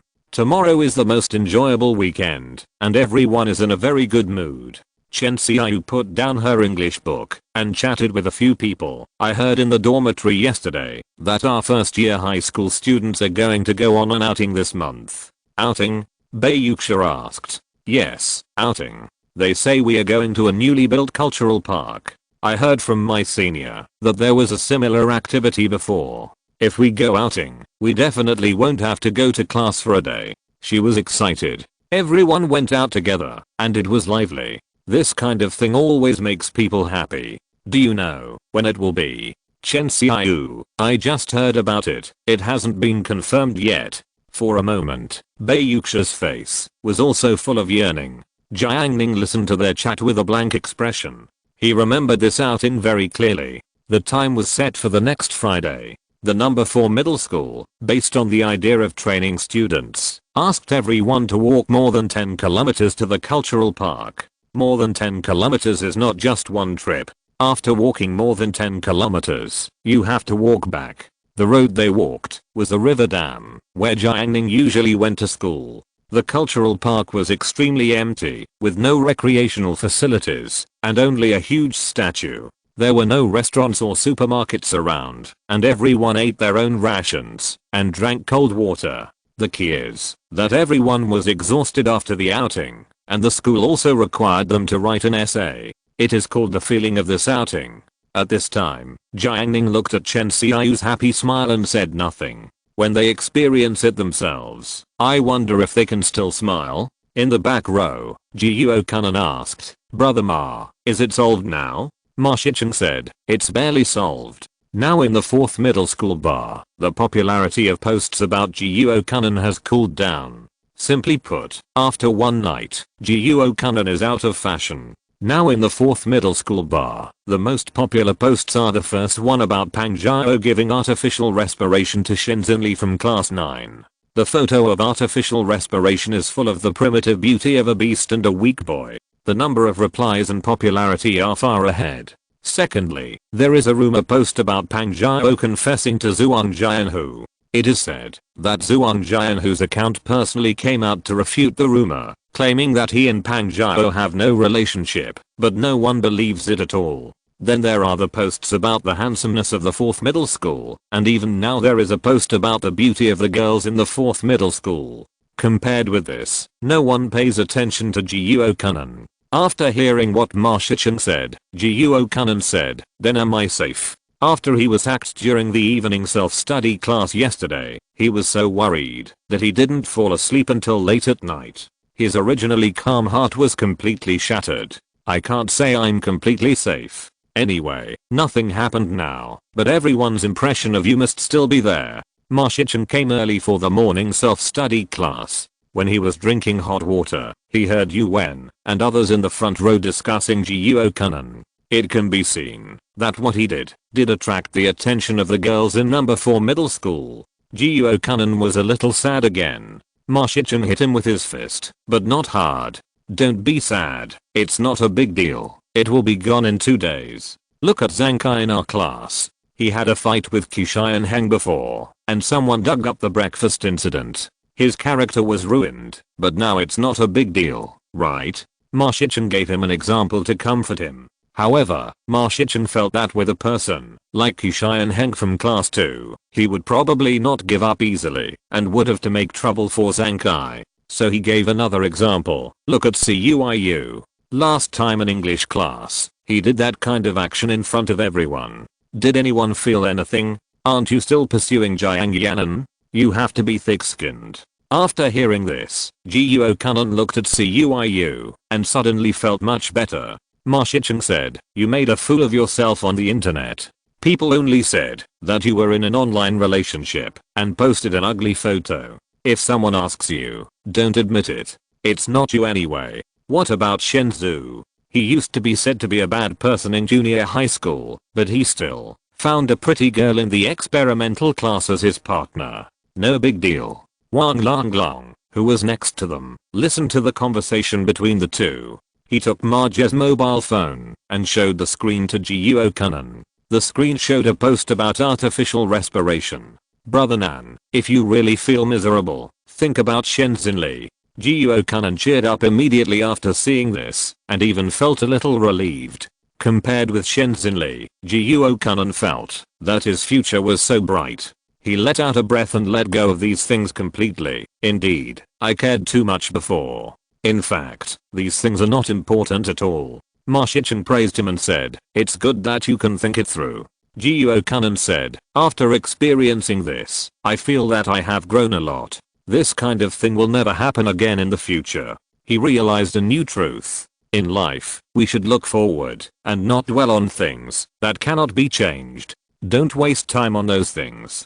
Jiuo Kanan really thought that the world is vast with a thought and everything is light with a calm mind. He vaguely felt that his indestructible Tao heart began to recover. This time, he will usher in nirvana. During the big break, Shan Kaikun looked across the river towards Bayuxia. Bayuxia's profile is very beautiful, with fair skin and eyes focused on reading.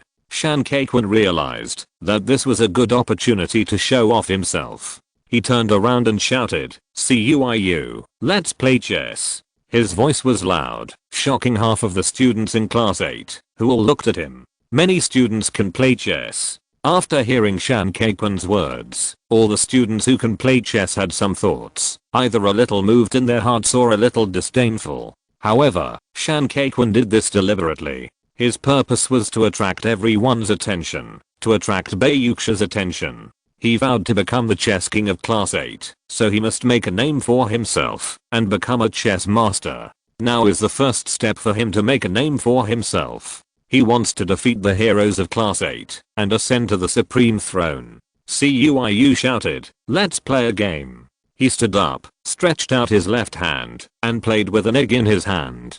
This was the boiled egg he bought in the morning, but he forgot to eat it, and it was now cold. He was going to play with it for a while, to get it warm, and then eat it. Cuiu came over like this, playing with the egg, like an old man playing with walnuts in front of a chess stall, with a master's demeanor. However, Cuiu's chess skills can only be considered average. In the first game, less than 3 minutes later, he was checkmated by Shan Kaikun. Cuiu struggled and said, let's play again. The two played chess, surrounded by spectators. Shan Zhao, Dong Qingfeng, Huang Yazhu, and even Yu Wen, one of the girls, looked over here. Shan Kaikun smiled with high spirits. Isn't this exactly what he wanted? In the second game, Cuiu found an opportunity and took the lead in checkmating. It seemed that the situation was in his hands. Shan Kaikun easily resolved it, slapped the chess piece, and checkmated him with a backhand.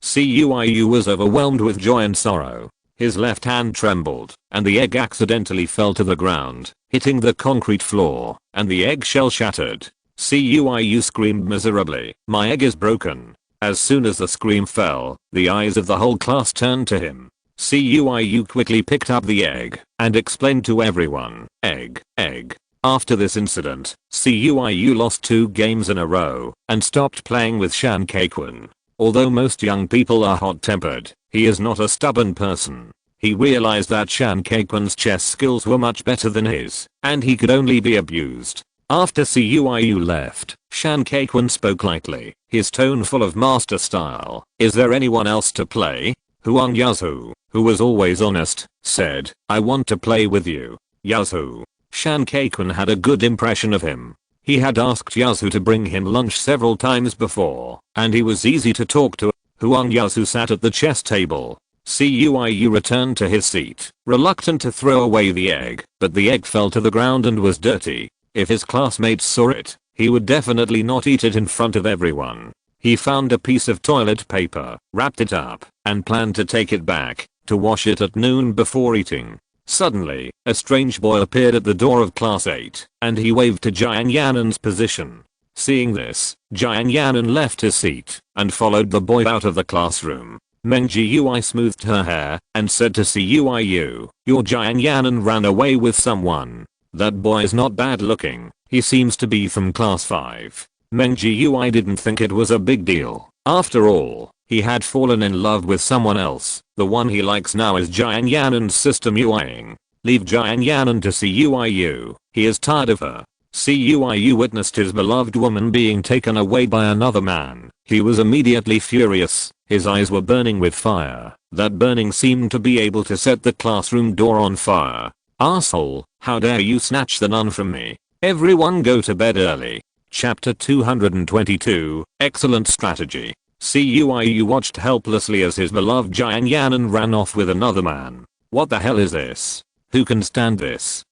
Boys in high school are always like this. Many boys like girls, even if they are just secretly in love with them, and dare not let the other party find out. However, in their hearts, they have already regarded the other party as a forbidden delicacy. Once the girl they have a crush on comes into contact with other boys, the emotions in the crush's heart will be like a mountain overturning sea. Sadness, bitterness, anger, and wishing that the other party would break his legs on the spot. Cuyu likes Jiang Ning, but he likes her half hiddenly. He likes Jiang Ning, and Jiang Ning also knows that he likes her. But Jiang Ning doesn't like Cuyu. Cuyu doesn't know whether Jiang Ning likes him or not. Since the competitor Meng Jiui withdrew, Cuyu is the only one who pursues Jiang Ning. He is the only one who likes Jiang Ning. Somehow, Cuyu feels lonely, but at the same time, he can't help but feel a sense of unwarranted greatness. He always feels that he is carrying something on his shoulders. Meng Jiui, I will explore the road you failed to complete. I will carry your dream and chase Jiang Ning. I will replace you. Cuyu carries a sacred responsibility in his heart. His love for Jiang Ning is not just his own business, it is the honor and dignity of two men that he carries. But now, Jiang Ning has been taken away. How can he not feel pain? What to do? When in doubt, find Brother Ma. Cuyu ran to the back row for help. Brother Ma, help me. Wang Lang took out 2 pieces of paper and said obligingly, use them. Wang Lang is usually very generous. It's just a few pieces of paper. He doesn't care. He likes to use small favors to win people's hearts. The accumulated favors will be used one day. Cuyu pushed with his hand. It's not a matter of paper or not. He lowered his voice. Brother Ma, Jiang Ning just ran away with another man. Ma Shichen heard it. Lang, before school is over at noon, I want all the information about that boy. He handed the phone to Wang Lang. No problem, Brother Ma. Wang Lang immediately started to work. Cuyu was quite satisfied. Thank you, I'll wait for your news, and I'll treat you to Coke later. In fact, this matter is not difficult. If Cuyu thinks of a way, as long as he dares to ask, he will definitely get the news of the boy. But relatively speaking, the information is definitely not as detailed as that obtained by Brother Long. Cuyu left the back row, and after he returned to his seat, he swiped the lock screen of his phone, and planned to think of a way. He boasted that he was unparalleled in intelligence, and used the simplest and most convenient way to defeat the enemy. He was thinking about how to defeat Wang Lang after he got the news of the boy, so that he would be the only one who liked Jiang Ning. He could get Jiang Ning slowly, and fulfill his dream with the former Meng Jiui. Thinking of this, Cuiu tilted his head to look at the burly Pang Jiao. His eyes suddenly moved, and he couldn't help but think, how good would it be if Pang Jiao could play?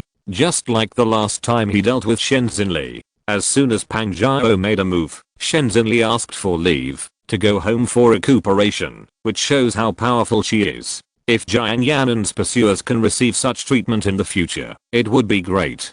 Unfortunately, Cuiu couldn't use Pang Jiao, and he felt that Pang Jiao was a meteor hammer. If she was not used properly, it would be easy to hurt her side by mistake. He didn't want to suffer. Cuiu was daydreaming here, but his eyes were always on Pang Jiao.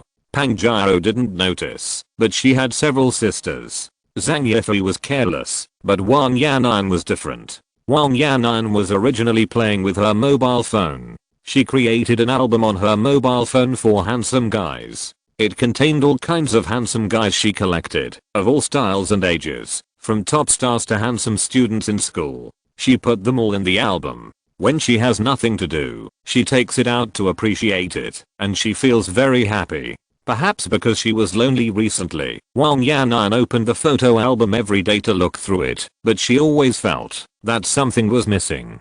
Until just now, she finally knew what was missing. She moved her selfie to the album, and finally it looked good.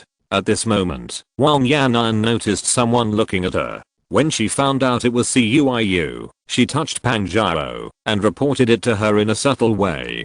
Pang Jiao and Wang Yan'an had been communicating for a long time and had a tacit understanding. She painted the last part of her thick lips with bright red lipstick. Then she put the lipstick away. This was the last math class. Gao Hishui threw chalk at Wu Zhaoqi, and the chalk accidentally hit her mouth. Gao Hishui compensated her with a lipstick. Although Gao Hishui was ugly, Pang Jiao felt that Gao Hishui was very manly because he generously compensated her with lipstick. If Gao Hishui was not a teacher, Pang Jiao would be very happy to make friends with such a man. In comparison, the wretched boy Cuiu who was staring at her in a daze was simply garbage. Pang Jiao's eyes were huge, like cow's eyes, staring at Cuiu fiercely, which would scare a child to tears. Cuiu retracted his thoughts and came to his senses, only to suddenly find that Pang Jiao's big face was staring at him. Ghost. Cuiu was so scared that the stool shook. After saying this, Pang Jiao shouted angrily, "Who are you calling a ghost?" Her huge figure half stood up, shaking the surrounding desks. The mountain of books piled on the table actually slid to the ground because of the trembling. It was really earth-shaking. Pang Jiao's voice was so loud that the classmates in the class heard it. Deng Qingfeng, Yuan and others looked over here. When Cuiu saw Pang Jiao was so scary, he immediately said, "I didn't say anything about you." Pang Jiao stabbed Cuiu with her eyes viciously before she sat down again. Yuan and the others looked away with regret. Cuiu cursed in his heart. What bad luck. How could he not be angry? Cuiu was a lawless person. He dared to tease my Ozhe from class 8, so he naturally had no reason to be afraid of Pang Jiao. The only person in class 8 that made him feel terrified was Jiang Ning. After all, he had seen Jiang Ning beat up others with his own eyes. How to deal with Pang Jiao? He remembered that Wu Zhaoqi and Pang Jiao had a conflict last time and almost fought. As a result, they were suppressed by Pang Jiao and Zhang Yifei. Cuiu felt funny. What a bullshit Wu Zhaoqi. When he first transferred to the class, he thought Wu Zhaoqi was so powerful. Just because his classmates said a few bad things about him, he dared to move the steel bars. At that time, Cuiu thought Wu Zhaoqi was a real ruthless person who should not be provoked. Now, after coming to class 8, Wu Zhaoqi is a joke. He is just a coward with a false reputation. Cuiu is a man who is good at thinking. He will not stick to violent means. He likes to attack people's hearts. For example, Myo Zhe likes to play with his mobile phone, so he often hides Myo Zhe's mobile phone and makes him run around. But he definitely can't use this trick to deal with Pang Jiao. Myo Zhe is alone in class 8, but Pang Jiao has several sisters and spies all over the class. If he hides Pang Jiao's mobile phone, it will be too difficult. If Pang Jiao finds out, the consequences will be absolutely disastrous. CUIU was thinking about the method and playing with his mobile phone subconsciously. He looked down and saw that it was a post about Pang Jiao and Zhuang Jianhu in the 4th middle school bar. He turned his mind and suddenly thought of a good method. And this method is definitely killing 2 birds with 1 stone. It can not only solve Pang Jiao, but also defeat Jiang Yanan's pursuers. Aren't you Pang Jiao awesome? I'll let you know what the world is like. CUIU laughed wildly in his heart. Before the break was over, he ran to the back row again. Brother Ma, I heard you say last time that, as long as we use our mobile phones to surf the internet, we will leave traces on the internet. People who know the business can find it by following the IP address. Later you said that, if you use a VPN software, the IP address cannot be tracked. Is it true? He asked. When doing something bad, you must pay attention to safety. This is his way to protect himself. Ma Shichen replied, I can only say that there is a high probability that you can avoid it, but I can't guarantee that you can avoid it completely. He looked at CUIU and reminded him, do something serious. CUIU was startled and said quickly, I'm a serious person and only do serious things. On the surface, CUIU thought he could give it a try, and he might not be traced. Hu Jun said, you went to Meng Jiui's house to watch a movie at night before. Is that serious? You don't know how serious I am. I found a few wonderful movies from the network just recently. There are newcomers who have just debuted, and teachers who are very popular. CUIU boasted. After hearing this, Hu Jun suddenly asked, are there any middle-aged women? He was looking forward to the answer. CUIU was stunned, and first looked at Hu Jun carefully. He thought about it carefully and said, yes. When Hu Jun heard this, he couldn't help it. Brother CUI, when you take Brother Nan to Meng Jiui's house in the future, can you take me with you? I don't mean anything else. I just want to learn and broaden my horizons. Chapter 223 Promise him. Shan Kaiquan is a master of chess and easily defeated Huang Yasu. After Huang Yasu lost a game, although he wanted to play another game, he was an honest boy and did not occupy the chessboard, but immediately gave it to others. Deng Qingfeng, who was watching the game nearby, could not help himself after seeing Shan Kaiquan's arrogant attitude. He and Shan Kaiquan did not get along and could not play together. The two of them did not get along, and they thought each other was a fool. He had long wanted to teach Shan Kaiquan a lesson, but he could not find an opportunity. At this time, facing such a good opportunity to play chess, he could decide the outcome and prove who was stronger. Deng Qingfeng waited for a long time, but he did not take the initiative to attack, because he had a bigger plan. Shan Kaiquan seemed to be in great glory, but in fact he was in danger. The more classmates Shan Kaiquan won, the stronger and more difficult the enemies he met later would be.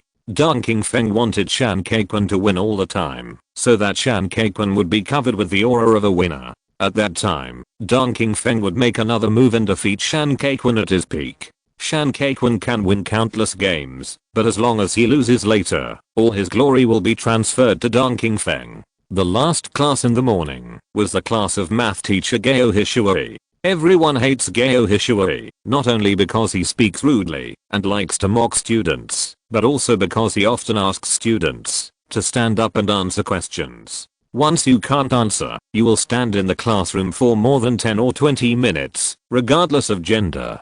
Last time, Shen Qing's desk Matthew went stood for a whole class. No one likes to stand up to listen to the class when they can sit well. However, Gao Hishui will never care about everyone's wishes and still go his own way to find classmates to answer questions. He began to ask questions. The classmates in the class were very nervous. Some avoided Gao Hishui's eyes and lowered their heads to read books. Some stared at the blackboard blankly, and some frowned, as if thinking about the century-old problem. Without exception, everyone didn't want Gao Hishui to notice. Jiang Ning behaved very calmly, and his expression still did not fluctuate. For him, it was no different from usual. Anyway, as long as the content is in line with the current learning progress, he will know it all. Zhu Yuantong, who was next to him, was the same, sitting upright with her mouth closed. In fact, she had just secretly eaten a candy. Gao Hishui called out, Wang Longlong, you answer.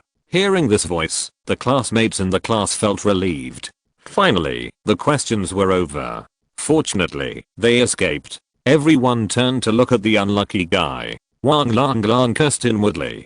Damn, why is he so unlucky? There are more than 50 students in the class, but he was chosen. Wang Lang Lang looked at the blackboard and reviewed the questions again. His Chinese grades are good, one of the best in the class, but he is really not good at math. In Gao Hishuo's math class, Ma Shichen was not allowed to play with his mobile phone, so Wang Lang Lang had to listen carefully. As a result, he couldn't understand this question. Wang Lang Lang didn't say whether he knew it or not, and just stood there. After standing for nearly 20 seconds, Gao Hishuo's face fell. He was about to say, "Don't answer, just stand there." Wang Lang Lang happened to catch the inspiration to solve the problem, and he spoke, "I think this question." When Gao Hishuo heard him start talking, he didn't say the words to discourage him. His face became normal, and he signaled Wang Lang Lang to continue. As a result, Wang Lang Lang's inspiration for solving the problem just now suddenly dissipated, and he was stuck again, not knowing what to say. So this stagnant atmosphere lasted for half a minute, and Gao Hishuo's face fell again, intending to ask him not to answer. As a result, Wang Lang Lang caught the inspiration again, and he said before the teacher spoke, "I know." Gao Hishuo shut up.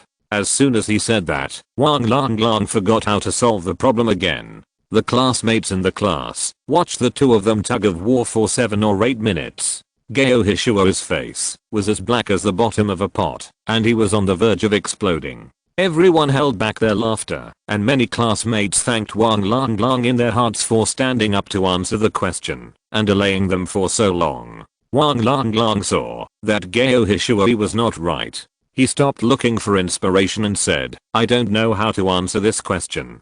Gao Hishuo almost jumped up and shouted in his heart, "If you don't know how to answer, then you don't know how to answer. Ah, why do you always pretend so well? I almost thought you knew how to answer it." He didn't shout it out in class after all, but directly called other students. "Chen Qian, you answer it." When Chen Qian was called, he didn't have the grey look on other students' faces. He was full of confidence, as if he was invited, calm and natural. It was because he was born to be a top-grade jade material for learning. Facing Gao Hishuo's questions, Chen Qian was not nervous at all. His words were fluent, and he answered them easily. It formed a sharp contrast with Wang Lang Lang standing behind him. "Very good."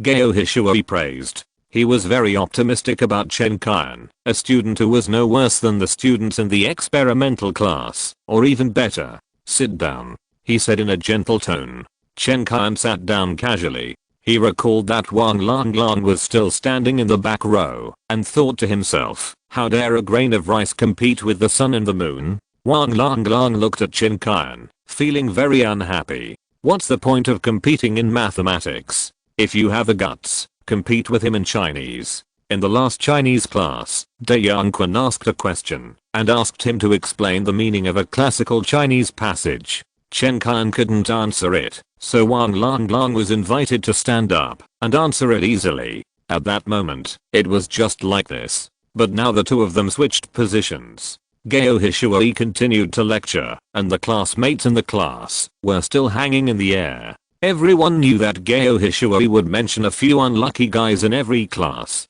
Now there was only Wang Lang Lang standing in the class, which was unreasonable. Sure enough, not long after, Gao Hishuo started to ask people to answer questions again. He looked in Chen Xiao's direction, and Chen Xiao was terrified.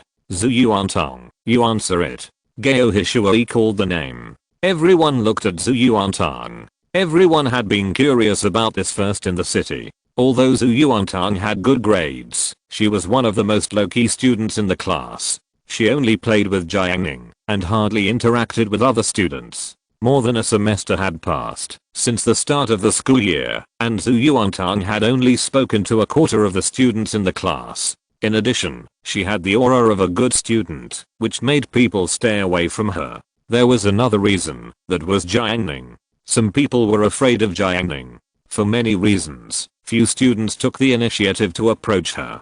Zhu Yuantong stood up and said, "Teacher, I don't know." Gao Hishuo was puzzled. "Every time I asked a question, you said you didn't know.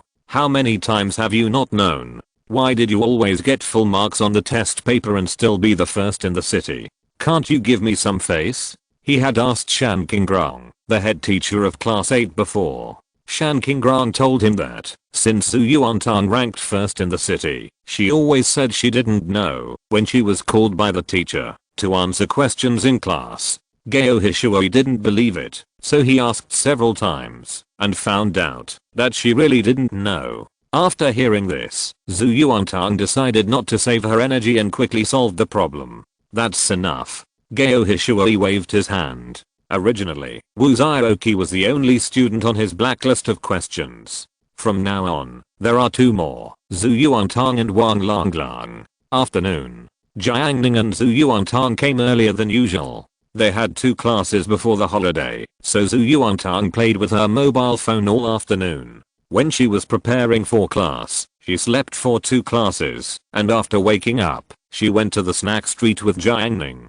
Today she decided to go to a new snack street. A few days ago, she vowed that she must try all the delicacies in the major snack streets in Yuzhou. Anyway, Jiang Ning's mountain bike is very fast and does not waste time. Shan Kaikun, across the river, has set up a chessboard again. There are many onlookers, pointing and talking, and it is quite lively. Twin sister Chen Xiqing glanced at the battle over there, and she talked to Jiang Ning. Can you play chess? A little bit. Jiang Ning said. Zhu Yuantang rested his head on his arm and said leisurely, he is far worse than me. Chen Xiqing said, I can do it a little bit. We can play chess together. Wait for a chance. Jiang Ning was thinking about something. Yesterday, Xiao Shuangshang sent him an email saying that Huqi Mountain was confirmed to be contracted by Changqingai Company and was being opened at the fastest process. At the same time, Xiao Shuangshang planned to hold a recruitment meeting, and it was expected to recruit security guards in Yuzhou.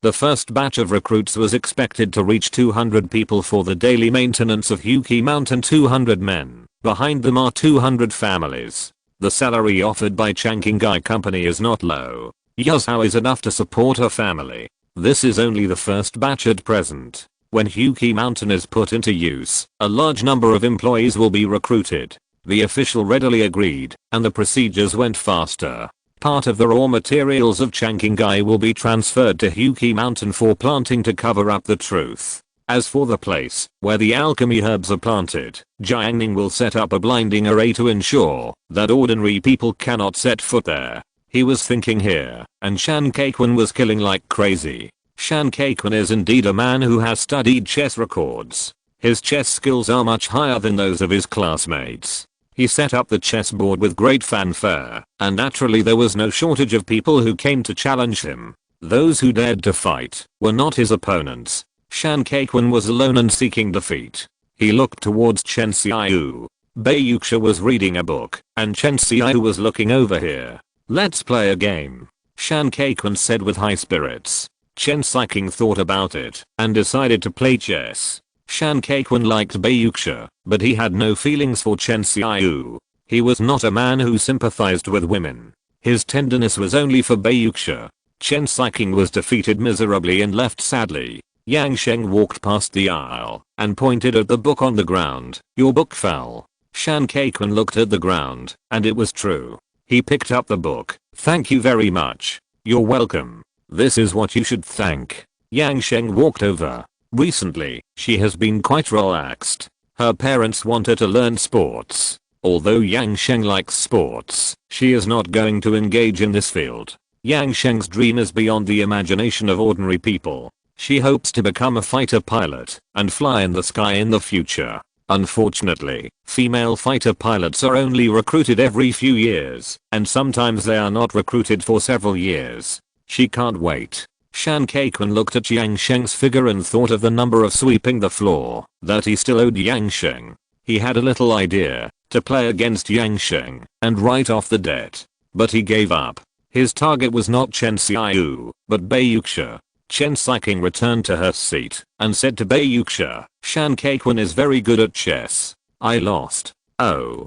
Bei Yuxia responded and looked towards the chessboard. Shan Kaikun suddenly became excited. His chess skills were so outstanding, but Bei Yuxia was indifferent. He thought he was going to fail. Now Bayuksha finally noticed him. His efforts were not in vain. Shan Kei-kun looked at her affectionately, as if she was the most expensive gem in the world. He just stood there. At this moment, Shan Kei-kun was actually a little nervous, just like the wedding scene in a TV series. He said, "Shall we play the next round?" After saying this, Shan Kei-kun seemed to have used up all his strength and felt relieved. Next, it was time to wait for the answer. The male and female classmates around him crowded around him, and there were noisy sounds around his ears, as if someone was cheering, as if someone was shouting, "Marry him! Marry him!" Shan Kei-kun was very excited, waiting for Bayuksha to say the 3 Chinese characters that symbolize a lifetime.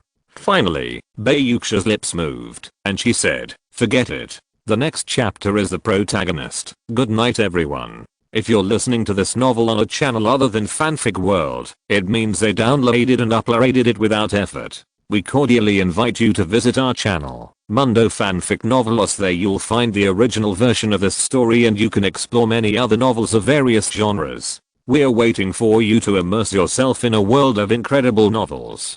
Chapter 224, Soft Rice. Yuzhou number 4 middle school, class 8 classroom. Bayuksha's words instantly sobered Shan Kei-kun up. He was like a robot that was instantly powered up. With a start, he returned to reality from the fantasy world. Okay then. He replied stupidly, completely losing the momentum that had won over his classmates before. He was clearly standing with his back straight, but Deng Qingfeng, who was watching, could actually see a hunched posture of an old man in his twilight years. There must be something fishy. Deng Qingfeng's eyes suddenly became sharp, and he glanced at Bayuksha. After Bayuksha finished speaking, she no longer cared about Shan Kei-kun.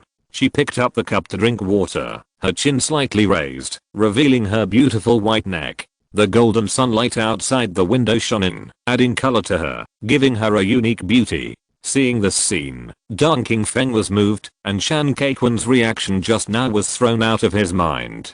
Deng Qingfeng is a philanthropic person. He has a crush on Chen Xiaoyu, and also on Chen Xiqing, and on Jiang Yanan, Shen Qinj, Yang Sheng, and Bayuksha. Yes, this is his truest thought. He never thought that he was a playboy. Deng Qingfeng claimed to be the study committee member of class 8 of grade 1. He had good grades. Although he was in an ordinary class, his grades were among the top 60 in the grade, which was more than half of the students in the experimental class. He was elegant and easygoing, with a good family background, and he was not bad at sports. If he wanted to find a girlfriend, it would not be difficult, but he was not a complete man. His heart was broken into many pieces, and each piece fell in love with a different girl. Thinking of this, Deng Qingfeng sighed in his heart. Although Bayuksha was good and could be a main course, he was more nostalgic for his Manchuhan banquet. After being rejected, Shan Kei-kun felt miserable.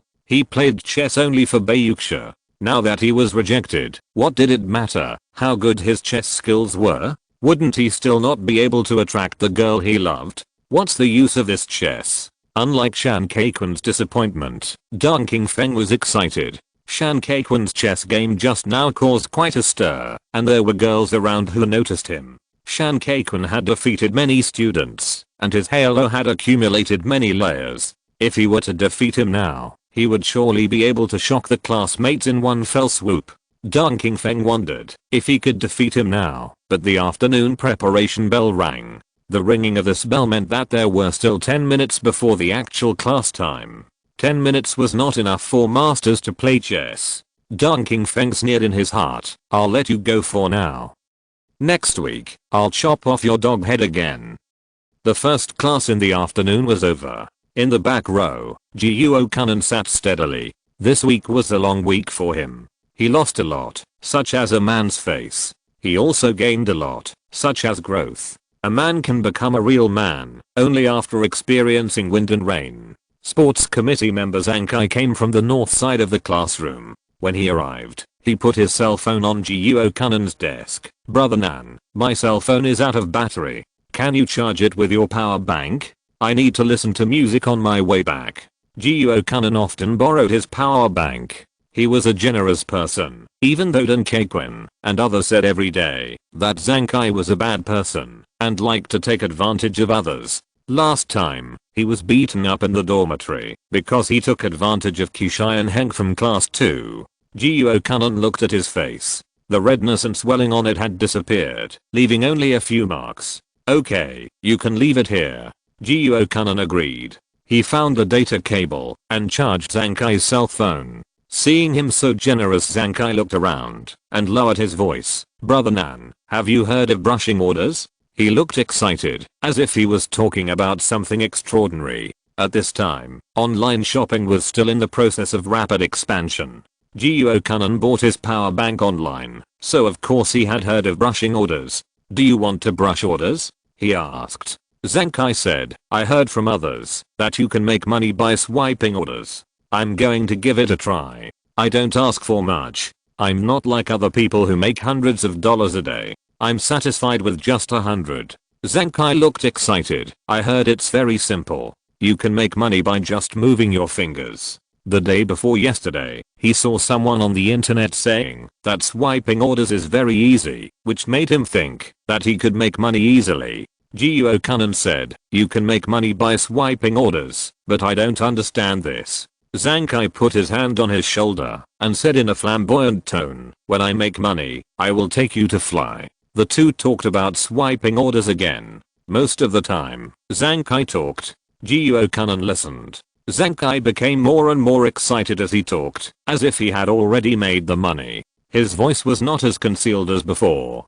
Hujun, who was standing next to him, listened and poured a basin of cold water on him. How can it be so easy to make money? If it was so easy, would it be your turn? Take it easy, and don't be cheated.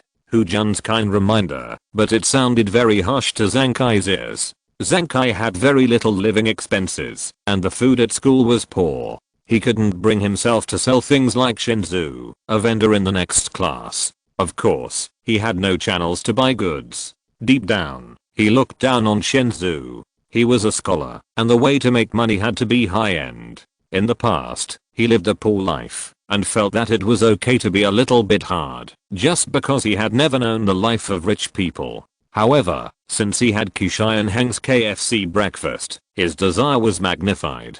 He could no longer bear the poor life. He, Zankai, wanted to become a rich man. So these days, he searched for ways to make money on the internet, thinking about finding a way to make money. Zankai searched for a long time and finally found the way of brushing orders. For him, this was almost a life-saving straw, and he could not tolerate others' doubts. He said sarcastically, Hujun, you think I'm too stupid? Will I be cheated? At this moment, he just felt that Hujun was jealous of him for making money and couldn't see him well.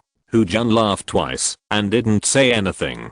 He looked at Zankai's current appearance and knew that he couldn't persuade him. Zankai went to Ma Shichen again and asked, Ma Shichen, do you know about fake orders? Although Ma Shichen was playing games just now, high school students always keep an eye on everything when playing with their phones, so he heard what they said just now. Now Zankai asked, Ma Shichen said, I know about fake orders. Some people can make money from it, but it's not easy. He gave an ambiguous answer. However, Zankai listened and said to Hujun as if showing off, look, Ma Shichen said that you can make money, but you don't believe it.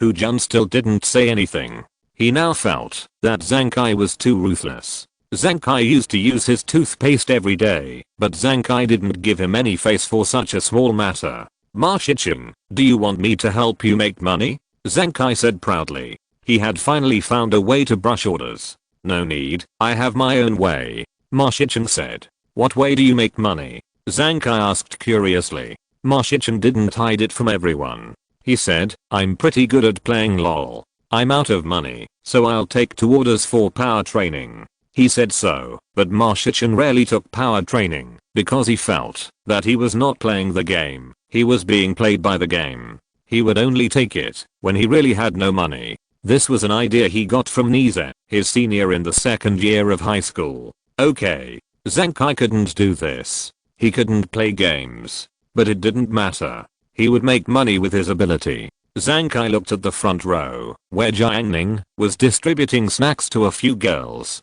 Those snacks were given by Guo Ran, the chemistry teacher.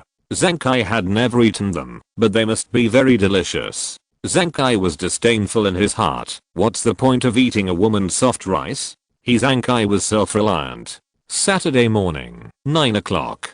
Jiang Ning got up. He pushed open the door, and the light came in. Last night he cultivated his spiritual consciousness until 2 o'clock in the morning, and Zhu Yuantang played games in his room until 2 o'clock. When he was about to go to bed, Zhu Yuantang made a fuss and left. It was too dark outside. She didn't dare to go back, and finally he sent Zhu Yuantang back to the room. At this time, she was curled up in bed and sleeping, and Jiang Ning didn't disturb Zhu Yuantang's sweet dream. According to his estimation, Zhu Yuantang would sleep until 11 o'clock in the afternoon, and she might not wake up. Jiang Ning took a mountain bike and went all the way to the city. The mountain bike stopped in front of the Lamma shopping mall and then walked to the nearby overpass. Jiang Ning leaned on the railing and looked down at the busy traffic below. This is the place he and teacher Guo Ran agreed to meet.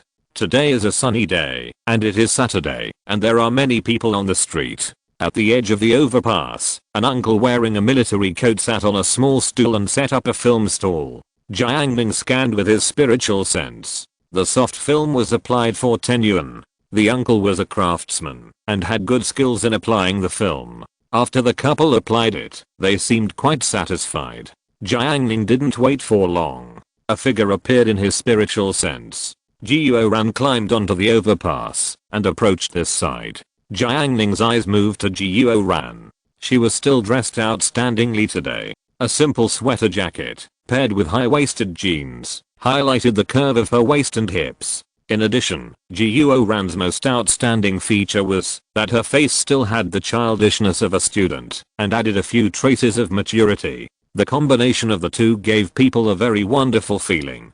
Guo Ran was carrying a small bag in her hand. When she noticed Jiang Ning, she shook the bag. "What time does it start?" Jiang Ning asked her. "There are still 40 minutes. The place is at the Blue Horse Shopping Center. After I finish, I will take you to eat delicious food." Guo Ran looked like he was inviting a guest. "Okay, let's bask in the sun here and chat for a while." Jiang Ning held the railing and faced the traffic. Guo Ran took 2 steps back and looked up at his profile slightly. She always felt that Jiang Ning's gestures were free and easy, and there was a qualitative difference between him and the people she had met in her life. The more people she met, the more she could notice the difference in Jiang Ning. Guo Ran remembered that when she was in college, her roommate said that their senior was a star and had acted in a movie. Later, at the party in her sophomore year, the star from the same school was invited to the school. Guo Ran was in the student union and was responsible for the backstage work of the party. She met the senior up close and felt that he was very handsome. His temperament was completely different from that of ordinary students, and he seemed to have light on him. Guo Ran recalled the glimpse at that time and then looked at Jiang Ning in front of her. In an instant, the figure that existed in her memory disappeared. Not worthy of being compared with Jiang Ning. She suddenly thought so. Chapter 225. Do you want it? What do you think of the person you are going on a blind date with? Jiang Ning asked. His tone was very calm. Guo Ran did not hide it from Jiang Ning. At present, in the city of Yazhou, the person she trusts most psychologically should be Jiang Ning. Personally, I don't think it's very good. The other party seems to be too anxious and gives me a feeling of urgency to get married. If you think it's not good, why do you still meet? Jiang Ning said. Guo Ran said, my relatives asked me to. I have decided that, if it doesn't work this time, I won't go on a blind date again. In fact, the person introduced by her relatives has good material conditions. Yanbo was bad last time, but in terms of material conditions, Yanbo's family has several houses, his parents run a factory, and he also ran a factory at a young age. In Yazhou, the economic strength of Yanbo's family is definitely beyond 95% of families. Now the newcomer introduced by her relatives, after chatting on WeChat, she learned that the man is 28 years old this year, opened a furniture store in the city, has 7 or 8 employees, and has an annual income of hundreds of thousands. Yazhou city is considered very good. Of course, Guo Ran will not have the idea of not being worthy. If a woman has a bachelor's degree, has a regular job, has no family burden, and is extremely beautiful, she is in her early 20s, and is good enough to be matched with a cross-level match. I'll go to the coffee shop later. You can order a cup of coffee inside. Guo Ran said. At the beginning, the blind date planned to treat her to a meal and talk about things while eating. Guo Ran refused. First, she didn't like to eat with strangers. Second, compared with eating, the price of a cup of coffee was obviously lower. Even if they didn't pay for it, the other party wouldn't lose much. It's too old-fashioned. There's no need. I'll drink milk tea outside. Anyway, he has a spiritual sense, so he can see whatever he wants, without having to sit in the store. The two checked some details, and chatted for a while, and Guo Ran set off to the Blue Horse Mall. Jiang Ning followed behind from a distance, with a spiritual sense of hundreds of meters fully deployed, overlooking everything from a god's perspective. The coffee shop is located on the 3rd floor. After Jiang Ning went upstairs, he found Guo Ran sitting alone in the coffee shop, and there was no outsider opposite her. Jiang Ning took out his mobile phone and used magic to sweep the railing. He put his arm on the railing and swiped his mobile phone. In the class group, the girls were chatting enthusiastically about clothes and shoes, fun places, and gossip about celebrities. The boys couldn't join in at all. Suddenly, CUIU sent 2 erotic pictures. The class group was silent for a while, and the boys began to emerge and chat in the group. Jiang Ning waited outside for 20 minutes before seeing a man in his 30s enter the coffee shop and rush to where Guo Ran was. The man was not tall, with an average appearance, and his expression made people feel floating. Guo Ran waited in the coffee shop for 20 minutes, and the other party was 15 minutes late. She was unhappy in her heart. People who have no sense of time are always hard to like. However, Guo Ran's good self-cultivation made her still smile, and she took the initiative to say hello. The man saw Guo Ran, and his eyes were amazed. He didn't expect that the other party was so beautiful. The introducer initially gave him 2 photos. Although Guo Ran in the photos was good looking, she was not amazing. Seeing the real person now, he was really surprised. He spoke enthusiastically and praised her generously. You look much better than in the photo.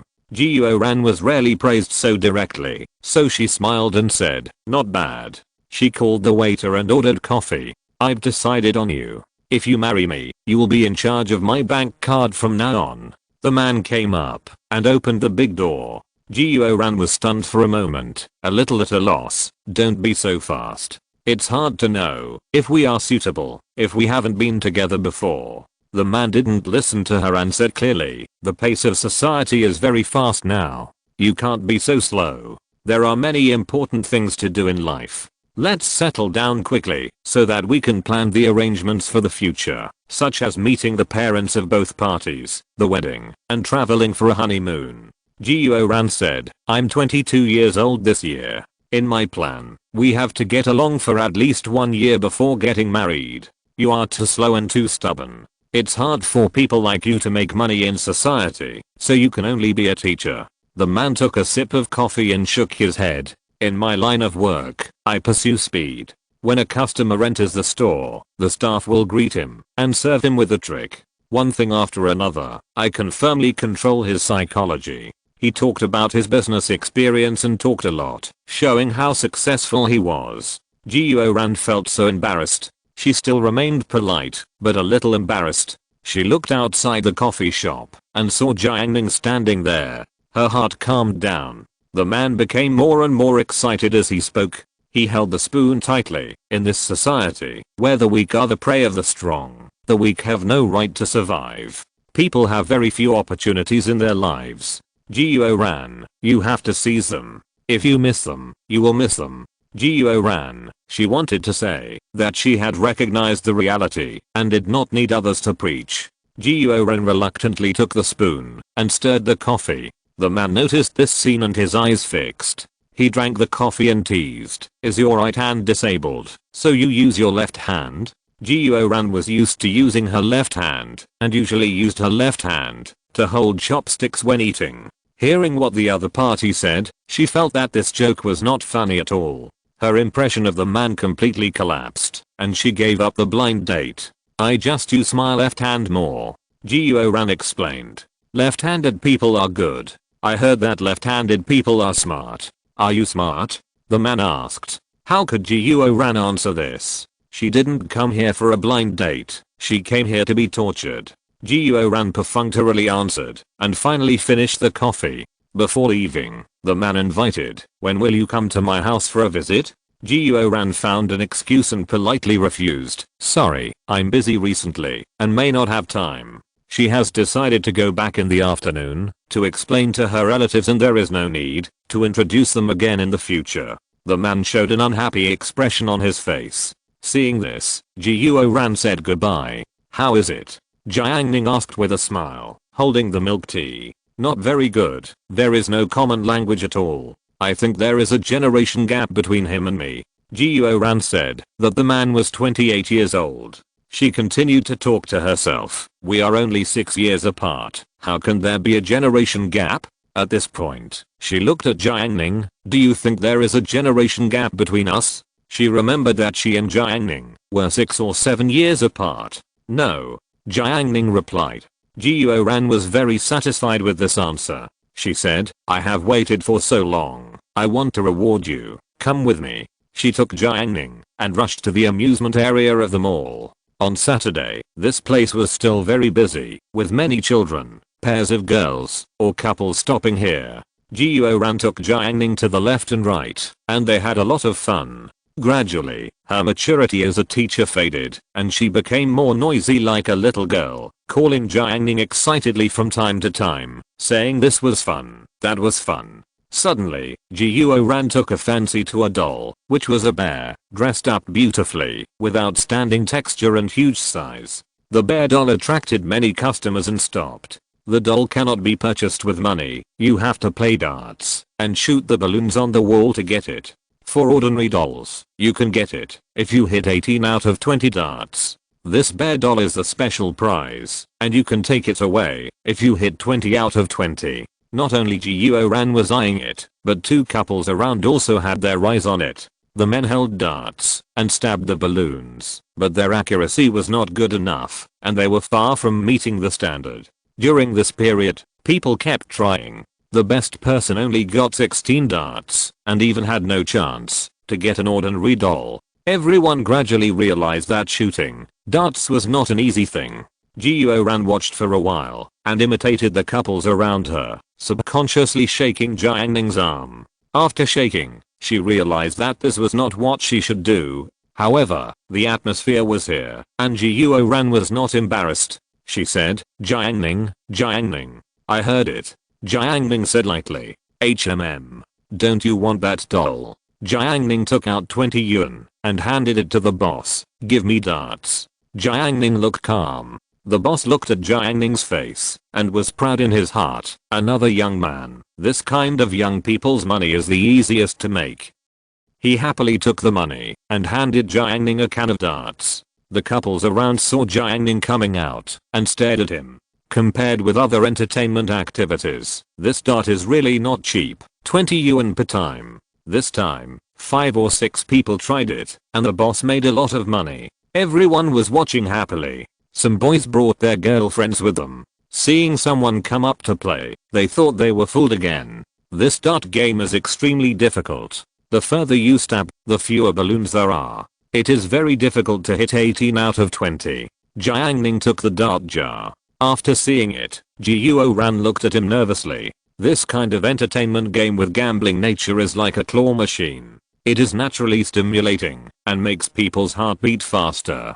Jiang Ning took out 4 darts and held them in his hand. At first, everyone thought he was playing with them. As a result, he was seen holding the darts between his 5 fingers, as if he was going to shoot 4 darts at a time. The boss was surprised and said, young man, you play one by one. Not only the boss, but also the couples around him looked at him in disbelief. What a joke. Jiang Ning said lightly, no, I'm in a hurry. He waved his right hand, and swish 4 darts shot at the balloons. Bang. 4 balloons were broken at once. Fuck. A burst of exclamations came. This is a god. Jiang Ning shot 4 darts again, and they all hit the target again. This was not enough. In front of the astonished eyes of the people around him, he held 4 darts in each hand. He swung them out at once. 8 darts were fired at the same time, and all hit the target. 20 darts were soon fired, and all hit the target. The audience around was stunned. This was too handsome, especially with Jiang Ning's nonchalant expression. Some girls who had boyfriends couldn't help but stare at Jiang Ning in a daze. The boss appreciated such a wonderful scene. Not only was he not sad that the special prize was taken away by Jiang Ning, but he generously gave Jiang Ning a small doll.